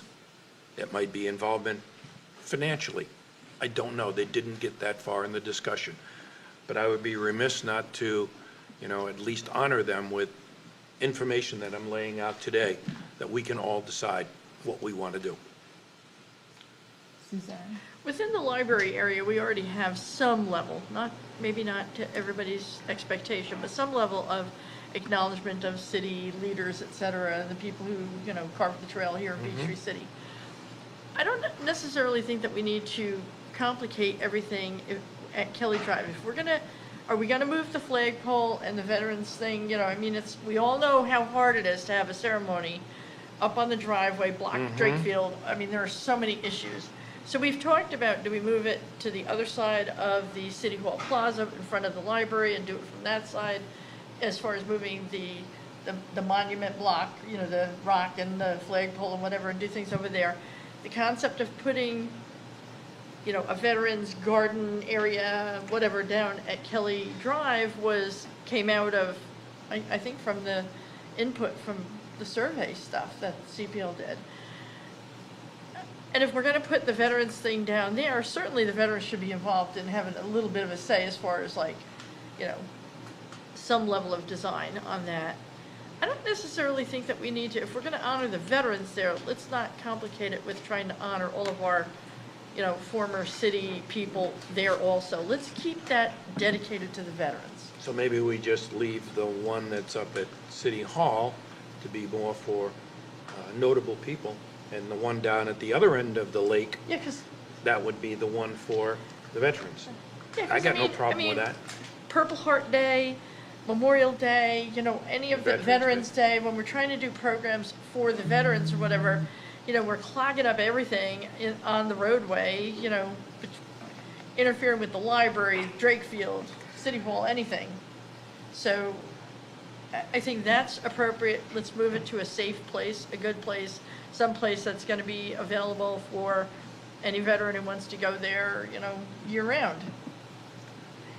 I think leaving the city leaders out of it is kind of like an Okay. important thing, like just. That's for fine, the that's why it's veterans. open for discussion. I think that's fine, leaving them. But I think let the veterans City be Hall. involved in kind of like the concept of what do we need, Do we need flags that represent all branches of the service? Let them make some of that decision. Yep. And they may end up having to put some money up to make it Help- happen. Help us, Exactly. But I mean, that, clearly you could have an array of flags, and really do it up nice I agree.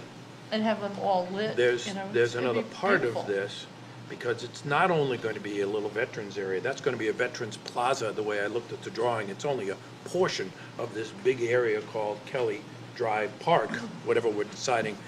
It was called Community Gardens before, I don't know what the new name will Well, it's be. the old community gardens. Right now on Google, I think it's like, or even I think in our, in the rec master plan, we just told them to call it Kelly Drive Park. Okay, because it's- fair enough. But Depends on our donors. yeah, that's right. And on top of that, it's going to be used for a variety of functions. It doesn't always have to be for veterans. It might be a farmer's market. It might be something else that somebody wants to have there, a big gathering. And who knows what the future is going to bring. But that's going to be requiring to really think hard on how we design the parking that goes in there. And I know that we're going to need somebody on the outside looking at this, but we've got to have, some really good thought, because we could have anything from 10 cars to 110 cars, or vehicles, I should say. So we want to make sure we have a good plan on that.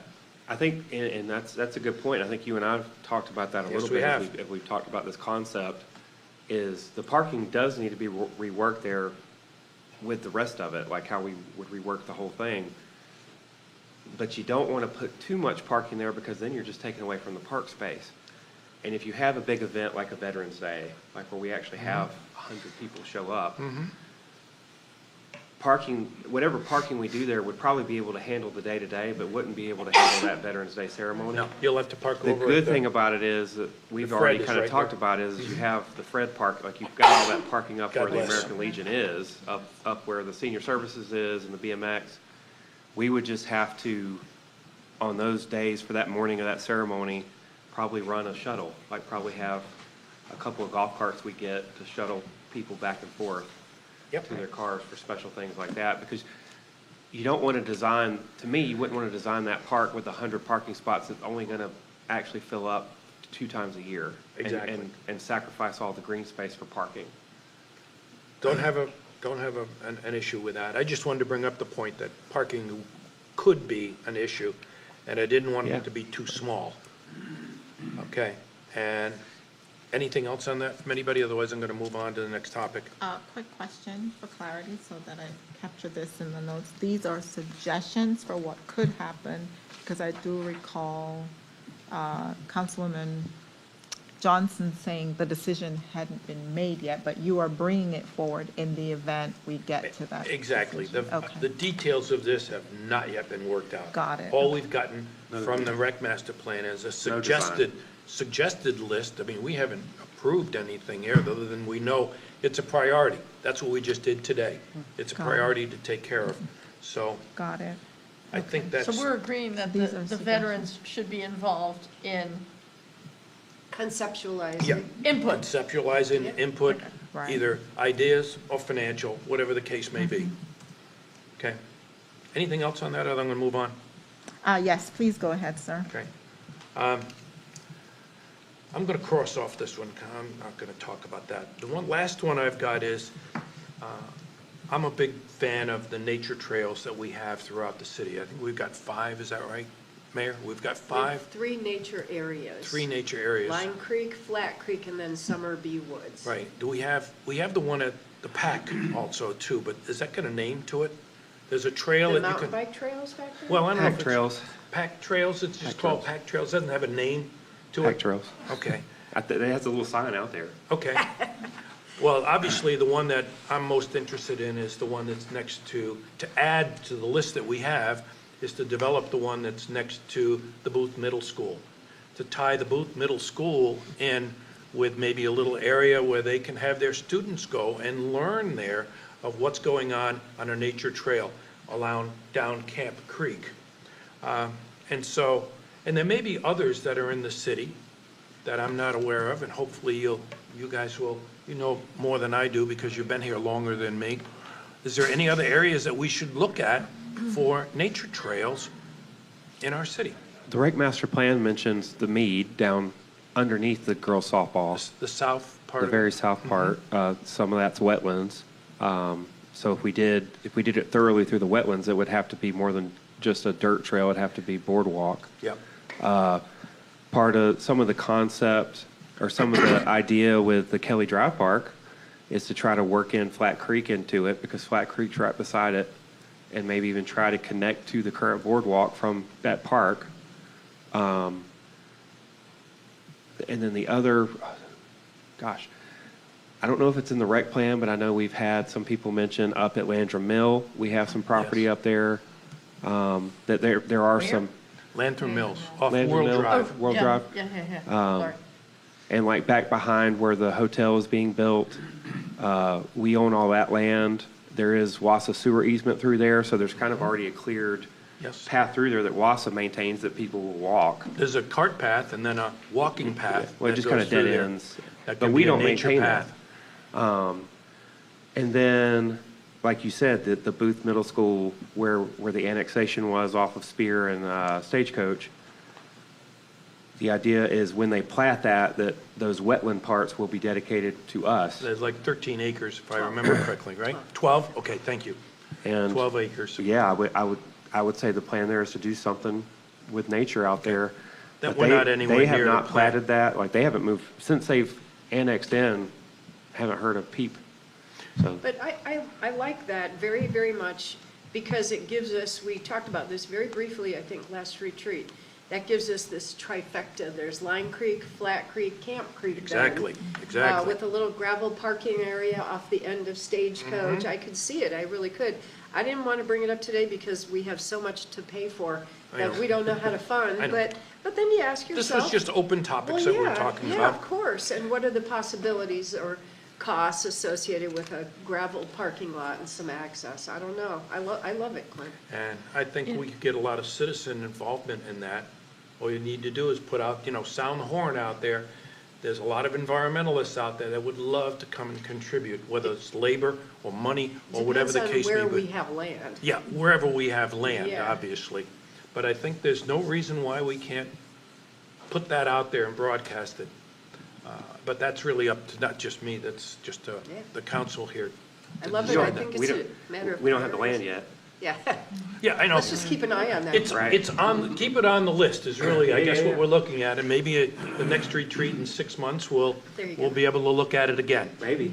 Maybe by then we'll have a few They've things been- ticked off and off they've the been list. quiet. And I had one more in here, but I'm not going to bring that up.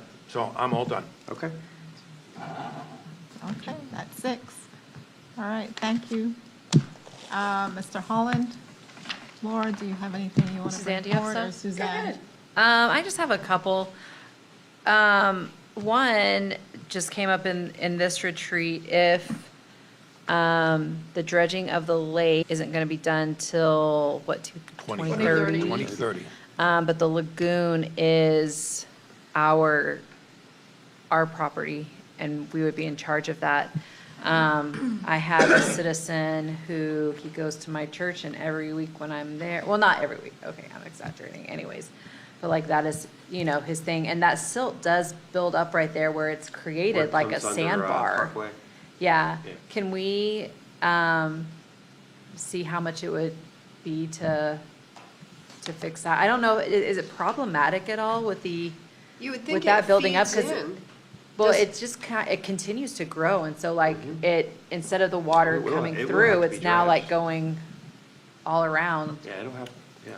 I That s- silt feeds into Lake Peachtree then, Does. correct?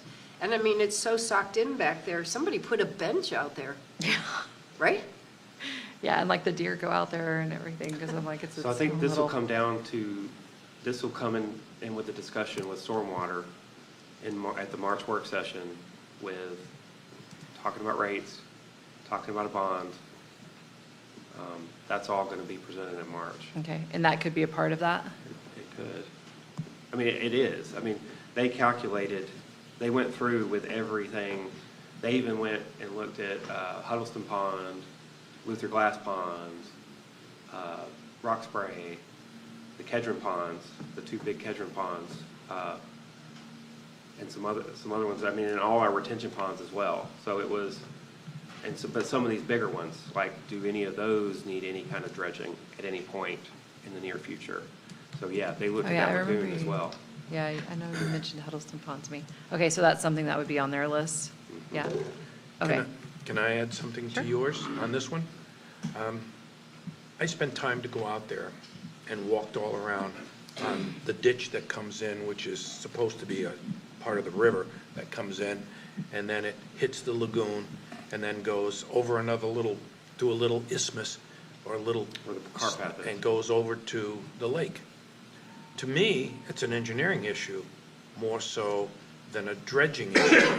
And the reason why is, as that river comes down, as Flat Creek comes down, it's bringing all the dirt and silt and everything from upstream. It hits that area, and it's a quiescent zone. So guess what happens? Ka-tunk, it comes out. I heard from, I think it was Frank or maybe someone else that I spoke with, that the engineering on that just needs to have much more of a flow-through situation so that the water keeps going directly into Lake Peachtree without stopping at this quiescent zone to have everything drop out. Now, I'm sure that better engineers than myself will come up with an idea that may keep it flowing so you don't end up having to dredge that area. Unfortunately, you still got to get rid of the sediment. It's eventually going to drop out someplace. Now, you drop it out in the lagoon, but you drop it out in Peachtree, Lake Peachtree.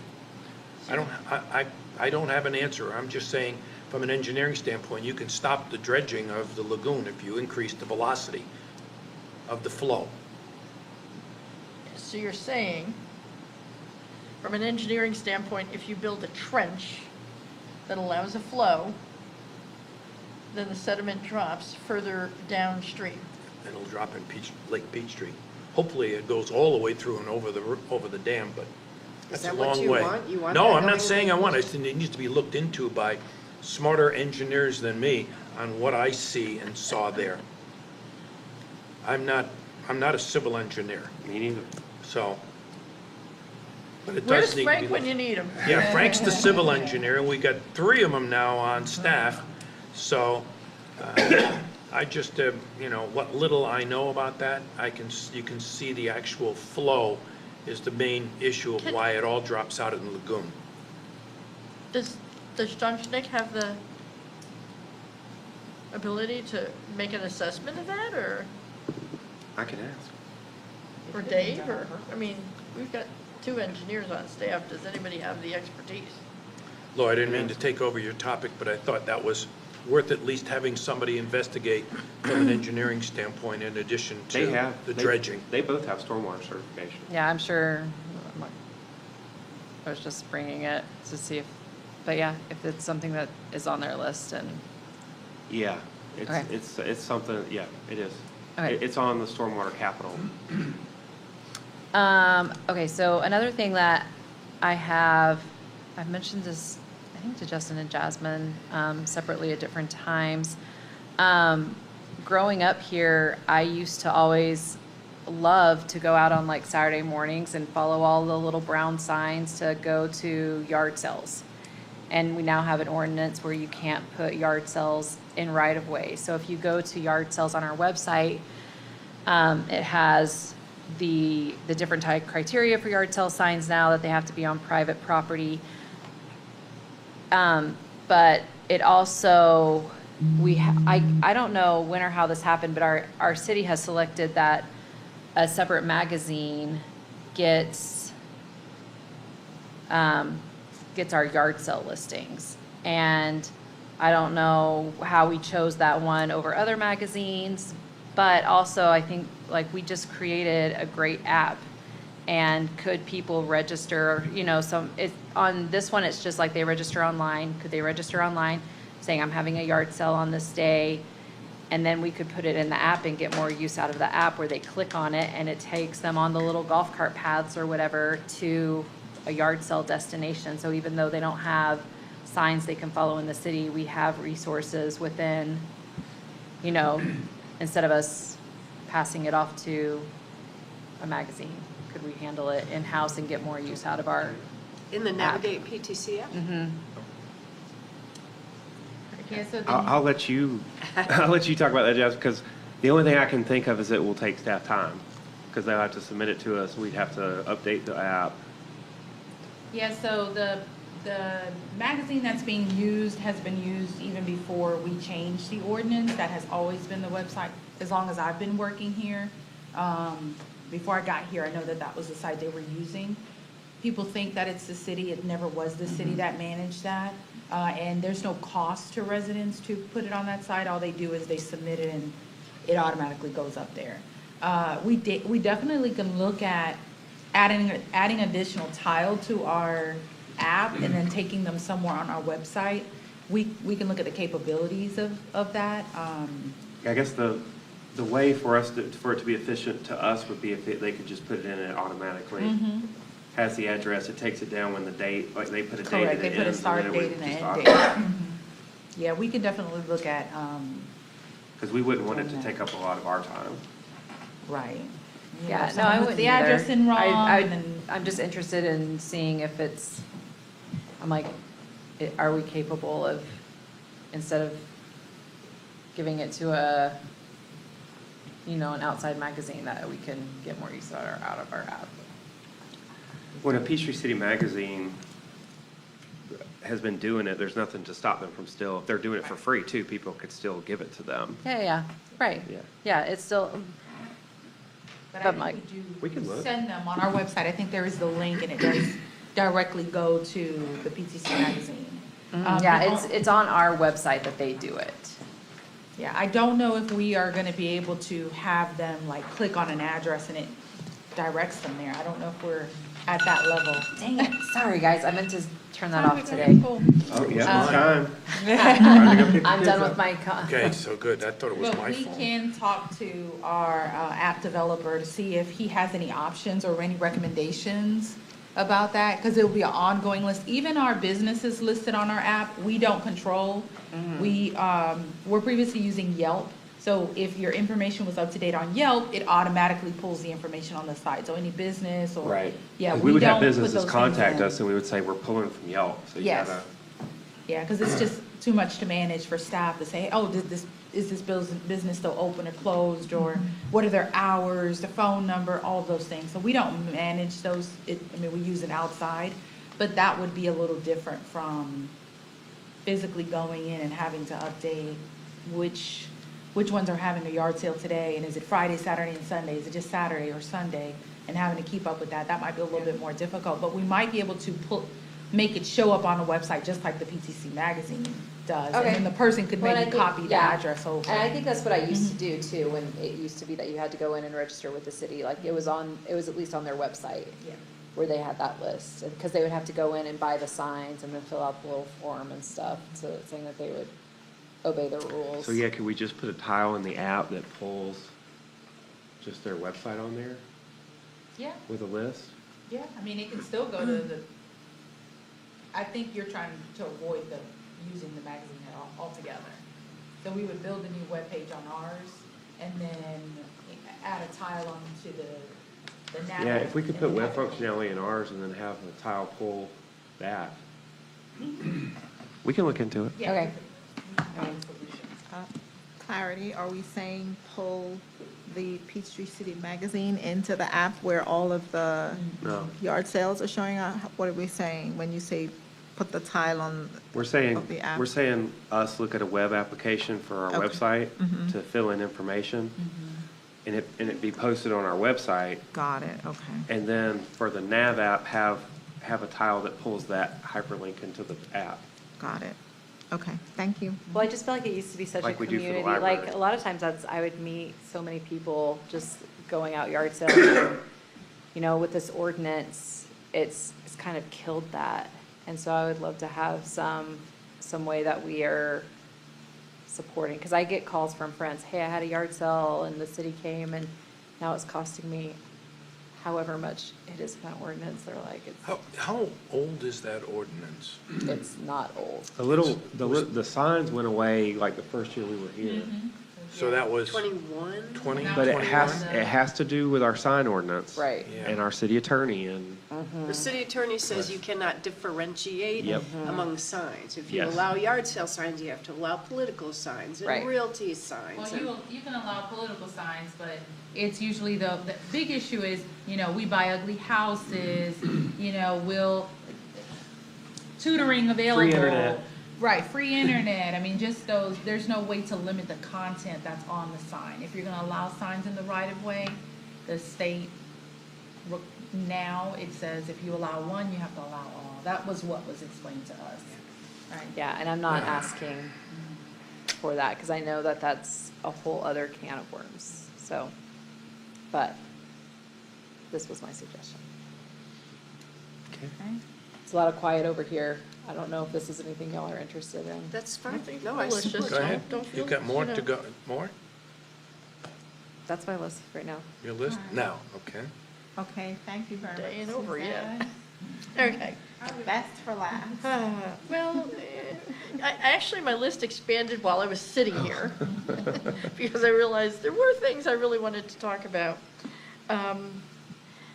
I realize it's a little soon to readdress the whole chicken issue, but immediately after we had the chicken ordinance put in place, there was a healthy discussion about the quality and desirability of duck eggs. So is there any interest at all in expanding the chickens to be domestic ducks too? Of the female variety only? Why did we not do ducks? Because there was an implication that if you have ducks, you have a little kiddie pool or a water source, and the next thing you know, you're gonna have copperheads. Yeah, case it went from water to frogs to Which snakes. is not necessarily a direct trail. Could I Because- have a minute to review and do some research on that? Yeah, I'm not looking for a decision today. I'm just kind of like, I wanted to kind of reintroduce it under such informal circumstances as this, as saying, is this something we should maybe look into just a little bit more? Because a lot of people really go, like, have a desire for duck eggs as opposed to, chicken eggs, and Is and that, it's a, in the greater scheme of things, when people come to you and say, you know what we need in this town? ducks. Is that really one of them? No, I want to know. I'm serious. I'm not pulling your chain. Is that really one of them? Well, the people who want chickens don't necessarily want it to be restricted to just chickens, So as it's those opposed who have to like, chickens want both? yeah, kind of. Really? They cohabitate like that? Surprisingly, yes, they can, but some people have separate areas. But I mean, Catherine Hinson, who showed up at the one meeting or whatever and spoke, she's got both. And, and she's the one who said, I mean, she's got lots of demand for duck eggs, lots of demand. Yeah, I do remember So, her coming up yeah. and talking to us about it. So it's like, And I think our position kind of at the time was like, let's just start with this and then maybe that. I Have believe we- that's what it was. is have let's- we- Let's take a little step. Have we had any, because there's no permit process, we don't know We who don't has or know, has not. right. And because a lot of people who would be putting chickens in their backyards potentially have fenced-in backyards, so you're not necessarily gonna know. So, but other than supposedly one loose chicken in town? A lost. Lost, I don't know. okay. so someone already got a Lost chicken? chicken. So- Lost their chicken. So, I haven't gotten a chicken yet. yeah. And I have not ventured into chickens just yet either, just too busy. Anyway, I'd just like to kind of like plant that seed, let you keep thinking about it or whatever. Okay. I have a question predominantly, and I've asked this a couple of times. I just want to stay on top of, and kind of ask Jasmine and Justin, like with regard to the short-term rental issue, where are we in the permitting process numbers or can you give us any insight at all as Yeah. anything going on? Yeah, last time I checked, which was last week, we were at like 10 permits that have been pulled so far, which is really low. How did we get from almost 100 down to 10? Oh, no, we I'll still. tell you why. I'll tell you Oh, why. go ahead. Because I think we with what we passed, we have pretty much decimated the short-term rental industry in Peachtree City. I have received a couple emails of people who say, I'm out of the business, disappointed, out of the business. I had one meeting with someone who pulled out our ordinance that we passed and showed me all the places where he said, I just can't possibly. I wasn't even gonna bring it up. I don't know that we need to go back and revisit it. I'm always about, look, we made a decision and we need to move on, but I believe that we did not mean to decimate the short-term rental industry, but that's what we did. I too have done what I've heard from a number of people who pull me aside, either at church or somewhere, and they said, we've moved from short-term rental to long-term rental, is what they've done. I can Because tell they just you- don't want to deal with all of the regulations, they go to long-term rental, done. I just felt so guilty over the weekend. I was in my own home in Michigan that I short-term rental out. And if I had to submit to everything that we passed, I wouldn't be able to, I'd go out of business too. I felt so guilty this weekend in my So- own house in Michigan where I have a short-term rental. And I think we have really seen some unintended consequences. So we have the app that tracks, any active apps within a certain time range, or certain active properties within a certain time range. So we did go back, Laura has gone back and actually sent letters, physical letters, to all those addresses, just reminding them, and they may have decided not to pursue the permit because they don't want to do it anymore. But we have sent letters to each address, and I think it was a total of 74. If that I we- may? That we sent letters to?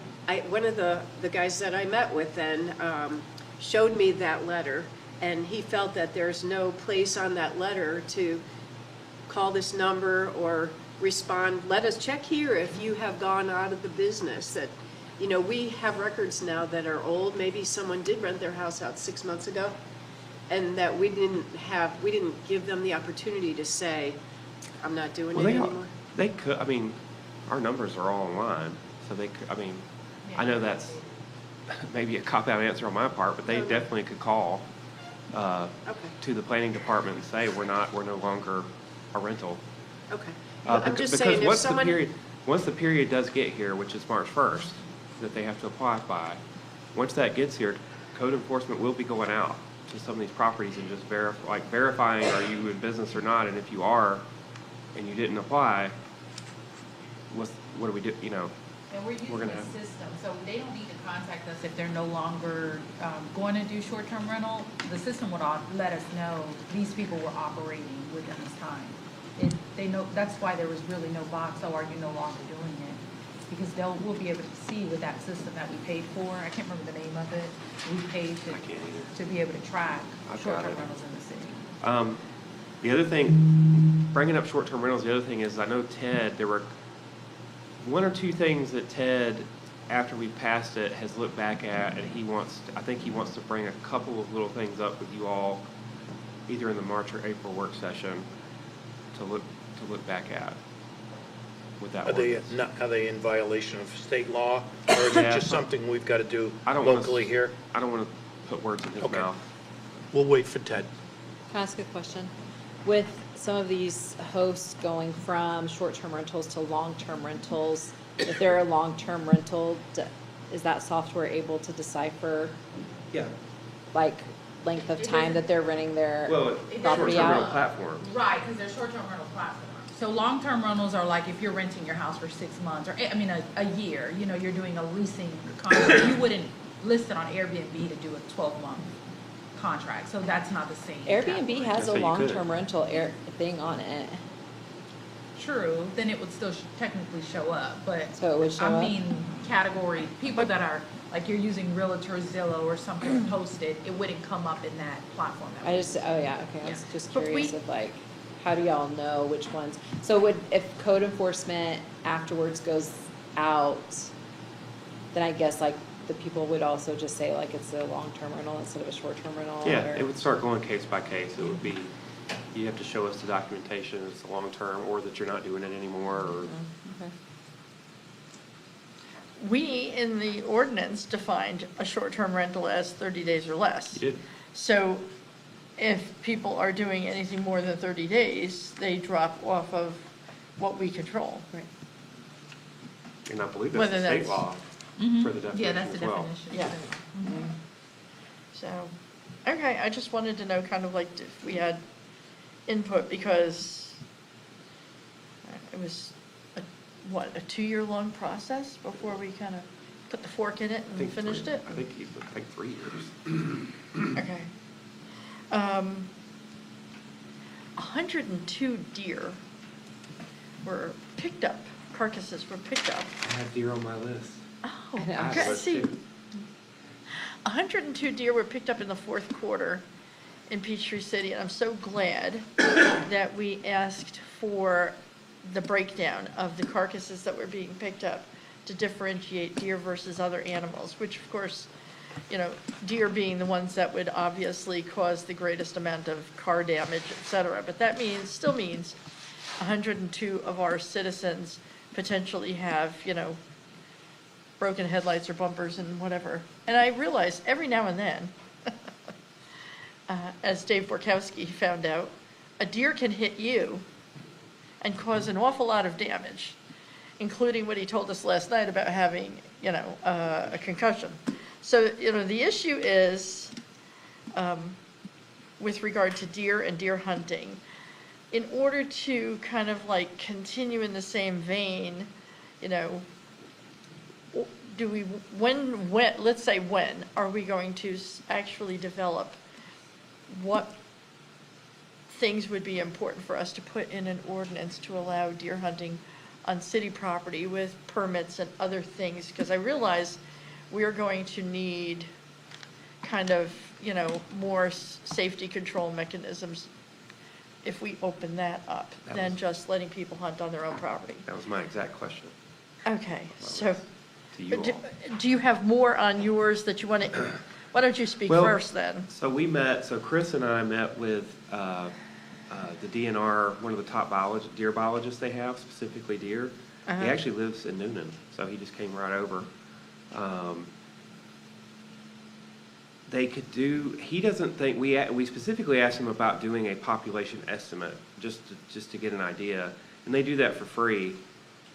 Or, no, they don't do that for free, scratch that. But he did say he doesn't necessarily recommend that, because you kind of know anyway.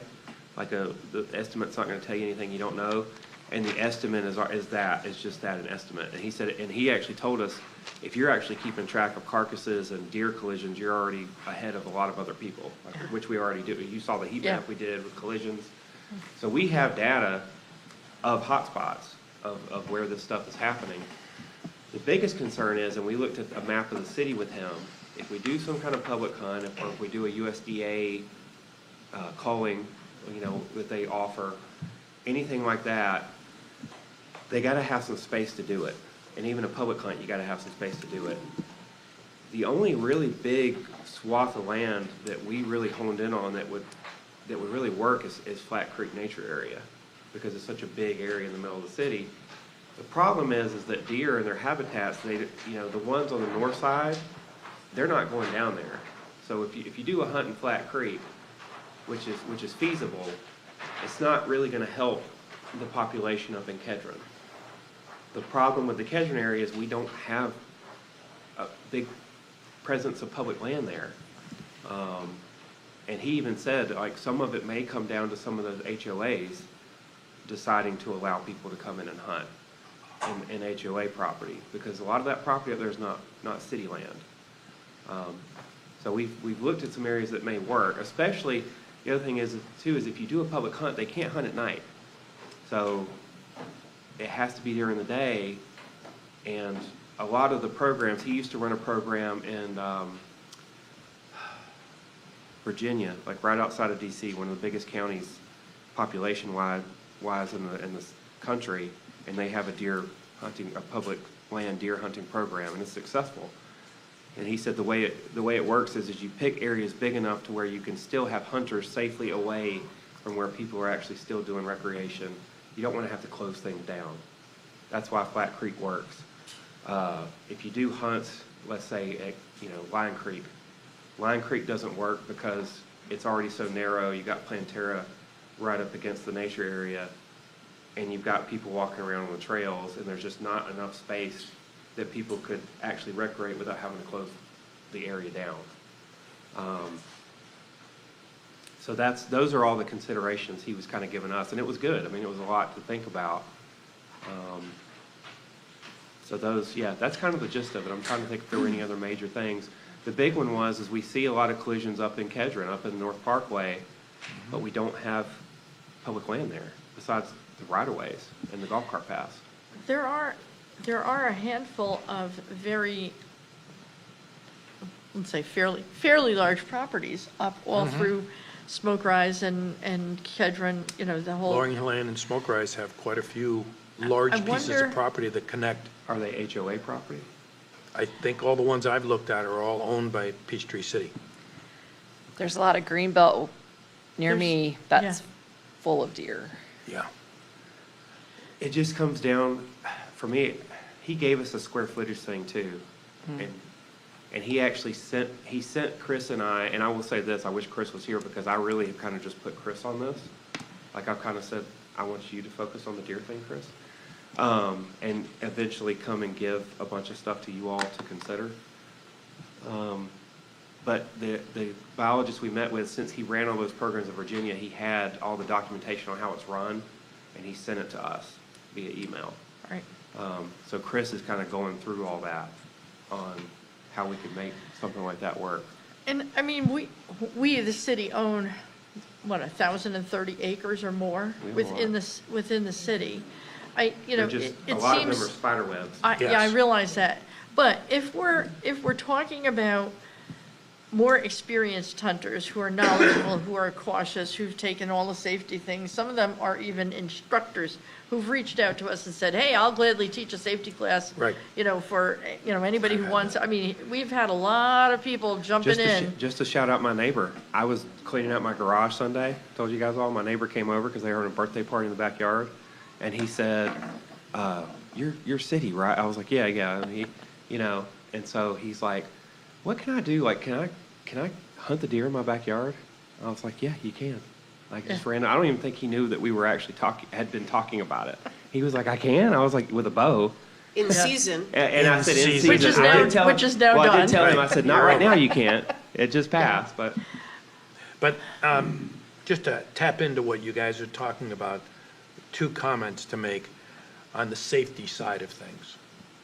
I've had 2 hunters who are, I'll call them experts at bow and arrow for that archery hunting, and have been doing it their entire lives, including even today. One in the Glenlock area and one in the Kedron area have approached me. And they have been said they think it's great. They're going to take advantage of it, get themselves some deer on their own properties. But they said their biggest issue they have is it takes a long time to understand the safety issues of what you're doing. Because if you don't do it right, yourself could get injured or people around you could get injured. So they both actually said, we'd be delighted to work with the city. I said, don't expect to be paid. But I said, don't expect to be paid. But if you want to work with the city gratis and maybe do classes, I don't know if I should be sending that to you. I haven't had a chance to chat with you, Justin, on that. But I've got 2 citizens who are know their stuff when it comes to archery, to We reach did. out. My first year or two here, we did some archery classes and programs down at Meade at the old softball fields. Okay? But they haven't done them in a while. But they would be we doing had it- somebody that was a citizen that just wanted to do it, and we worked with it. They had a instructor, but I don't think we have. Right, Oh, yeah, these you got are somebody. instructor kind of guys, but they would be specific, though, on the deer hunting. And on properties that are their own properties, and maybe other areas that people have allowed them to hunt on. There's still a lot of safety issues. I just don't need that first report where there's been some injury. Correct, and I will, meeting with that biologist as well, he even confirmed again, he said, there are no records of anyone, and he's talking nationwide, Good, of being shot with somebody else's arrow or, glad to hear that. you know, I just don't want us to be the first. true. Yep. Okay, but based on that statistics, we don't need to be fear-mongering that one around. No. Because if it's not an issue, it's not an issue. And if it becomes an issue, then we'll know. And I think I mean, you know, archery hunting is up close and personal. You know, as opposed to shooting an animal from a long distance with a rifle. And so, you know, and any good hunter knows you're not going to shoot an arrow into a deer if you think you're not going to get a good, it's hard to get a kill shot, it's hard to drop them in their tracks right there, but you don't want them to run too far before they bleed out.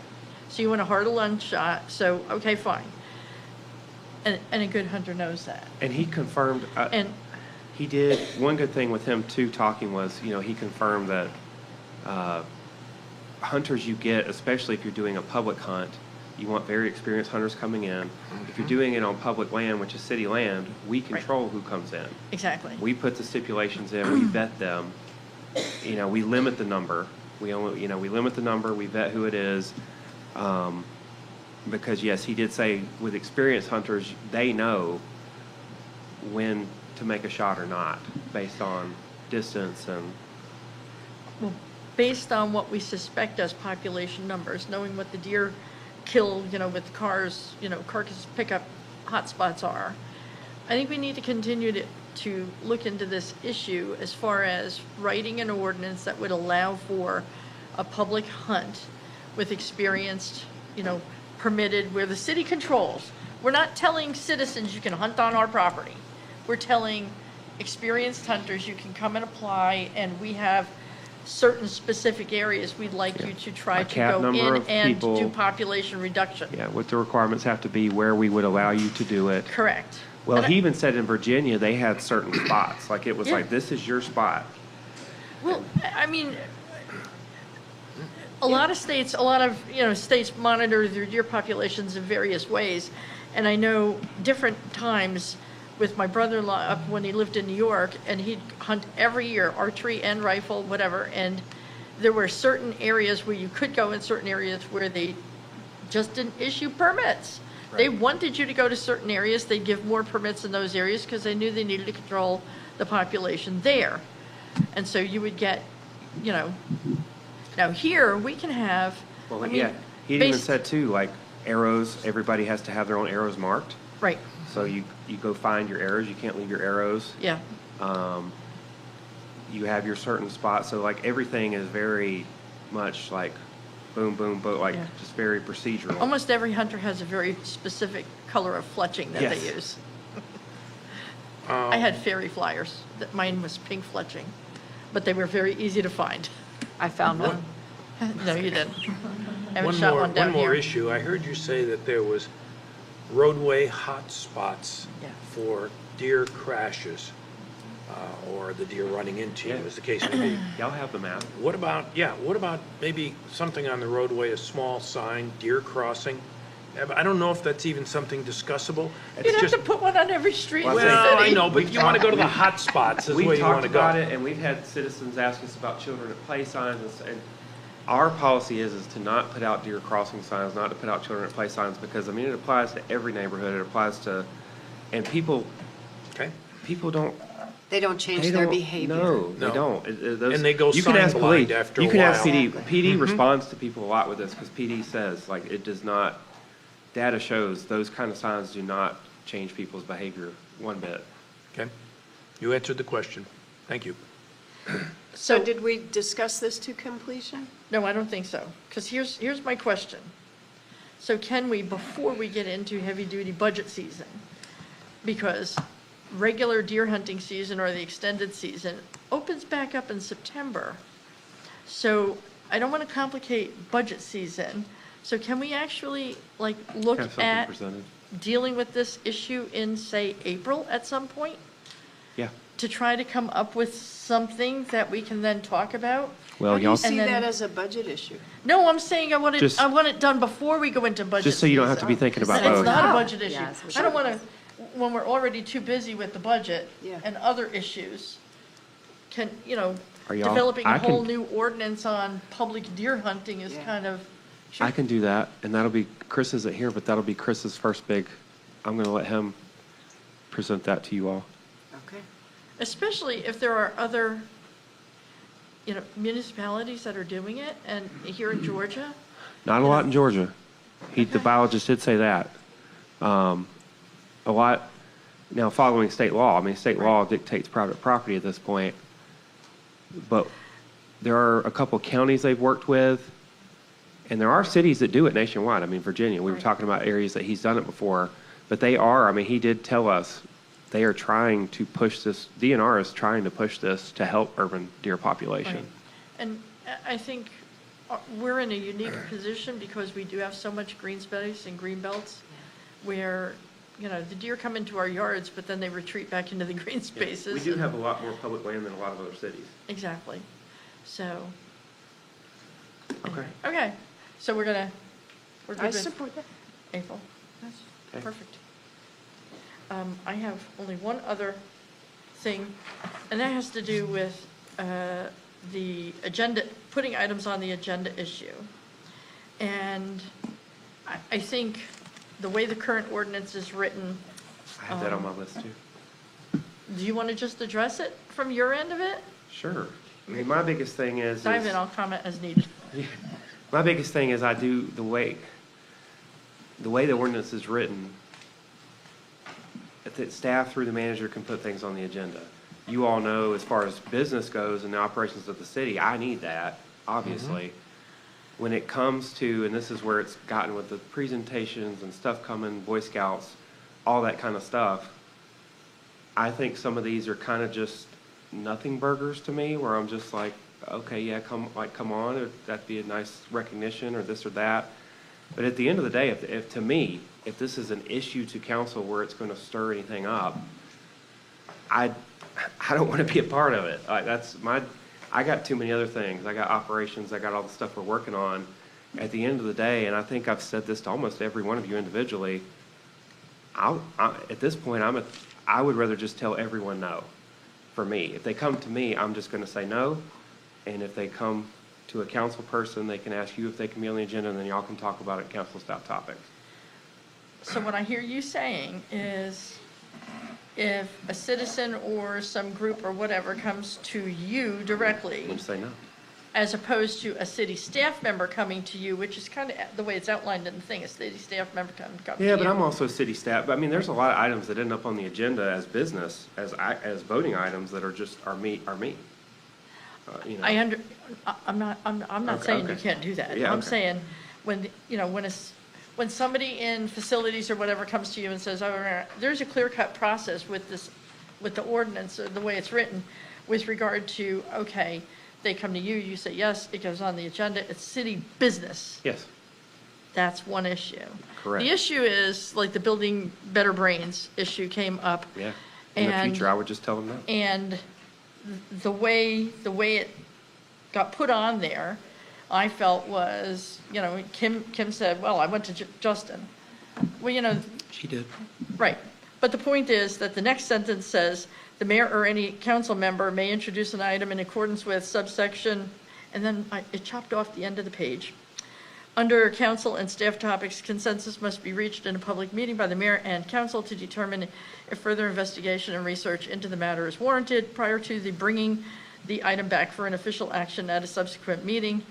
Such items may not be placed or discussed on the agenda if council has already decided the issue within 180 days, and that's the way it's written. And my interpretation of that is, if we want to put something on the agenda, we need to bring it up during council staff topics, get the consensus, and it goes on the agenda. Yeah. So that means if we have something important, we can't just go to you and say, can you put this on the agenda, and bypass the process.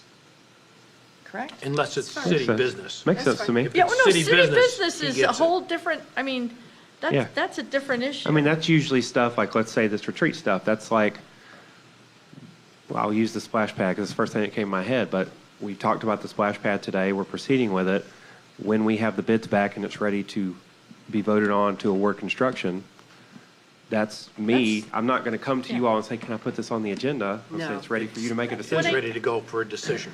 Yeah, I think we're all on the same page there. Yeah, because what I'm saying is, you know, I just don't want a long line of parade of issues being presented to us at city council meetings when we already have fairly A lot long of business. agendas, I long agree. meetings, and other issues. I'm perfectly fine If with it really that. has nothing to do with something that directly affects the city.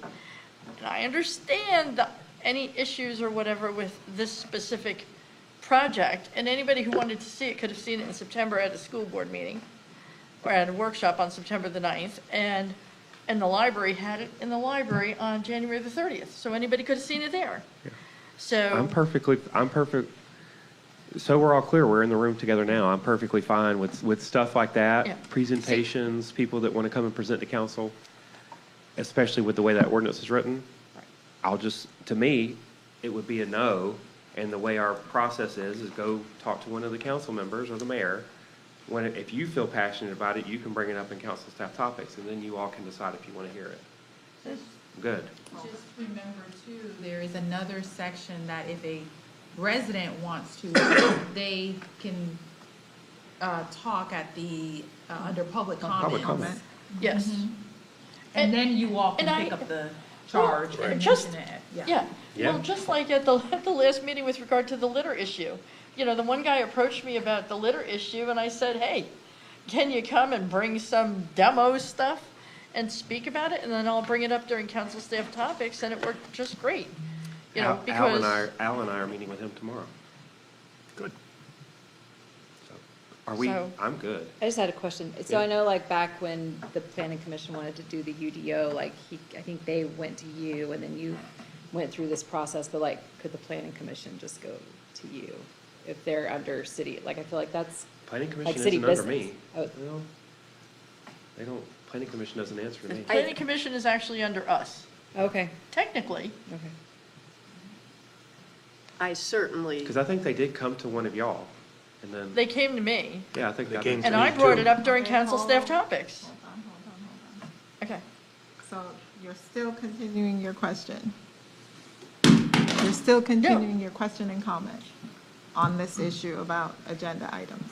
I think we're in basic agreement, except for clarification with regard to where does the planning commission fit in? Is that, I heard 3 people Now, I talking, do, I so, just wanted Okay. to so now we do have TAG and RAG, which are the new ones, and so TAG, you know, they're working on the master plan right now. They've got a draft, a kind of final draft they did of what they want their recommendations to be. I've seen it. I'm going to their meeting tonight because there's some things I would like to kind of talk and hash through with them before they actually present to you all. And they said yes. I mean, I guess technically they could have, I mean, they're appointed by you all, so they could have said, no, city manager, we want to present it. But they, you know, and the way that ordinance is written, they're to, the staff person, the staff liaison is to present their findings to you all at least once a year. So I guess I would be a little involved in that because if a staff person's going to be the one doing the presentation, I don't want to throw a staff person out with stuff that they shouldn't be up, you know, that. could we all agree that we have city committees? We have city committees. Planning Commission, CVB, Airport, they don't come and report out, but, you know, TAG and RAG now, they all have a liaison to staff, and if they want to come in and present, there's the avenue right there. It's through staff and through Justin. Could we all agree that we can certainly give him that discretion? I would think that's appropriate. I mean, because don't we have people from staff, like with our recreation committee, we have Yeah, the someone lazy- from the rec la- that. Yeah, the that liaison's the is- director. Yeah, And so then for TAG, the liaison's the public works director. right. Would that work? Suzanne, what is your question then? I think Or we're what just is- hashing stuff out. I think we're hashing it out. My issue, well, no, the question came up with regard to when the planning commission wanted to kind of like I think that address was a an very issue special to the, circumstance. right, to the city council. They spoke to me, but I brought it up during council staff topics. And that, of course, opened up, well, this is like a recreation of the whole UDO thing. And there was an immediate kind of like, well, yes, we do know we need to do this, et cetera. And it went, And that was, So, I to mean- me, that was a really special circumstance Yeah. request that is not usual with the committees and groups. yeah. I think when they first approached me, they wanted to know what I thought about it. And I immediately said, I think it's great, let's put it in front of council. Yeah. So, and that's what we did, because, you know, we had already it had been done before I was even on the council, because I was on the first UDO committee as a citizen, which lasted, 2 months, maybe? And then, you know, but we know we have to fix a few things in there with the ordinances. Well, and with the RAG and TAG too, you know, they're newly formed groups. I know we had a recreation committee before I was here, but since they're newly formed groups, they have kind of different ways they're set up now than previously. We're still kind of almost with some other new ordinances we write, even with the chicken thing and the bringing the ducks up, there may be some things that don't work well with TAG or RAG. We may have to go back and reconsider how they're set up if it's not working the way we intended. Well, when you're chasing your chicken, it's recreation, isn't it? Go ahead, please. In the case of some of the things that we brought up, like our planning commission, I believe the commission is a little bit higher authority than a committee. I think so, If too. I understand that correctly. And I've said, so RAG So- and TAG are advisory groups. Exactly The planning right. commission actually has power. Took the words out of my They mouth. actually approve landscape plans, elevate, Right. final plat, they have approval Right. authorities. And so I would put the TAG group and the RAG group as sub-city manager groups. They report to the city manager and staff before they get to council. Whereas I see the commissioners over at the planning commission can come directly to us. That's just my thinking on that. I could be wrong on that. That's just my thinking. But if they want, Clint, to your point, if they want to come to us and present something, who Yeah. do they call? They're still gonna call because he handles the agenda, but I don't think he's the one who decides yes or no. He would then put it on, or do you decide yes or no? You won't allow. Listen, I think the city manager has to have full discretion. That's why we hired the guy. I think he's doing an awesome job. I think we all think he's doing an awesome job. Do we trust him to know what to put on a city council agenda? Well, I think in the case of the planning commission, though, I think they should get a little bit more of a say-so in what goes in front of us. Wouldn't you think? Because they're the ones doing all the work on it. More of a say-so than our city manager? Well, I would think that there's going to be a good discussion before it goes on. I mean, they do make decisions that I have no power to make. I'm just not So, following that. okay, are we trying to determine if the commission has the authority to come directly to the council, or do they go through the city manager to the council? So he is the first stop. He has the conversation. Are you saying he should be vetting, having the conversation, or just directly take their information and place it on the agenda? Because it seems like there's a disconnect between whether or not they go to him and what they present automatically makes it to the agenda, or he has the opportunity to look at it and say, this is the information you would like to be presented to the council for the agenda. I think the clarity needs to come. Are we saying they go through him, or they automatically make it to the agenda? What is the? My thoughts on that, honestly, is that I think I certainly need to go back and read the authority and what has been set up for the planning commission. And I'm sure that's in our ordinances and stuff, because you may be right. They all have to go through him. I just don't know exactly what it says, and maybe, Jasmine, you know that section better than all of us. I think it comes down to, too, a lot of that's defined. I mean, when stuff is going before the planning commission and they're making recommendations to you, all that all is spelled out when it comes to rezonings, public hearings that go to, but I mean, that all, That's part of it. I think what we're Set talking process. about with the UDO situation is just a very One-off. one-off Correct. situation that happened. Like, I don't, in my 4 years here, the planning commission has never come to me and said they wanted to come talk to council, except for this one time. Yeah. Well, they didn't, and they came to you, which is fine by me. Hold on, go ahead. Yeah, I would also, exactly what Justin said, but I would also add, typically, the agenda is set either by the mayor, the council members, or the city manager. You definitely don't want planning commission members to be putting their own agenda items on your agenda. That's So it kind of what I was definitely looking for. If that's something that's within our ordinance, I got no problem at sending everything through Justin. I just didn't know, to be honest with you. I honestly, if you're asking me my opinion, I would rather, if the planning commission has something they want to come request of council that's a one-off or something that's not already defined in the ordinances, I like the way they did it, where they just come to one of you or all of you and ask you if it would be a good idea for them to come and ask, and then you all make a decision.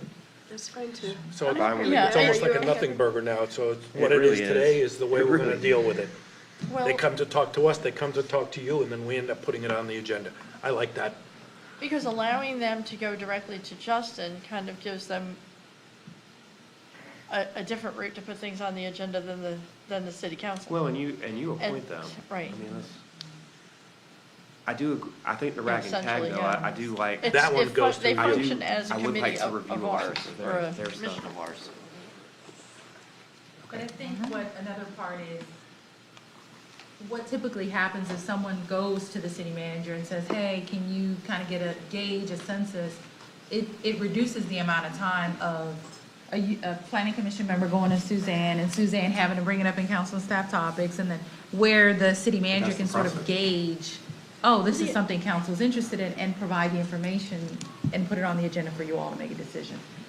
Either way, I'm just saying, you definitely don't want the planning commission directly to say, put this item on the agenda for me, without you all having information. And, you know, we try to make sure we provide you all with memos and documents, and sometimes when third parties are coming forward to give information, the last thing we want, where you guys are at a council meeting and you're like, this is the first time I'm seeing or hearing this, we try to avoid that.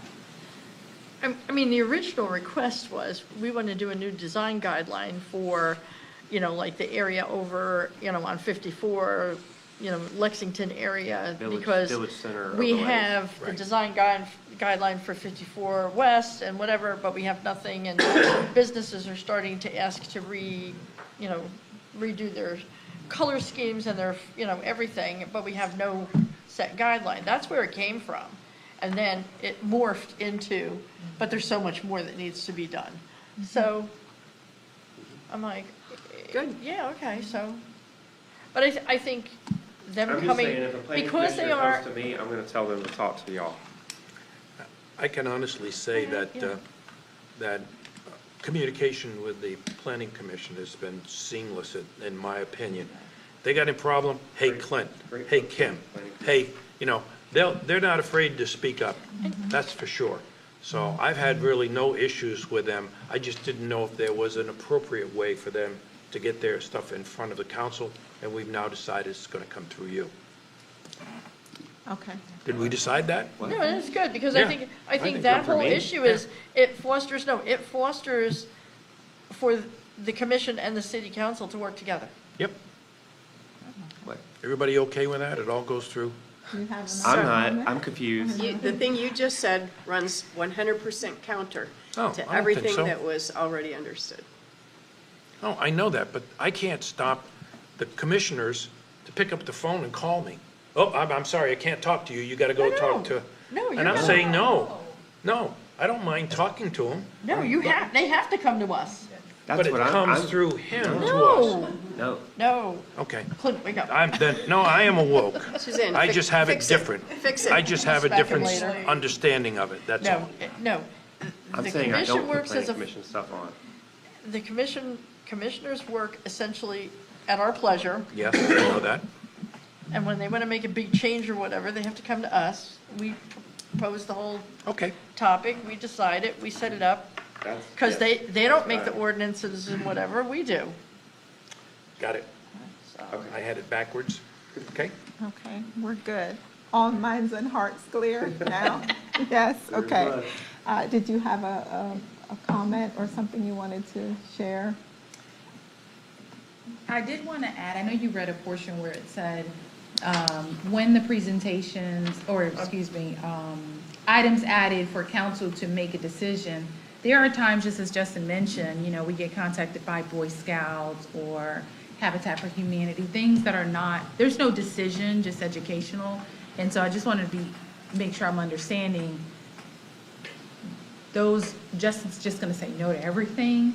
Well, I think I'm not gonna say, no, you're not coming. I think the way it's gotta be is, I think we just gotta have the timeline extended to where, I'm not gonna flat out tell you no, but you need to contact a council person and ask them to talk about it beforehand and let council decide if they wanna have a future. It would just take longer for them to get on.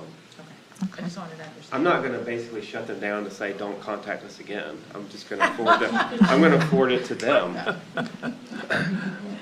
Okay. Thank you for clarifying. Okay. Thank you, Suzanne. Was that your last comment? Yes, or ma'am. Okay, thank you. Justin, I know you had your own list, and you mentioned two that you've already talked about. Is there anything else that you want to bring The only forward other to three council? I have, so I had those two items which we didn't even mention yesterday. The only other three I have are the three we skipped yesterday. Which one is strategic plan. The reason I want to talk about this one is we've talked about plans. We have a comp plan, we've got a path plan, we've got a rec plan, we're doing a boundary study, we're doing all these plans and studies. And I know that strategic plans are something that county cities do. I will be the first to admit, I've never implemented a strategic plan in anywhere I've been. I think they did one in Savannah after I left, so I didn't get to participate in it. But we do, see, in my mind, whenever I think about it, I think comp plan. I think in like the 5 to 10 years of these are our goals and the kind of big things we want to accomplish. So the biggest thing is what do you all envision in a strategic plan, and are we actually, we have it on our list of things from past retreats we've talked about and discussed, but what does that look like? Like, are we moving forward with a potential strategic plan? What are the expectations? I feel like I'm the one who's been talking about this ongoing. Would it be all right with you if I pull together some information on, say, 3 cities and just share it in an email with everybody and see what you think? Canton would be one of them. And the burning question is a good one. Okay, we've got UDOs and Yep. comp plan and all the others. What Yeah, what? what overarching better And- thing is a strategic plan and at for a this- city or not? And at this point, we have a vision, like we have a vision statement, we have our values, which I think are, from what I understand of strategic plans, that's a big part of strategic plans, is what's your city's vision? So emissions What are too. your pillars, Yeah. these 5 pillars we've talked about? So we have strategic things in place.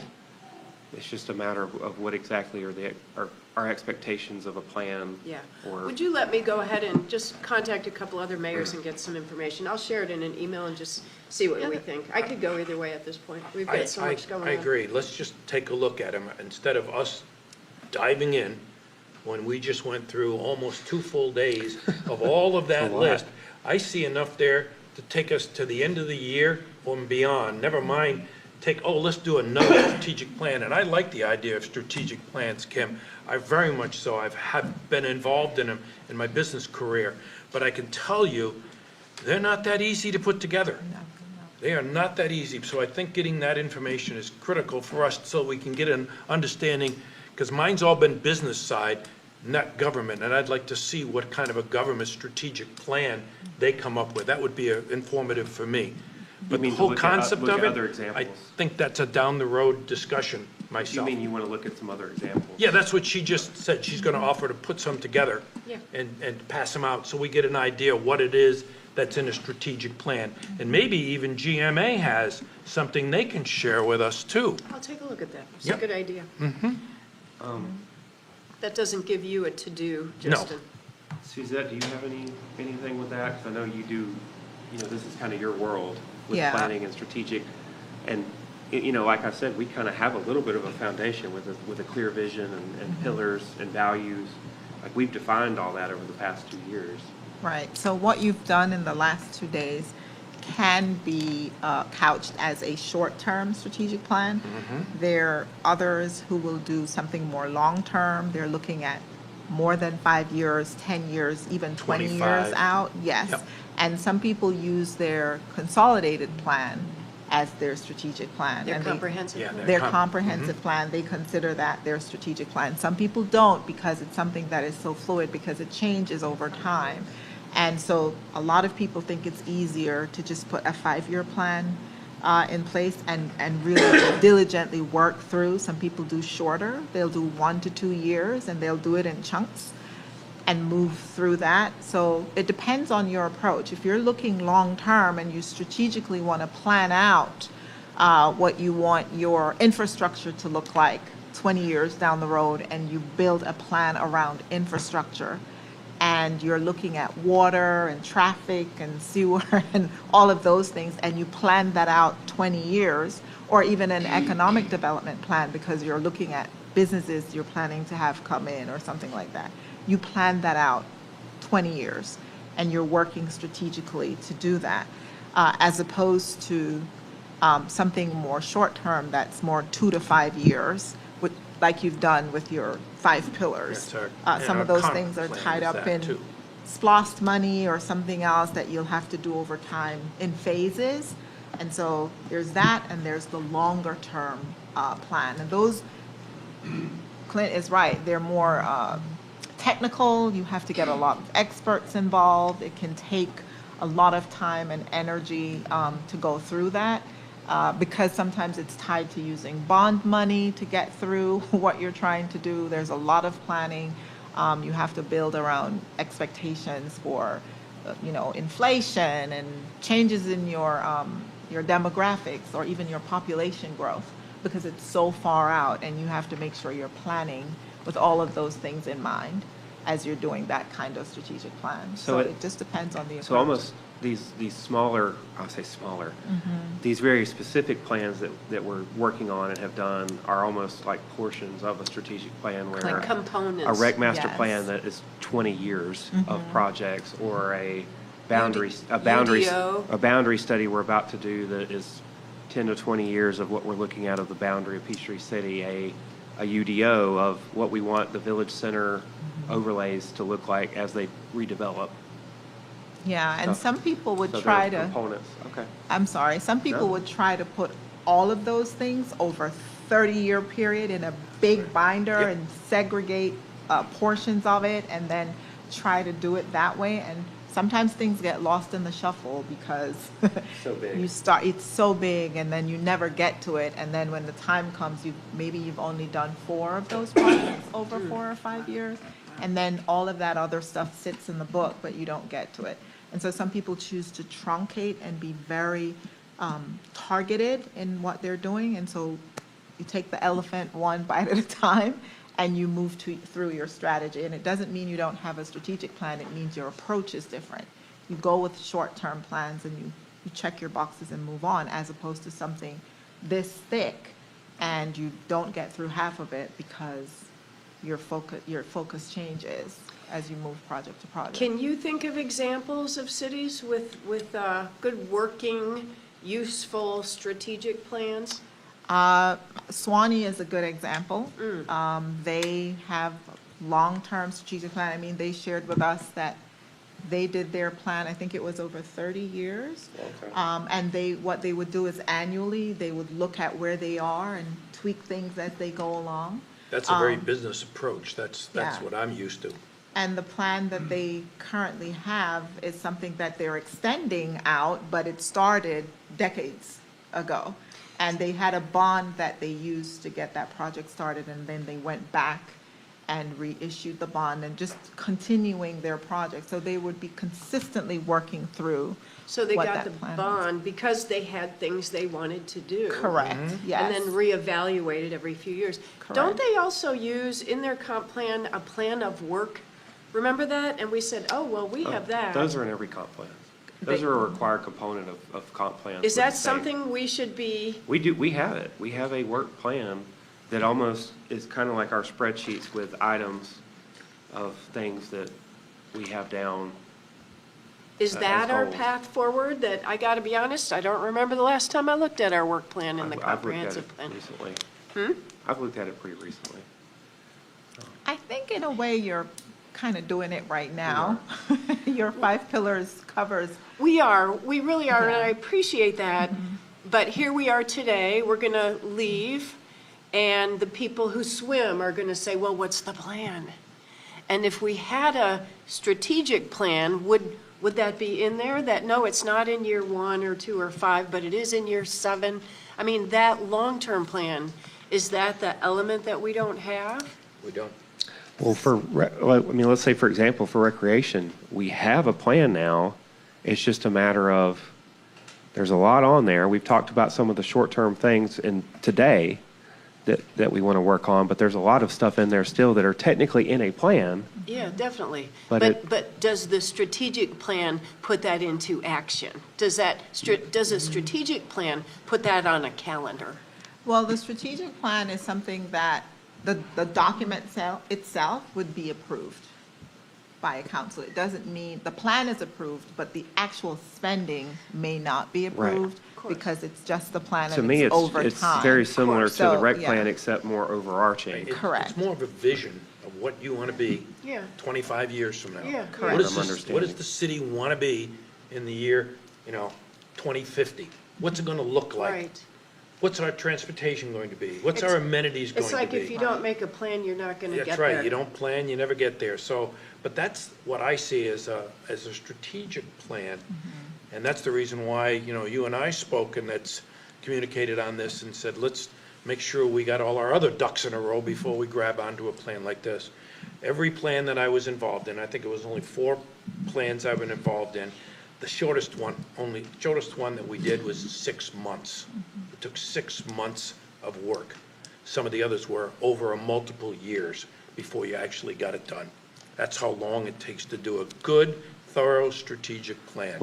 At the end of the And we day, hired outside consultants, and at the end too. of the day, plans are plans.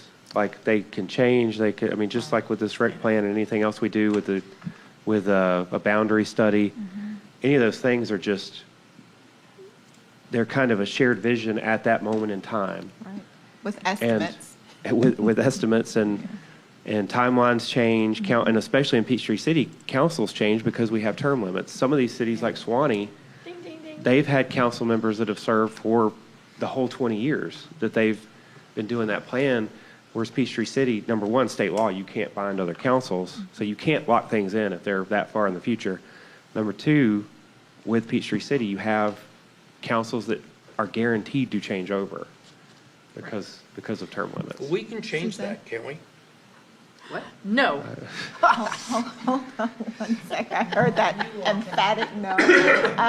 Before anyone tries to answer that, Suzanne had her hand up. Okay, I mean, I was writing notes as everybody was talking about stuff, and I wrote term limits versus same people in office Oh, for there 30 you go. years. There's Me and you. Swanee is your example. And yes, exactly what you said, we can't bind future councils, Right. just like we're not letting any prior council bind us. Well, except for like bond referendums, things that Well- that go out for a vote and it has a specific use. You can't just change those things. Other than that, No, correct. given, but there's probably no point in us doing a strategic plan for a lengthy period of time because of our term limits. Every 2 years, we potentially could change out 2 or 3 members of our council and have an entirely different philosophy, aim, goal, et cetera. So, having a plan that goes too far down the road, in one sense, you're wasting your time. Because it's really hard to have that last long enough to come into fruition. Things change. So, I did want to add to that. I was going to say, Clint, do you have a comment or question? Yeah, that I you do. wanted to I was hold- just hold waiting back for her on? to finish. Okay. Institutional knowledge, I've learned now coming up on 3 years that I've been on this council, is critical for making future decisions. Without that institutional knowledge, you could be reinventing the wheel every 2 years. You're going to be doing something new every few years. And all of a sudden, you're you've got chaos because, oh, we tried that 2 years ago or 4 years ago, and you want to now bring it up? Well, we've already gone through all of that. So institutional knowledge is a critical part of being on council because we've been there, we've done that. You know, we've even got a T-shirt that says, "Been there and done that." But I don't want to sit here and say, oh my gosh, we all need to have no limits on us. I'm not saying that. But I think we need to at least investigate, is that what we have today, the right amount of time on council for the future of our city? I don't know what you're saying. Say that's for you all to He's discuss. talking about term limits. Oh, I'm talking about term limits, that's what we started I with. say, I don't think that. Sorry. It's just, It's with a that, charter change, that would have to and go to you the all don't get to legislator. decide that, it would go to the legislature. Of course, but It's not home rule. That's why I It's said not- no. No, it's not. I'm with Suzanne. But they've changed it before. Yeah, but I think Yeah. it went up. yeah, well, that's what we It's not do, we something make you a all change and then here. submit it, right? That's what's usually done. Well, you all can do a resolution, but it's not a change, you make the resolution to go to the delegation. Okay, and then it would be changed that way, okay. Yeah. So we have some skin in the game by putting the resolution together. Okay. I'm not saying we should do this, I'm just making sure that it's an open, transparent discussion. I did want to say, the reason why there are sometimes strategic plans is because councils understand whether they have term limits or not, 10 years down the line, 20 years down the line, people are like, what were they thinking when they made that decision? And so sometimes the new council is able to go back and look and see, oh, they wanted to build a park here, or they wanted to do a pool, that's why they purchased this, they did this. And that's a good use. It may not be what you all want to do, but I wanted to make sure you understood that there are reasons for that, is because they can go back and look to see why these And decisions were made. To your point, to imagine that cities that have no term limits would have no use for a strategic plan, I don't think that jives, Suzanne. I'm not saying that you don't have any use for it. I think it's just a different use. We said it was There's- a waste, it would be a waste of time. I do think it is a waste of time at this point in time, and primarily because we're so busy with all of these other plans that we have, that granted are shorter-term plans, but they're gonna take an awful lot of work on our part, and it's like, we can't be looking at this and looking at that. I agree. We're not gonna be able to do this if we're looking, so, I agree. so there is a, like a, we need to take a hiatus from the idea of doing a long-range strategic plan right now, I think. Because we have so many things We that do. are just so pressing coming up, you know, and we have an election this year too. So, you know, there's that. I'd like to look into it and share with you. It won't cost us anything if I do some searching with other councils. So I'm hearing it's not a burning priority to get something like that off the ground. I hear you. Okay. All right, next, we talked about this one yesterday, but we didn't really come to any consensus on anything with the min-max for the general fund balance. I feel like I already kind of, We had what, 37, 50, 60? I don't know. Let's forget Frank's about not that. here. Good thing Frank's you brought not that here. up, yeah. I am, well, so can I propose, I personally like the idea of a range.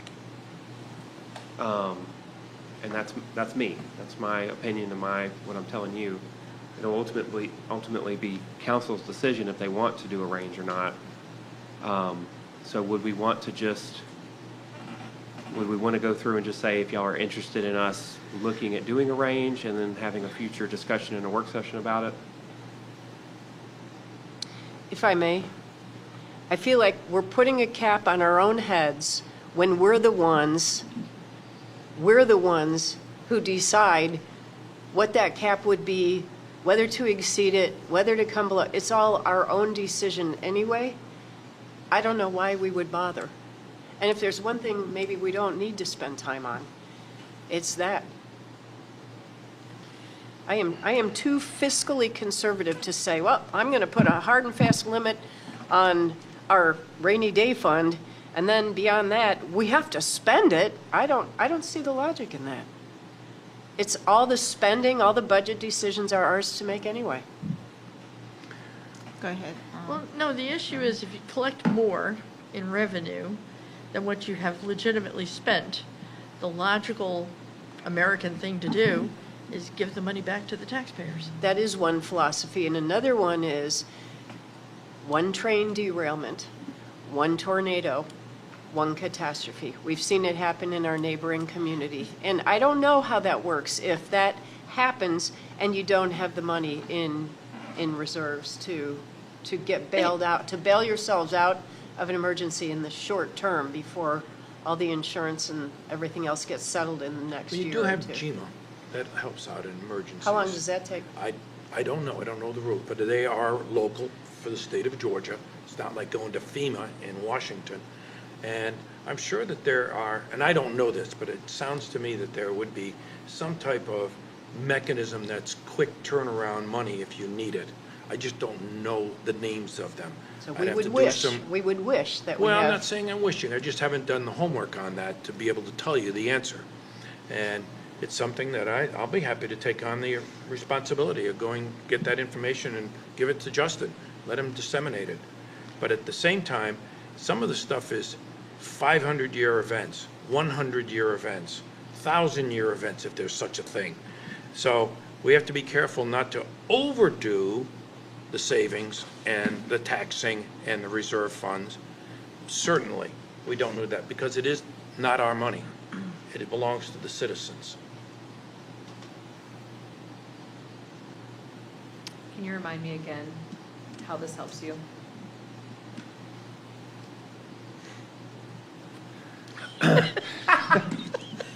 I'm tired. Because you're saying you want this. I think with a range, number one, you're being more transparent with your tax base, with your taxpayers. Number two, as staff, it helps when we're talking about something like bathrooms at Battery Way or something like that, to say, especially right now, if we adopted like a 50% range, we're above it. So it goes ahead and triggers, okay, we need to spend down to get within that threshold. But number two is once you get within that threshold, you start approaching it. That's kind of a trigger to staff of, okay, let's relook at our revenue, let's relook at our expenditures, and also relook at maybe some capital items that we've been hanging on to build our reserves up that maybe we could spend, we could get with council and see what they think about spending this on this needed thing. Because as of right now, with my job, it doesn't look good for me to come to council and say, we need to balance this budget this year. I want to spend $2 million of fund balance because we need to do X, Y, Z. Whereas if we have a policy that says, well, the threshold is this, we're getting close to it, just to get back within our threshold to be in our healthy range, we have this project we've been sitting on for 2 years that we think we could do, and I make the recommendation we spend it instead of just saying it looks like we just need to operate in a deficit.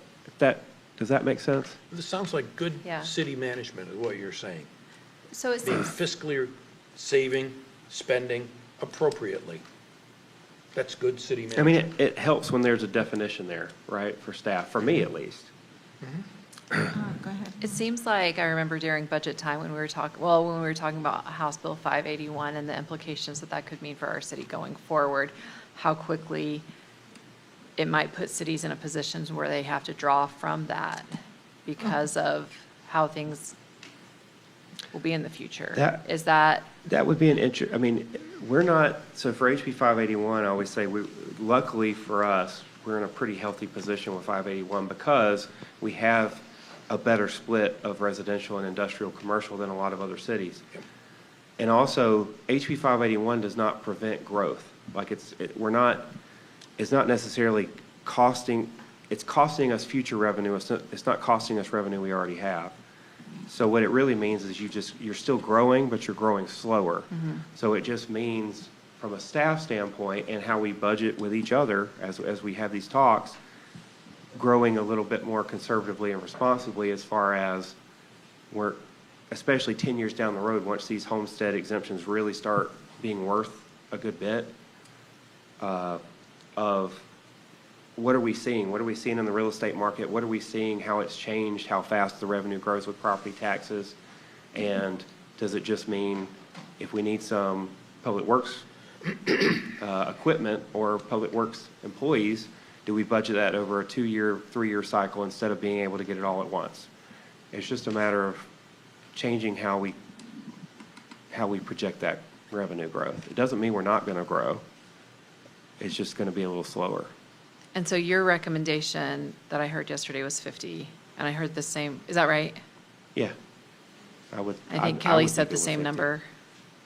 Oh, And so Kelly right said about now- 18 different numbers. Kelly said a- Most of Kelly them said are I think she 100. said Kelly 100, wants 100. and then We all I had a think good she laugh at that. said, She said 60. I think she said she would be comfortable with 50. That I No, think she didn't say that. She said 60. Oh, no. 60. Did she say 60? I think thought she you was said trying to get 60. me, I thought I think she- she was trying to get me to go up to 60. 60. Oh, she wanted 60, is that right? Yeah.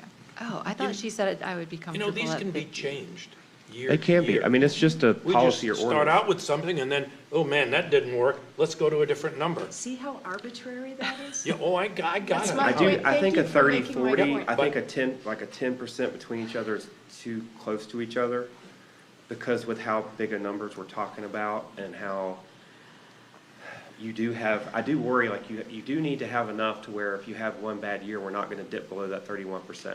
Okay. Yeah. Or two, so I think 40 is too low. The 50, 60, I think I would be okay with 50, but 50, 60 is where, somewhere in there I would be good with, if you ask me my opinion. Well, I think. up to you all. If we set it at 50 or 55, it forces our hand right now because we're above it. Yes? So why don't we say 60, so we aren't forcing our hand? No, one of the things that actually, I think I said, was set a goal, but set a time frame to reach the goal. Yeah. Like, if we're gonna establish 50%, make sure, like, if we're at 57 now, or whatever the number is, that we reduce it by 2% in, like, over the next year, and then until we get down to the 50, and then it's a matter of hovering right around the 50. And if you're just a few dollars over the 50, it doesn't make a big difference. It's just, that's the goal, so But it would be forcing our hand to spend 2%. not spend, give back to the Oh, yeah, yeah, yeah. taxpayers. Oh, yeah. Or appropriately use the money out of that fund Yeah, fair for enough, something yeah. that's gonna be like a one-time kind of a thing. Well, I was and gonna not say, have it- to an me, in it re- it- perpetuity, maintenance, whatever. Yeah, no, increase, no, I you know, get your kind of a- point, yeah, we're right. To me, the spend is probably the better word because if you're making ongoing, I'll just say, if you're making millage rate cuts, that's permanent. And so that comes back to balancing. If you're trying to reduce the fund balance down, one-time payments are the better way, one-time things are the better way to do it because when you do something like that is permanent and ongoing, can we sustain it? That's the biggest thing, is if you start Exactly. dropping 2 to 3% every year and then you can't stop it without raising the millage back up, you don't ever want to lower the millage and then have to raise it back up. So Yeah. Don't take this the wrong way, but the perfect budget has the exact correct amount of revenue projections, the exact amount Oh, of yeah. expenditures. That doesn't exist. And at the end of the year, you have zero balance. that doesn't Everything's exist. perfect. But you're But I mean, saying- that's the perfect scenario. So sometimes you feel uncomfortable coming to us saying, I'm recommending using some of our fund balance. Haven't done it yet. There's nothing that I have ever brought to y'all that I feel but I could see Well, this. things were brought to us this year. I guess you weren't the one that brought them to us. Right?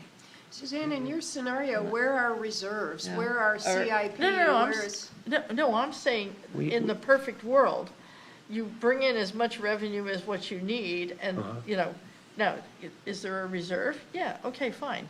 But what I'm saying is, you wouldn't be facing a deficit at the end of the year, and you wouldn't be facing a big overage. Sure. The ideal budget is the one that does what you need and doesn't result in a deficit or a huge surplus. Or the ideal Because budget then is the one we say that you're not overtaxing we're going to your do. citizens But to compared answer- to what you need, To what answer you're trying Ken's to. question, which I think is a legitimate one, What about CIP? What about these others? They should be in the budget that you have. If it's So properly they'll be in there, projected. and Yeah. that's, Yes. at least gives you the They ability are. to put it in there. There's a CIP portion, there's an expenditure portion, there's personnel portions, and they would all be in the budget, and then you balance it up, as opposed to separating out CIP, and it's not part of the budget. It's CIP separate. is part of the budget. What's that?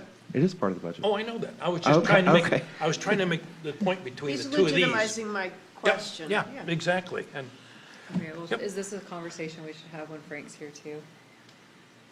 So you can have some- I think that would be fair. I think he would want to have a say I think in I this. think the determination, the decision, yeah, yeah, we need to. discussion, I think, is Yeah. fine, but decisions definitely have to be frank We, here. we talked about this in the July retreat. I think I mentioned it near the very end.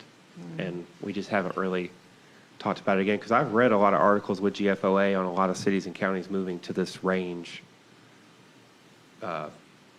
policy with min-max instead of just min. Maybe you could share one of those articles. Sure. I think I did. Honestly, you saying that Yep. popped in my head. I think I actually sent an article from GFOA about the min-max ranges. I'd like to hear more about that. Yeah, Sure. Okay, Well, Okay. so more discussion. I, I don't want to make it all discussions all the time, ladies. I'd like to make some decisions, but I'd like to throw out some ideas out if you can allow me to do that. No, The your ed- time was before. No? Yeah, I thought it was Justin's turn. Okay. I'm sorry, it's your turn, go ahead. I got We've one got more. more? Oh, okay, well, Well, I got- no, I'm talking about an idea on the discussion of what we're having right now. Oh, That's what I meant, not new points. I happen to like that 31 to 50 as a starting point, and then we decide at that point whether to go up or down based on the budget and the money that comes in next year. So at least it gives us something for Justin to work at, as opposed to not having any decision made. Now, we're not going to get a vote here because we don't have Frank, but I just think that makes good business sense to me, to put the guide rails on for what Justin, how he manages our business, our city business. Are you suggesting 3150 and not the 31 to 60 that was brought forward? That is correct. And Okay. we'll adjust after a year or so of seeing what kind of results Justin comes up with. Is that the consensus of the rest of the board, or do you I wait think for we just, Frank I to wanted come some back? more information. I'd like to read the article and Okay. okay, get a little bit more information. okay. At least you know where I Suzanne, you stand. want to read the article as well? I'll read the article. I'm leaning to 31 to 50, but, I think we do need to have further discussion with Frank here and just see which way we go. Yeah, okay. And Mayor, you're about the article too, for more Yeah, What information? Suzanne said. I think Got we it, have further okay. discussion. All right, Okay. further discussion plus the article. Okay. All right, last item I have, and I saved it on purpose, is future council retreats. Is the way we left the July retreat, and it's on the pillar spreadsheet, is 2 council retreats a year. One, which is this one, being staff and council, and then one, and that being local, and then one in the summer, which I think we said August because we did July last year, and I think we had a couple people want to do August once school had started back, and do it away. So that's what was stated and had a consensus on at the July retreat, or July retreat last year. So I just wanted to bring that back up because we're in a retreat now. Is that still what we're looking at, or what are our plans for future retreats? I think this was very valuable time. And I think that was a good decision then, and it's still a good decision now.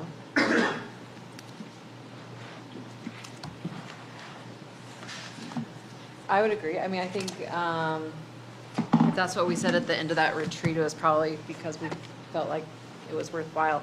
And even in this retreat, there was something that I learned from, going to Swanee that I think, I like to see other places and learn and see what they do and things that we can adopt and implement here. So I felt it was worthwhile. I mean, I'm not looking to I don't love leaving my family and going someplace, but I did feel like it was worthwhile. I would be willing to have another retreat in August. I do not want to leave town.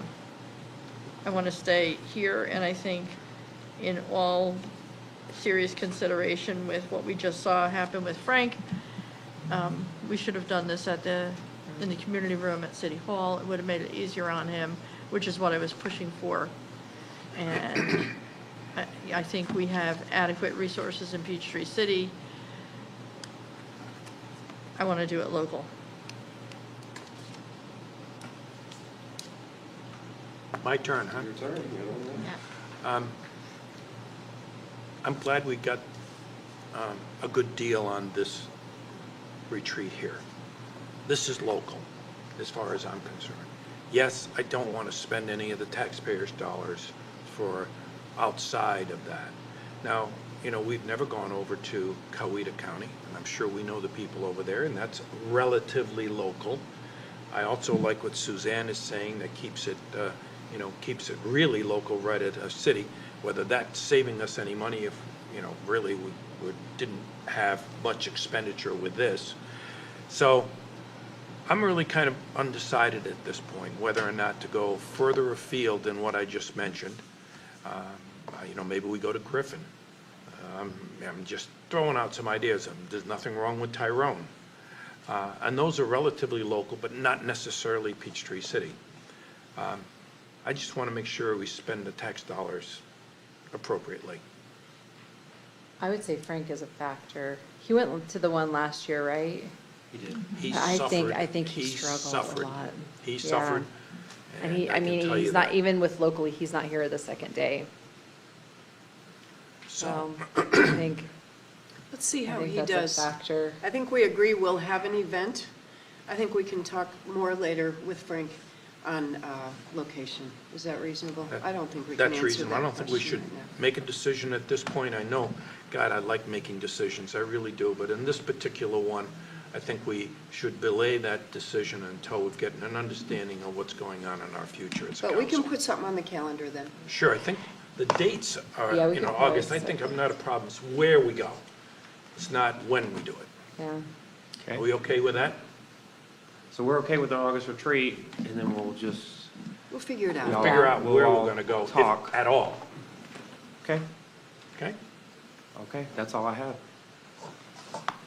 That's all I had, Suzette.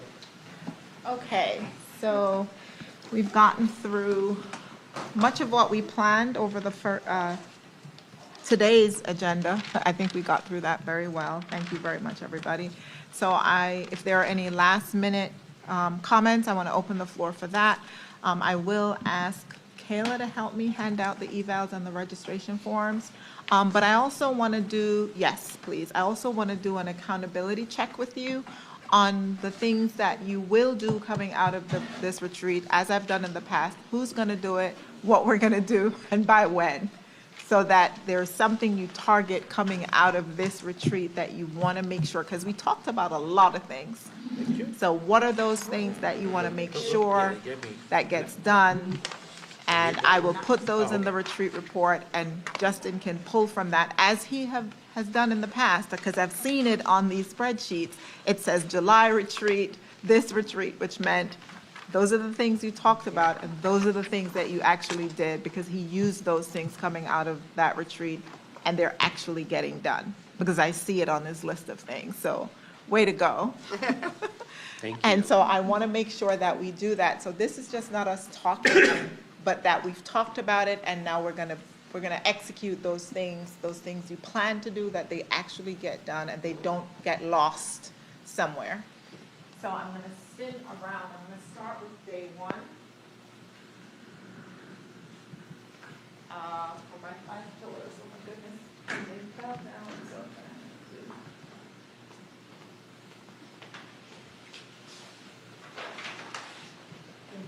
Sheet by sheet.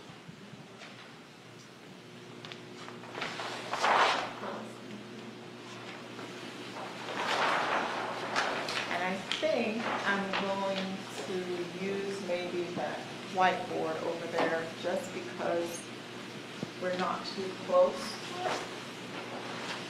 So if you can see back here.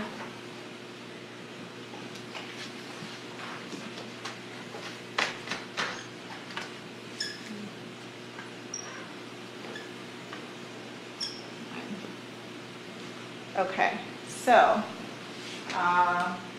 the North Hill project, you decided you wanted to do it in summer of '25.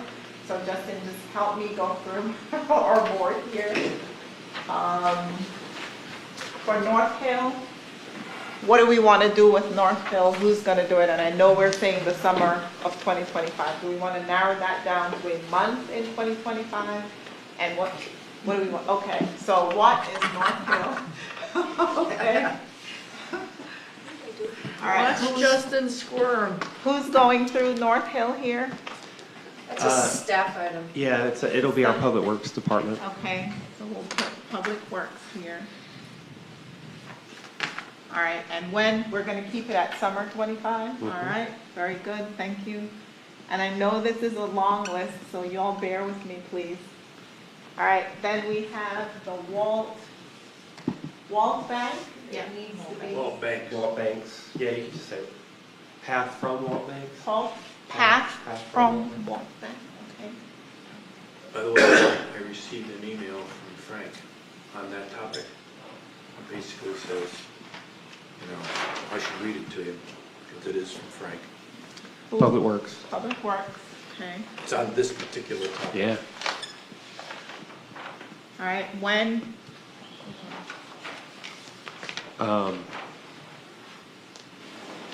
Not sure they put a one on that. That one's probably gonna be 26. 26, okay. All right, see, it's already pushed out a year. I'll just, Okay. that one's complicated. The The next, comment from Frank is that he had received a number of notes from, I think it's Peachtree Bubble, and basically they were asking what the status is, and I think we're doing that right now, what the status is. Yeah, I got an email on from a Walt resident Banks- last night asking on Walt Banks, about it. Peachtree City. It's a complicated one, but it's a SPOS Yeah. 17, you know? I think that's important, that it's a splosh. Okay, go ahead, Suzette. do you sorry. want me to put SPLOST? So you No, I mean, we You have, know? we have all the funding sources and what they are captured in that spreadsheet. So so- you're fine with, you know exactly what this is? Oh, yeah. Got it, all right. So the next one is a little complicated. I think we just kind of threw it out there as SPLOST projects. And there needed to be a summary of the itemized projects plus the impact fee, so we kind of know what is out there from past and the 2023 and what impact fees are with those, so we kind of have an idea of exactly what those projects are. And I said I would have that for y'all today, but really with what we were talking about today, it didn't make sense. And I want to actually make sure my numbers are right, because the last time I updated it was probably a few months ago. Okay. So if you'll give me some grace, my objective will be to have a spreadsheet like this out to y'all either this Friday or next Friday in my weekly email Okay. in the next week or two. And to have kind of a summary of all that. Do you want me to add any of this information to the spreadsheet? No, not that one. Okay. No, not that one. I'm talking about the who and the when. No. Okay. Well, I mean, with the when, you could add that over to the notes, like just the discussion.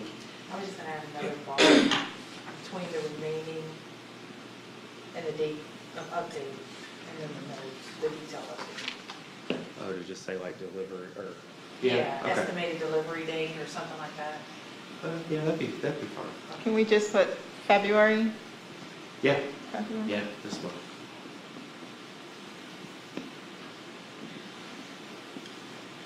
Okay. Then we talked about the splash pad, but I think that's gonna be lumped into those 7 projects that were prioritized as a part of the, Sure, but you The can rec- put it, put it? splash pad, who is recreation, okay. when is summer 2025.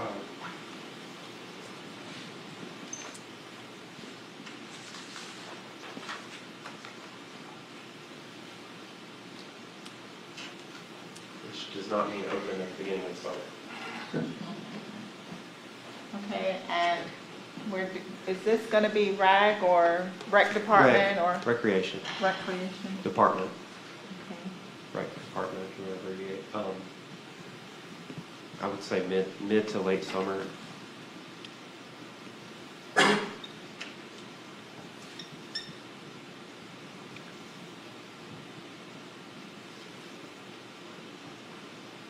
Okay. Path connectivity to highway. Path connectivity to Highway 74, Kelly Drive to businesses. That's the Gilroy's one? That's Yeah. the Gilroy's Yeah. path? We were gonna check with GDOT on that? Yeah. Yeah, that'd be the first stop. Yep. That means you. Yeah, I know, Okay. that'd be me. I think you're just, at this point, you're checking feasibility of actually doing it and getting their approval at this Yeah. point. That would be the first, Not worth putting any other work into it. right, don't put any extra work in that.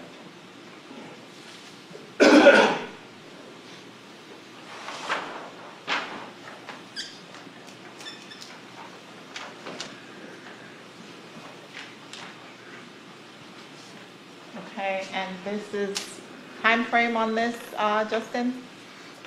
To talk with GDOT, Yeah.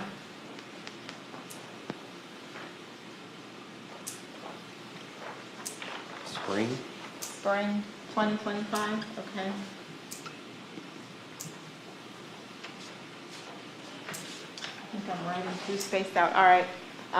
Peachtree Parkway. No trailers. No trailers, traffic sign needed, do you remember? Yes. Okay, What job is there that will be out? Spring. spring, so Peachtree Public Works. Parkway, all right. Jonathan did make a note that He did. see him writing, he's gonna He was check that taking out. notes.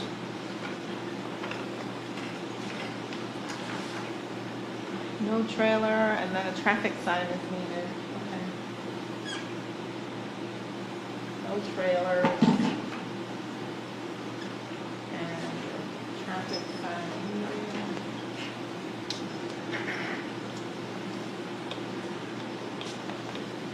And this is Public Works again.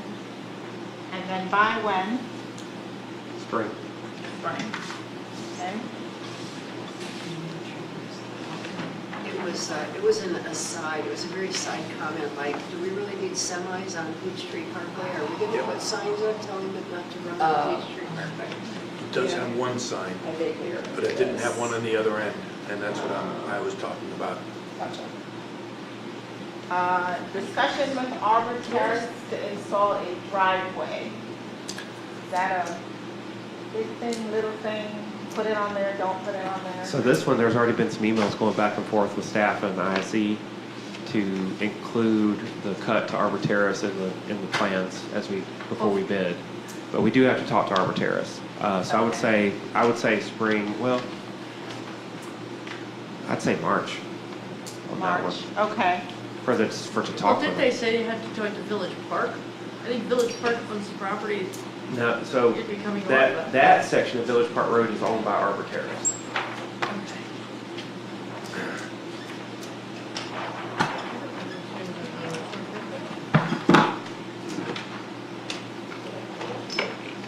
But there were already emails going last night about that. Good. About Arbor Terrace. Yeah, about the roundabout and then a cut from Village Park Drive into Arbor, like a back entry into Arbor Terrace. And did you say spring? And is that Public Works?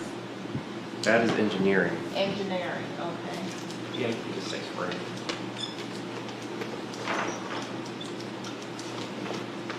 And this is gonna be spring of 2025? Okay. I'm gonna put page 2 over here. I'm gonna put page 2 over here.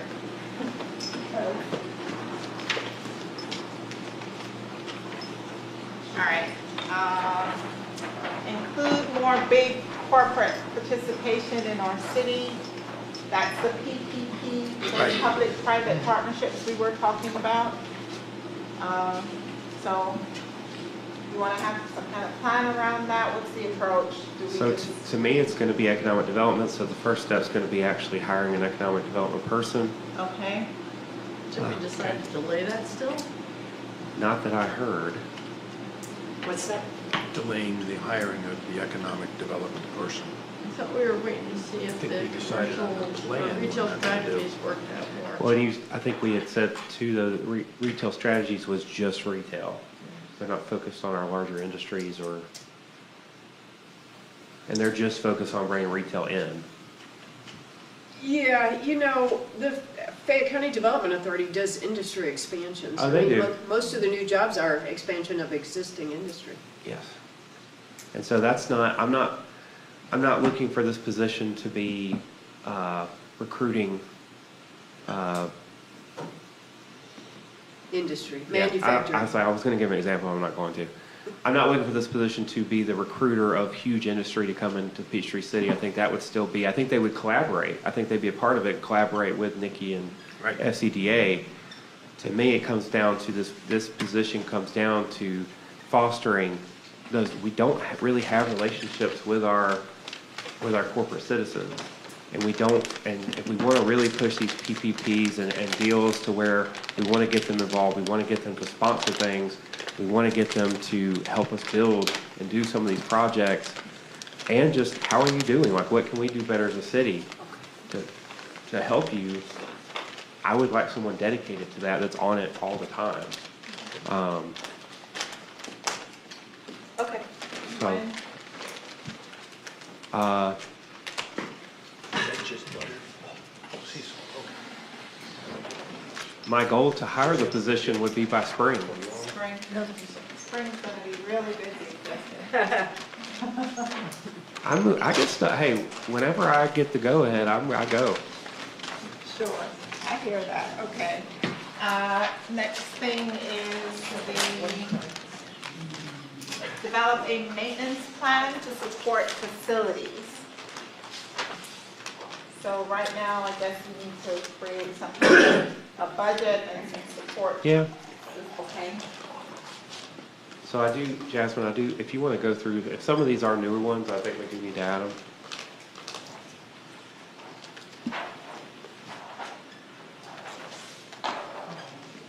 Do you want me to place them within the pillars? Yeah, and create a Somewhere new, within the- February 2025 retreat. Oh, no, I know that, but I'm saying like, you and I are gonna have to meet to figure out which pillar they go under. Sure. Because I did some the other day when we were within those categories, but some of these, like a You maintenance can plan, just I add don't know. a whole, Maybe sustainability. you can just yeah. go to the bottom and just add them right now if you want. Okay. Engineering.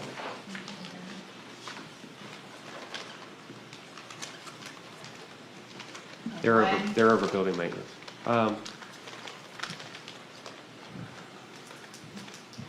Fall. Okay. I envision this as coinciding with some budget things. Right. All right, so then now we're on page 3. Just gonna put 3 here. You want to wait till fall on that? No, we're Not already that actively doing it. Okay. It's just like, we already put things in place in the system. It's just a matter of when do we feel like we actually kind of have something that's working. Does that make sense? Not to start. This is not to start. So we thought of a plan, but now someone requested a report that talks about how we allocate and spend for maintenance of our facilities. So is the plan and the report one and the same, or are they two separate things, and when will you provide the report? I think once we have a good system set up, we'll have better reports. Okay, But I can do something now. okay. It's in the budget, right? I could show every maintenance budget line we have, like a report easy.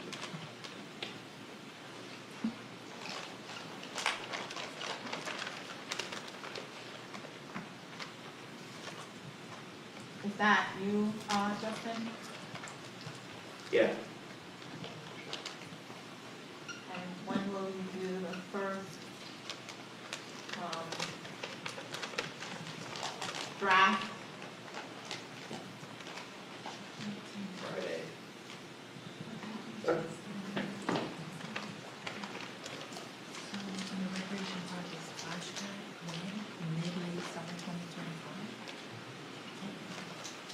So what our directions told me. Wait, that's the fence? Or that's the splash pad? You all did a lot of work, believe me. 6 pages of this. There was conversation about allowing health insurance benefits to council members. And to draft something for consideration. Are we moving ahead with this? Right, or- yeah, we decided to do that, that it would be for the new budget year, October 1st. Okay. Yeah. That's Yeah. right. Yeah. HR is, that's under HR. HR. Yeah, that would be HR. And when do you need this first draft? It should be, our renewal cycle is gonna start October, like our, let's say, what's it called, Open enrollment. open enrollment. Open enrollment is in October. Open enrollment, the new plan year would start in October. Well, we would need it before that, so it could be within the budget. Open enrollment would be August and September. Yeah, but we're probably gonna need that by April to, so they can You know budget. what it is? Yeah. Does it need to be enrollment? Mhm. They have a section of the salaries. I emailed you all this, earlier today. And it did not, it doubled. It didn't, I think someone mentioned that in 2008, the salaries dropped. They actually doubled. Oh, okay, that's Yep. interesting. We Yeah, talked I've heard about the- I've heard the opposite. Yeah. Yeah, that I seems emailed to them. be Had it- not true. The ordinance. Yeah. Had it dropped higher than that, though? No, I went, Tonight. I went back to 2001, and it looks like it only increased. So When's the last- I ran for the first time in 2009 and took office in 2010, so lucky me, that means I would have made 6,000 a year. Instead, it was 12. First draft, Did you say April? April? Okay. Did you say April? Yeah, I would say Did you April. May? April, okay. Can you put HR and legal, because there was some Yeah. parameters you all were looking at, Attorney. so we're gonna, yeah, Okay. perfect. So the summary, I don't think I got a date on the summary, I'm sorry, I'm going back one and then coming forward. What The is it? summary for Oh, this Friday. this Friday, okay. That I'm was the serious. 15th, February 15th? 14. 14th? That was 14. Oh, wow, Justin, really? Funny time. That was all the stuff in the Just world. another pretty day. well. Okay, and then for health insurance, that draft for the proposal for having council members. We said April. April? Yeah. April 2025, okay. Thank you. Low-hanging fruit. Mm-hmm. Creative report. But then we wanted to review the weapons policy at the Fred, We nixed that one, I Say, I thought. think they're, Yeah, we nixed that one. okay. we nixed I was it. down, I think I was downstairs with Frank during that one. Now, this is the one that that the chief came up and says, you know, No, state. She the said state- you can't do I it. think Can't I do wa- it. I think I walked in It's here a and right, I public was like, venue, you "That's cannot weird." restrict. You're talking about alcohol, and I was like, they can bring alcohol in the court. Oh, And I had yeah. just walked in. no, And Jill said, well, then why are they checking our bags? umbrellas, And they then said. umbrellas And if in a you- fanny pack. I if you believe buy that. Yeah. Okay, so we moved to our open discussion and then we, Well, the state law is related to guns. I don't think it's related to knives. right, it was the review of the weapons By the way. policy we mixed, but the burn ordinance. My iPhone. So y'all talked about burn, I wasn't in here. We did. What did y'all say? Which one is that? The burn ordinance, So I had brought up the fact that we had emails about people who were burning every day, and This was on my list, and I forgot about it. and Clint said, yeah, there's people who are frequent flyers, and that burn all the time. Every day. He said that they are working on bringing some information to us about it. Because I talked with the fire marshal, and I actually am not well versed in burn permits, so it is not controlled by the state, it's controlled by each local jurisdiction. And there are cities that don't allow burning at all. Like, you know, you can have fire pits and stuff, but you can't burn. Can't burn your garbage and What do people stuff. burn? Their debris, like garbage? Cardboard, leaves, Mostly things like that. leaves Mostly and leaves and small It branches. produces a lot Oh, of and smoke. nasty smoke too. Yeah, So it is home rule on that okay. There is a statewide burn ban, period, during Right. certain but we times. cannot change that at Right. all. Yeah, it's only when that statewide burn ban is not in effect, then the city. Do you know when that is, off the top of your head? May through October? May to October? Okay, good. Yeah, it's That's good. I'm good with that. It's during summer. It's during summer. Trying to remember. No, but I was may just be wrong. interested, like, if you live right beside somebody who's burning every day, we've gotten emails where she's like, my neighbor burns every day, my house is filling with smoke, we have asthma, things like that, I then, feel bad for these people. I would, That's almost as bad as Halloween decorations on the lawn of houses that are out there Those year are not round. I would say this is Halloween worse. decorations. Those It are could be more- worse than Those that. are this lawn is smoke ornaments. coming into your home. one quick Let me say this, the decision was only to look into it, what are other cities doing, not create an ordinance. Correct, and I was gonna put a Okay. dash and Okay. say that, so it's to Review. look at, best practices for Yes. other, okay.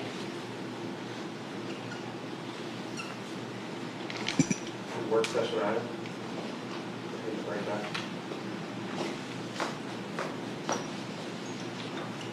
I'm glad y'all talked about that. Glad you brought that up. Will. Yeah, I didn't realize you weren't here And for so it. by when, do you recall when, They did not set a time frame. by when do you think the fire department folks can provide that to council? Let's say May, since May, we were in April a okay. few times. Thank you. All right, you all did a lot of work. Include fire and police department on the boundary discussions. Don't know when those boundary discussions are happening, so this is a note to So self, the boundary study is already one on the spreadsheet, okay? of course, so we can make a note from that project, make sure fire and police, So not but they necessarily absolutely put will here. be. Just a note to self. That was good input from But them. the boundary study's budgeted this year, the RFP should go out soon. Do you want that note on this document, or you already noted it on yours? We're noting it. Okay, good. All right, one last thing. The weapons policy we mixed. Okay, review and revise ordinance on swearing officers, combat, scheduling Glad y'all conflicts. talked about that too. For swearing in, Man, right? y'all That's the talked about swearing some in. things while I was- Yeah, it was good. Let's just get that ordinance changed so that she can swear in as needed. The chief. Right, Yes. she'll go down the order, 1, Yeah. 2, 3, 4, she said. No, I don't think that's what she said. Yeah, 'cause Sometimes they- she wants to be able to swear them in as soon as they've Yeah, graduated or whatever, right on the spot. Right. Because their family is there. Yeah, or another judicial Well, officer. and we've had times where you're out of town, and then Frank, when he was mayor pro tem, couldn't do it, Yep. and then we were stuck.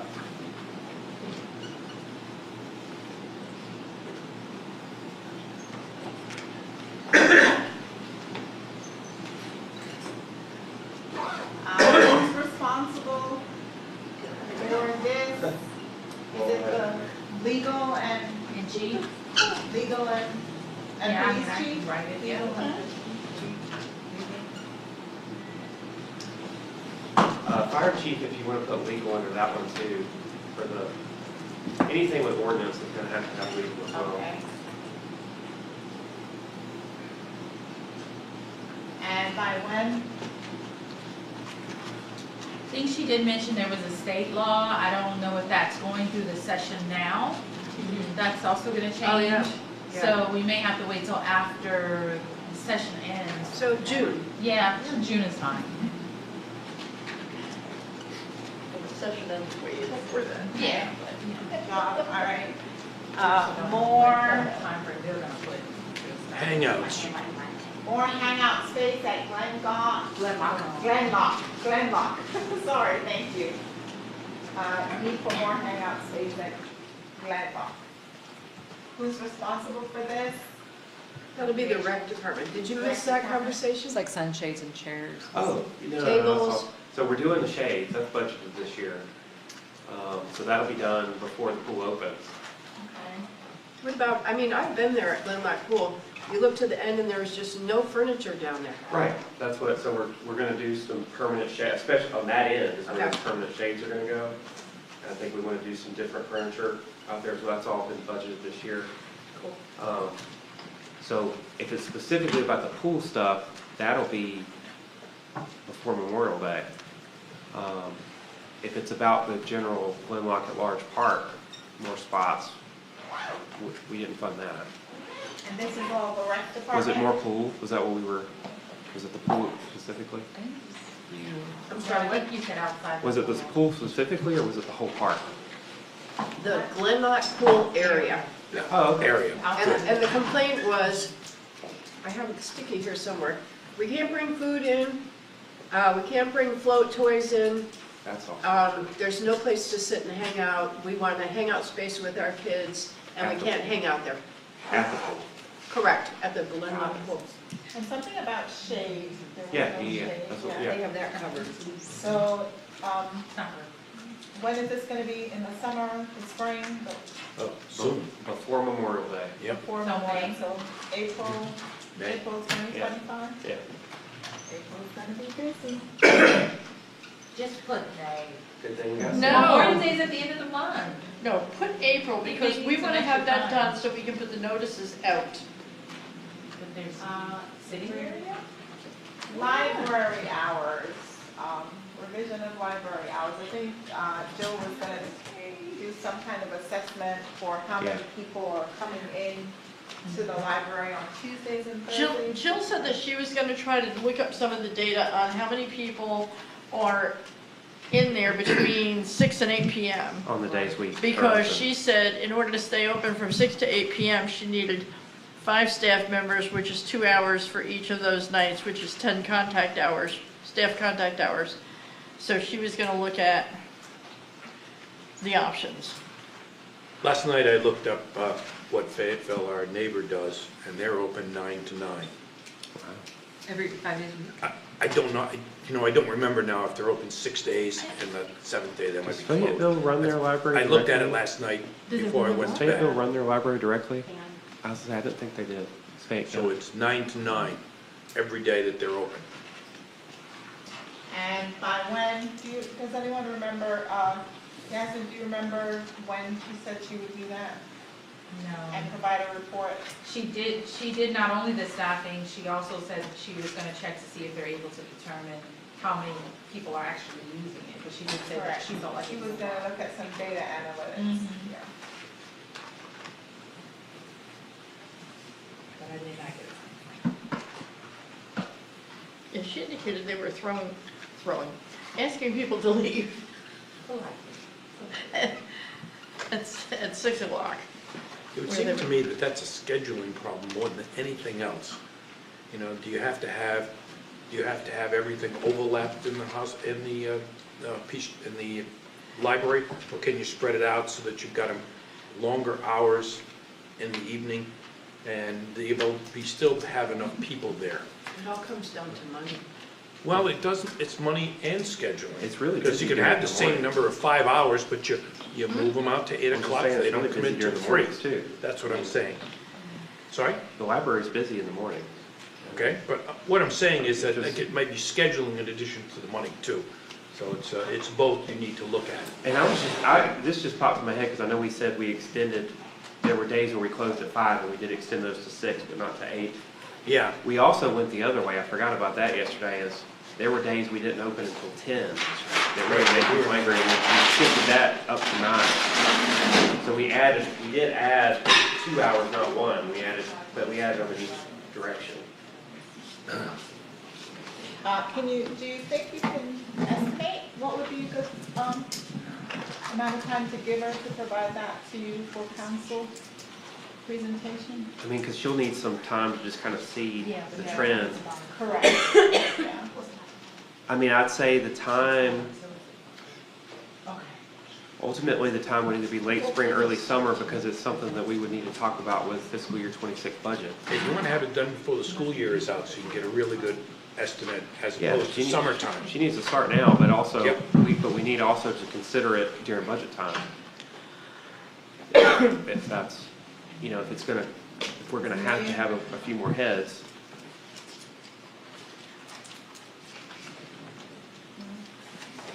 Would May be a good time to get a draft, a first draft? Yeah. Yeah, she's good. February, March, April, yeah. Last note, the corporate sponsorship and collaboration would really come up under this strategy to include public-private partnerships. Are you all comfortable with leaving this here, or do you want to add a separate note about I think it could go corporate together. sponsorship and I think collaboration? they're kind of saying the same thing. Correct, so I will leave this here. Okay, thank you. That was our day one. You all did a lot, as you can see in your day one. That's why I was so tired. Time well spent. You weren't here for half of them. You were like, I gotta talk about that, I gotta talk about that. We talked about a lot more than what's on that board. Oh, Yeah, oh, yeah. Oh, yeah. Okay, so, but some of it you took action on, so I guess the things you need to do is what's being shown, not the things you've already decided. Well, yeah, a lot of it was I gave a lot of updates. Correct, so, I'm more focused on those things that you want to carry on in your discussion. Okay, now, day two. Do you want us to roll this over so you can see it better? The whole thing? Hold it closer. I guess I could do that. I know there's a camera pointing that way. I didn't want it to appear Are we still that I being, wasn't being we're still transparent. on? Yes. Oh, Yes, okay. we are. Good. So I was trying not to appear not to be transparent. Okay, so day two, thank you, Ben.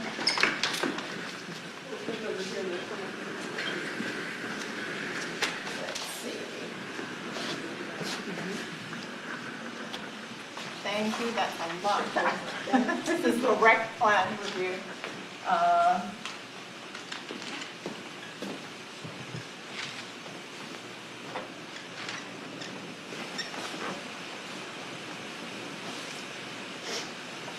Oh, it's the master plan, by the way. Okay, so what, who, and by when?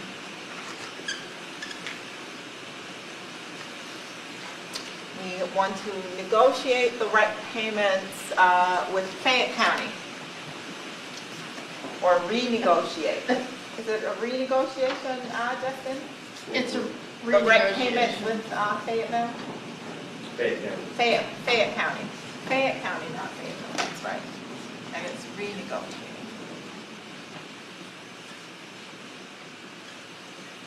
Let us know how you come out on that, Justin.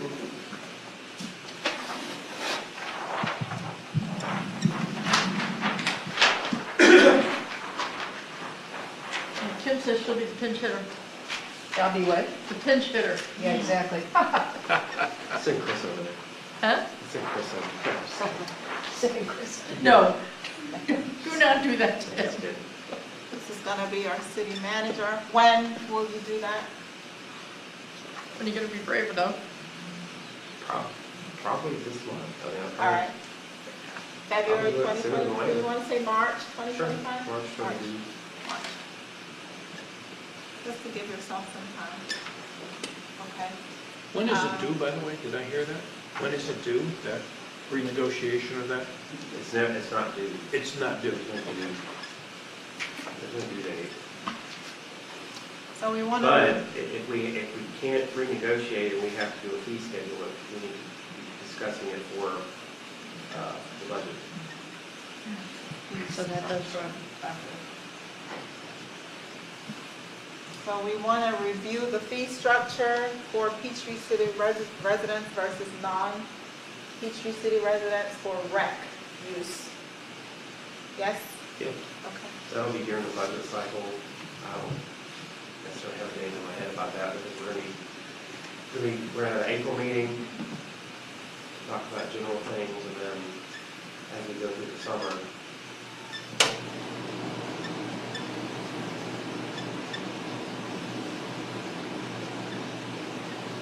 I don't know, can the wind be the when budget cycle.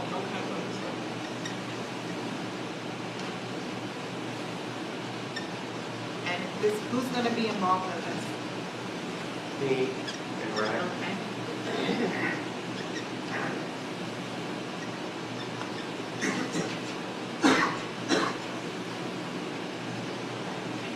Along with the rec director? Yeah.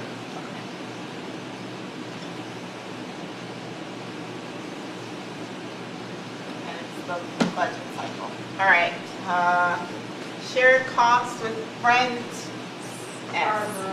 Sharp, did you say Scarborough? Scarborough. Okay. Shared costs with.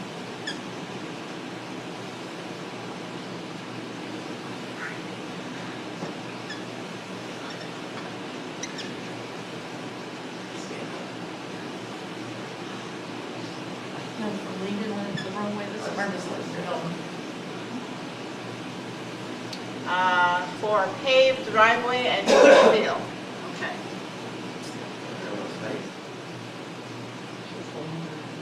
We do too much. And you all did a lot of work, oh my goodness. I bet you didn't think that. Who's doing this and by when? Me. City manager, you're going to be a busy man. And when, sir? March. March. I mean, it's just talk, right? It's already done. April, May, June, July. You have a lot of phone calls to make. June That's or March. July? Yeah, let's say by June. June. So I can- 'cause I was thinking like March initial phone call, but I guess if we want something more concrete, give it a little more time.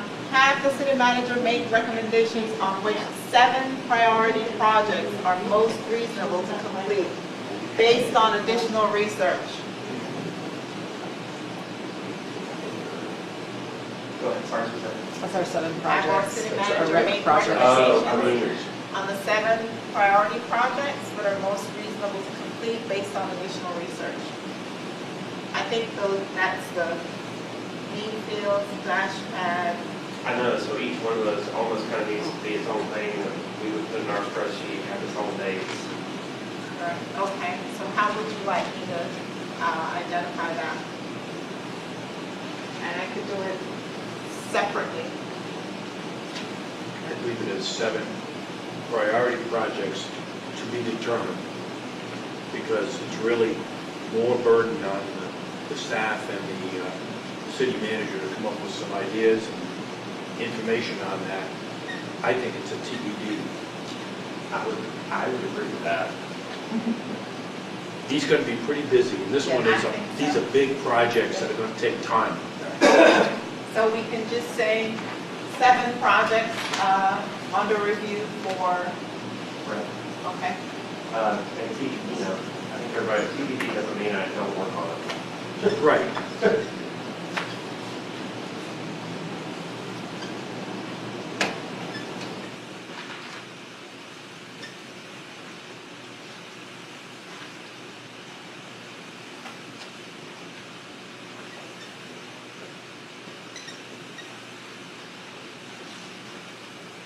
All right. Are you gonna take pictures of all these with your phone, Suzanne? Absolutely. Okay, good. Absolutely. Okay. And summarize it all for us? All right, we have just a couple more. And Solutions, then, bubble. that's 5 pillars, Ah, okay, the bubble. yeah. And then I think there's something up under, behind that bottom one, so let me just do this. So the bubble one, even though we have TBD on there, the bubble one will definitely is on the timeline. Yeah. So that one we'll need to make a decision on by the fall. Yeah, it's gonna take a bit to get all the information and costs and all of that kind of Yeah. stuff before you can make a decision on that. Probably November, if we have to order a new Bear with one, we me. would have Okay. approved this. We've got solutions to bubble replacement, whether it should be permanent or a temporary structure, the cost or funding, and whether or not there needs to be a bond. That's something, I or if we should be including sponsorship. We're Xing that. Read that again? I think this, okay. I'm sorry, I couldn't hear you. What were you saying? Are we including this on here, solutions to bubble replacement, whether or not we're? That was what adjusted 7. Well, I think that was when we were talking about the natatorium got thrown in there and going to the bond eventually. Right, that's what it says there. The hockey rink and some I other think we things going captured on. that with the 7. Yeah, 7 projects, all right, so we're moving, and I think this might be a part of this whole thing here, right? Yeah, all of this, the review solutions and cost for the hockey rink is all a part of the 7. Yes. There was very lengthy discussion around that, yes, ma'am, We actually have 8 projects we need to talk about. because of the We cricket, did the cricket. yes. Needs to be All added to right, the list. yeah, I forgot about, No, Cricket made it 7 because we did not include the. Splash pad. Cricket made it 7. Oh, okay. Splash pad's already, the splash pad's not really under conceptualization, it's like moving. Okay. All right, have the Recreation Advisory Group review smaller items that are important to Peachtree City citizens. Yes. We're including that, who's doing it, and what? What was that? The recreation, or the The reg, rag team? have the reg review the smaller items Okay. That would just be in the on- rec plan. I mean, that would be ongoing, that would be one of the first tasks we get them. Do you want that written here, or is that already something? We'll you give that do to now? Chris Hobby, and it's ongoing, right? Yeah. So I don't think I need that. it does need to make it there, okay? But City manager will present recommendations to council in a work session. Oh, that was for the 7 projects. That was, That would just be- okay, so do we need to say that? it's basically, you got it. All right, got it. That was more than that. Get to the open discussion. Yeah, you all did a lot of work. Kelly, would you give me a hand here, please, because, so I don't rip it apart. Please, thank you. Just line up one. It is a lot, but I like it because it talks about a lot of things that kind of start to linger from the last retreat. Open discussion, continued, okay. Any questions I have and staff have. This nonprofit resources on the website. accomplishment if you go back into your original chart. Take the completed items and pull them out. Yeah, get them out of that list. Yeah. We've got a lot completed. And he likes to keep it in there so he feels So like. Yeah, because these are the reasons. I do like seeing them go green. We'll just have it on another sheet. This is all the ones that are ongoing, here's the ones all completed. So at the end of the year, I you like can seeing take a them look green. at the 2. List those nonprofit resources on the Peachtree City website with permission. Who's doing it? City clerk? Okay. And by when? March 1st. I was saying February 14th. By when? See, I was nice, giving you 2 more weeks. How much time do you need, Jasmine, for that? Oh, I mean, we already have a site, it wasn't live, so we could just make it live. I just need to know those. and Then contact tomorrow. Yeah, you want to make sure though Yeah. that you've got So, I permissions mean, before you put we their can names up say- there. We can say by the end of the month, so March 1st is fine, right?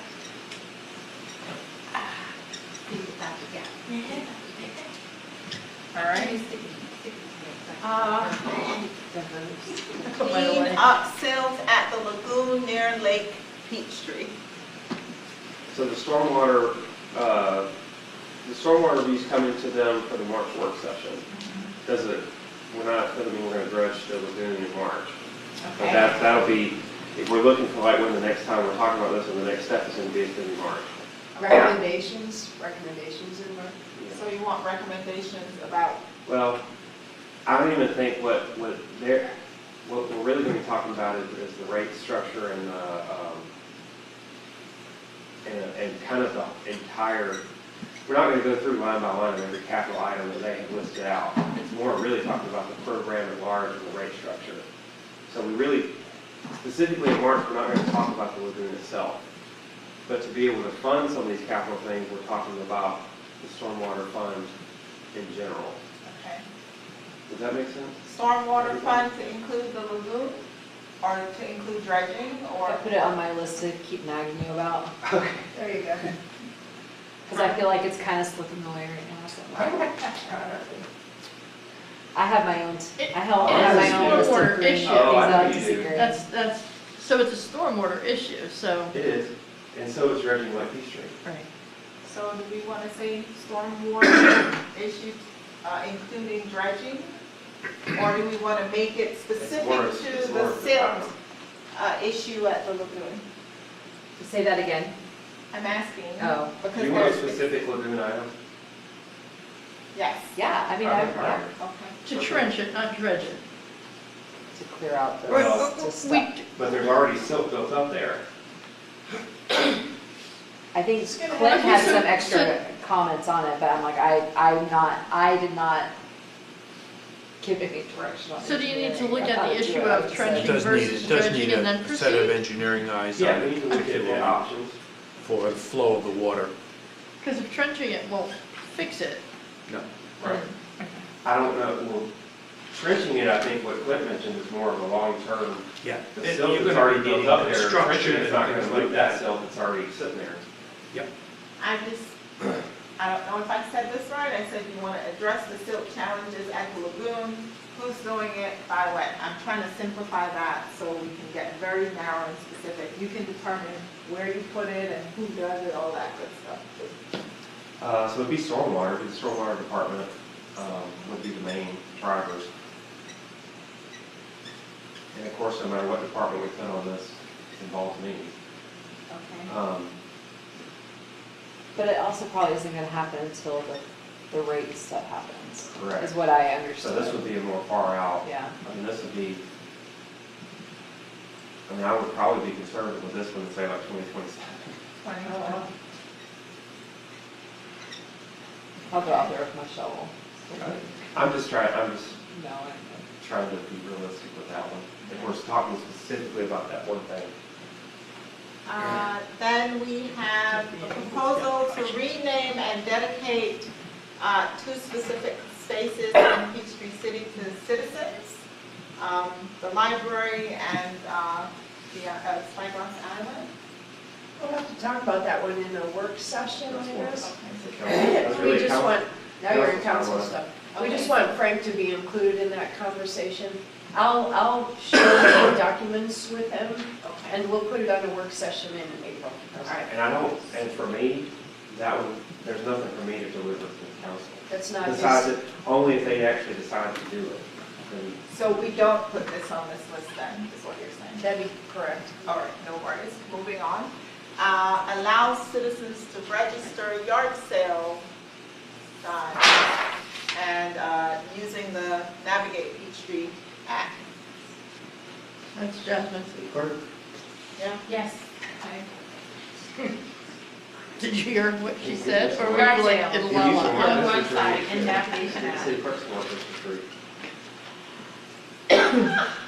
I know, you helped me with questions. Register.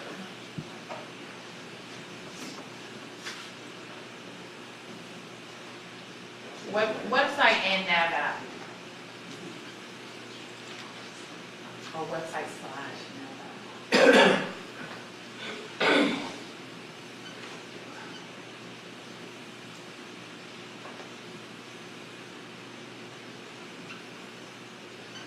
Okay, all right. And then special committee to create a plan for 4th of July parade ideas. We're gonna do ban, we're gonna No. ban and. We need, okay, I feel like I said yes to this much, and this much keeps like being assigned to me, I and don't think- Laura I don't- and Suzanne. Honestly, trying to I don't think think of this is that. one to write down, is it? No, I don't think we should, I don't, because I'm like, it's kind of like an if I'm even able, I'm like, That won't make it to the list, moving on. Are we okay? Yep, hold on. Won't be on the list because it's a council Oh. thing, so You we'll, have to do the. Try, do I will the try. other- say again? Oh, this is the clerk and. When is this gonna be done? Talked about that for like 30 minutes. Well, we're It's still. NAPDOT, and well, NAPDOT was the problem. And we're actually still working on an update. Right. I mean, I think the goal is summer, right? Yeah, I think maybe end of summer, so just a fall 2025. Yeah. Okay. Some of that is out of our hands. Right, all right, fall 2025 it is. Yes. Okay. We're not doing 4th of July. Short-term task force to mitigate inconveniences at Huddleston during construction pack. Is that also working? I got it, you don't need to put it on the. All right. Golf cart charging stations. We can use RAG group and CAD committees. Yeah, we didn't write that. We do, we don't? We don't, okay? I think, Bamboo containment. Is this Parks and Recs? Is this talking about the Bamboo. overgrowth of bamboo? I mean, we can bring it up as a council topic to put on the Legal. agenda if I that's already- appropriate. while we were sitting here, I sent an email to Ted asking if we are within our rights to ban basically Okay, well, that'll help on out. private property. I know we can of course tell our staff that we're not planting this stuff on public property. I can't imagine that we do. Can we ban it on private property? We don't plant bamboo anywhere, right? Right, but I think. I'm just saying, we already citizens- control that without having passed. We an say ordinance. on private property, If they we're have the gonna- right to go plant it. I understand, but anytime you ban something, there's an enforcement issue there that gets a little murky. How do You you want want to do something? You can put it, it'd be legal, and I think that's almost the city council and legal. what do we call it? Bamboo Invasive, plant, invasive species. Yeah, plant invasive species. You know, that actually needs to be looked at for a handful of other than just bamboo. Yeah, well, actually, I mean, for from a example, legal I said standpoint. bamboo, kudzu, et cetera. Yeah, you got kudzu in that whole thing too. Bradford pears and a whole bunch of other things. Yeah. okay. And this is gonna be agriculture folks, Legal. legal? Now, we can tie our urban forestry into that. Sure. Looking at what actual species. Yeah, ask him. And by when? Summer. All right, we're almost there, bear with me. Noxious and invasive, there's two different. I am not an expert with plants. What was that? Oh, I was just trying to say that if we're looking at bamboo, we need to look at other things. There's noxious Yeah, plants and invasive plants. that's why I think we need to use the word Honey. invasive. I've got to get, Kudzu and other things? yeah, still you got to get the legal end of it. Okay, so just take out bamboo from here? Or do we just? I mean, you could put it in parentheses, if that was kind of the start. Yeah, that's what I did. Okay, all right, good. Now we're looking at quiet zones. Quiet zones in the city, dealing with the railways and noise. Do y'all want this on a list of things for me? Or just, I mean, I'm gonna ask them. You got to make the phone call first and find Well, I'm out. already meeting with them about something else. Don't even put it on What the we list. agreed is that you would bring it up in your next meeting. Exactly, that's what I remember. So don't put it on the list. Okay. All right, Just don't put it on the Bring list. it back to us. Okay, all right, I'm I don't think there's anything. pushing forward, okay. I don't think we can do anything Plaques legitimate. for vets and well-known citizens at Kelly Drive Park. How do we want to do that on here? I don't think that's an item. It's just we all agreed we'll involve our veterans when the time Yeah. comes. When the I don't time think comes, that's the vets will get involved. All right, Okay. got it, thank you. Develop nature trails near schools. That's, We're not ready for that, but Yeah, it's, we're ready for but that. it will be coming in the near future, but right now, I don't know if you put anything on that as far as a date. I is think concerned. not. Yeah, the property that we were referring to has not even had a development plan submitted, so it's premature. Got it, okay, and then review best practices to allow deer hunting in city public property. we need to add that one. I think I wrote down that we need to make a decision on that, like, by April-ish timeframe. You did, and I think we all agree. Because if we need to, You can just put deer management on, if you want to put deer management on public land or on city land, is that was a writing an ordinance? assistant city manager. Assistant city Yeah, manager. we said we were gonna give that one to Chris. He already have. He And set up the meeting with Bob. When did you say? Oh, no, we're giving it to Chris. April. April. Are y'all able to continue if I go take a restroom break? All right, wow, look at all this work. Okay, I have one more song there. All right, I think we've come down for a green section. Reinforce the agenda setting process, review planning commission authority. I don't think we need to put that one on I there. think we already saw it. This one has to do with the strategic plan, that's the mayor, we don't have to put that one on there. Make a decision about the 31 to 50% range, min-max range, and the best practices for reserves. We're gonna need Frank on that. I'm gonna Alright, send the article out. Okay, Beyond that, I don't know what the timeline would be. It would just be a, really at this point, I think I've set my piece on it. It's, and I'll send the article out, so it'll be, council will just. Bring it up another I'll time. send the article and y'all just need to bring it up and we can get it done. so no need to put it I on. don't think so. All right, so I think we're done. I think we pretty much, this was the last half of our paper here, and we already got on the back of That's this. a lot of items. Yes, it is a lot of items. Yeah, there's nothing on it here. So there was a lot that was done today, and I know it probably didn't seem like that at times, and there are things that weren't captured here because it was about most of some of the discussions that we had. But congratulations on, you know, making sure that the things you talked about, that there is some teeth put into it, because now you have a plan for when you want it done, and that you can take action on those things, you can make it to the agenda, and you can methodically work your way through all of the things that you discussed in the retreat today. And so congratulations, Justin. I know you do that because I've seen some of those things from the last retreat on your updated list of things that you're working through right now. And not only that, I can visually see it when I drive down 74. So way to go on that. Are there any questions about the things that we have here, or concerns, or anything we need to talk about? And if not, I will. Just ask council to have grace with me and staff as we, Justin, some of these dates may move. Justin, you're doing a great job. You're doing a wonderful job. Thank you. Absolutely. Yeah, this has been a lot. Are there any questions of me as your facilitator? I need to ask that question as well.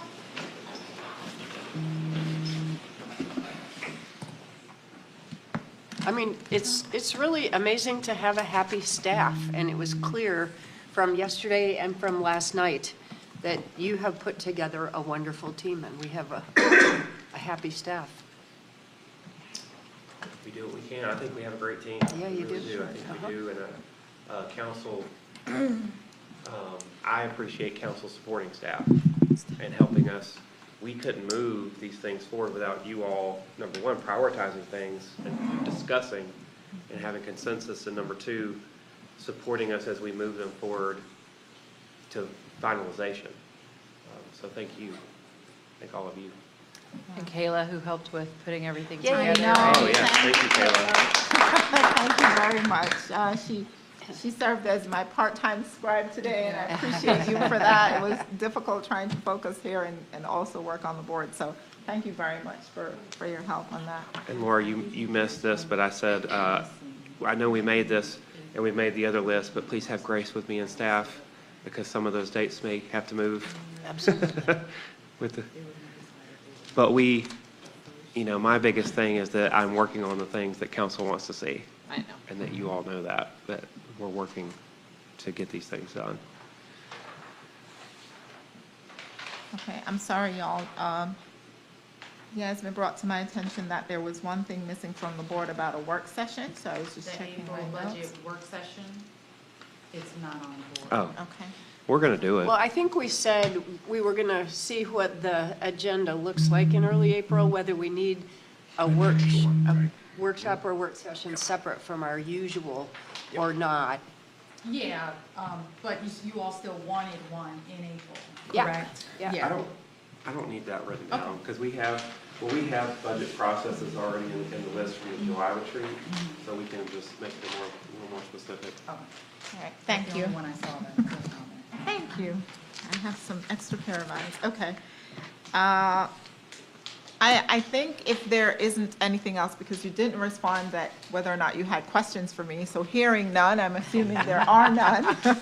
And that brings us to just completing the evals. Do you have any reflections for the past 2 days that you want to share among yourselves? I always appreciate the time that this group spends together. I always do. Thank you. Oh, yeah, I think that it's always, like, we always get a lot accomplished with these, and it's, you know, it's always a good thing. I probably wish we had a little bit more time with staff yesterday. I felt like they were kind of an afterthought at the end, and I don't know if some of them may have been hesitant because at that point we kind of wanted to get out of here. It was at the end of the day, so I didn't know if they wanted to bring up anything at that point. Like, had we put them sooner, maybe we would be able to The hear pillars took a from lot more. longer than They I did take a thought long they would. time, yeah, And they, originally, we had them come in the second day too. right. We kind of reworked it, and so, and then past retreats, we have done more with staff, but it was more kind of general things. It always comes down to like, what does this council want to do, some more general things, like some team building things that aren't necessarily business in some of the retreats, or do we really just want to focus on business the entire retreat, which is what we did in the summer and what we did this retreat. Yeah, and we obviously had enough that we filled 2 days with business, We did. so, But we've done some retreats. You all have been there where we've done some team building activities and had broken up into groups where you all have been in groups with staff. Good thing. You know that I'll have my same comments that I did before, and I enjoy these because we do get a lot of things discussed, positive and negative, some that we agree on, and some we don't agree on, but that's okay. That's why we're a council of 5. So in my mind, I like more retreats. I know you're probably, a lot of everybody's gonna go, oh my God, more retreats. It doesn't have to be a 2-day. It can be a 1-day. You come in, you do the day, and you go home. You know, that kind of thing, and you focus on whatever it is that's appropriate for that retreat. I've talked to some people at other cities, and they do it once a month. They'll have 1 day where they all get together and do a retreat. Maybe they do it out at lunch, and they go out and have a long, very long lunch, and they talk about city business. But it's got to be an open meeting, of course, as we know. But I happen to love these, by the way.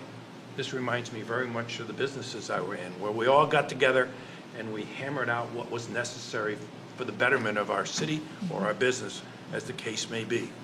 So I'm in favor of them.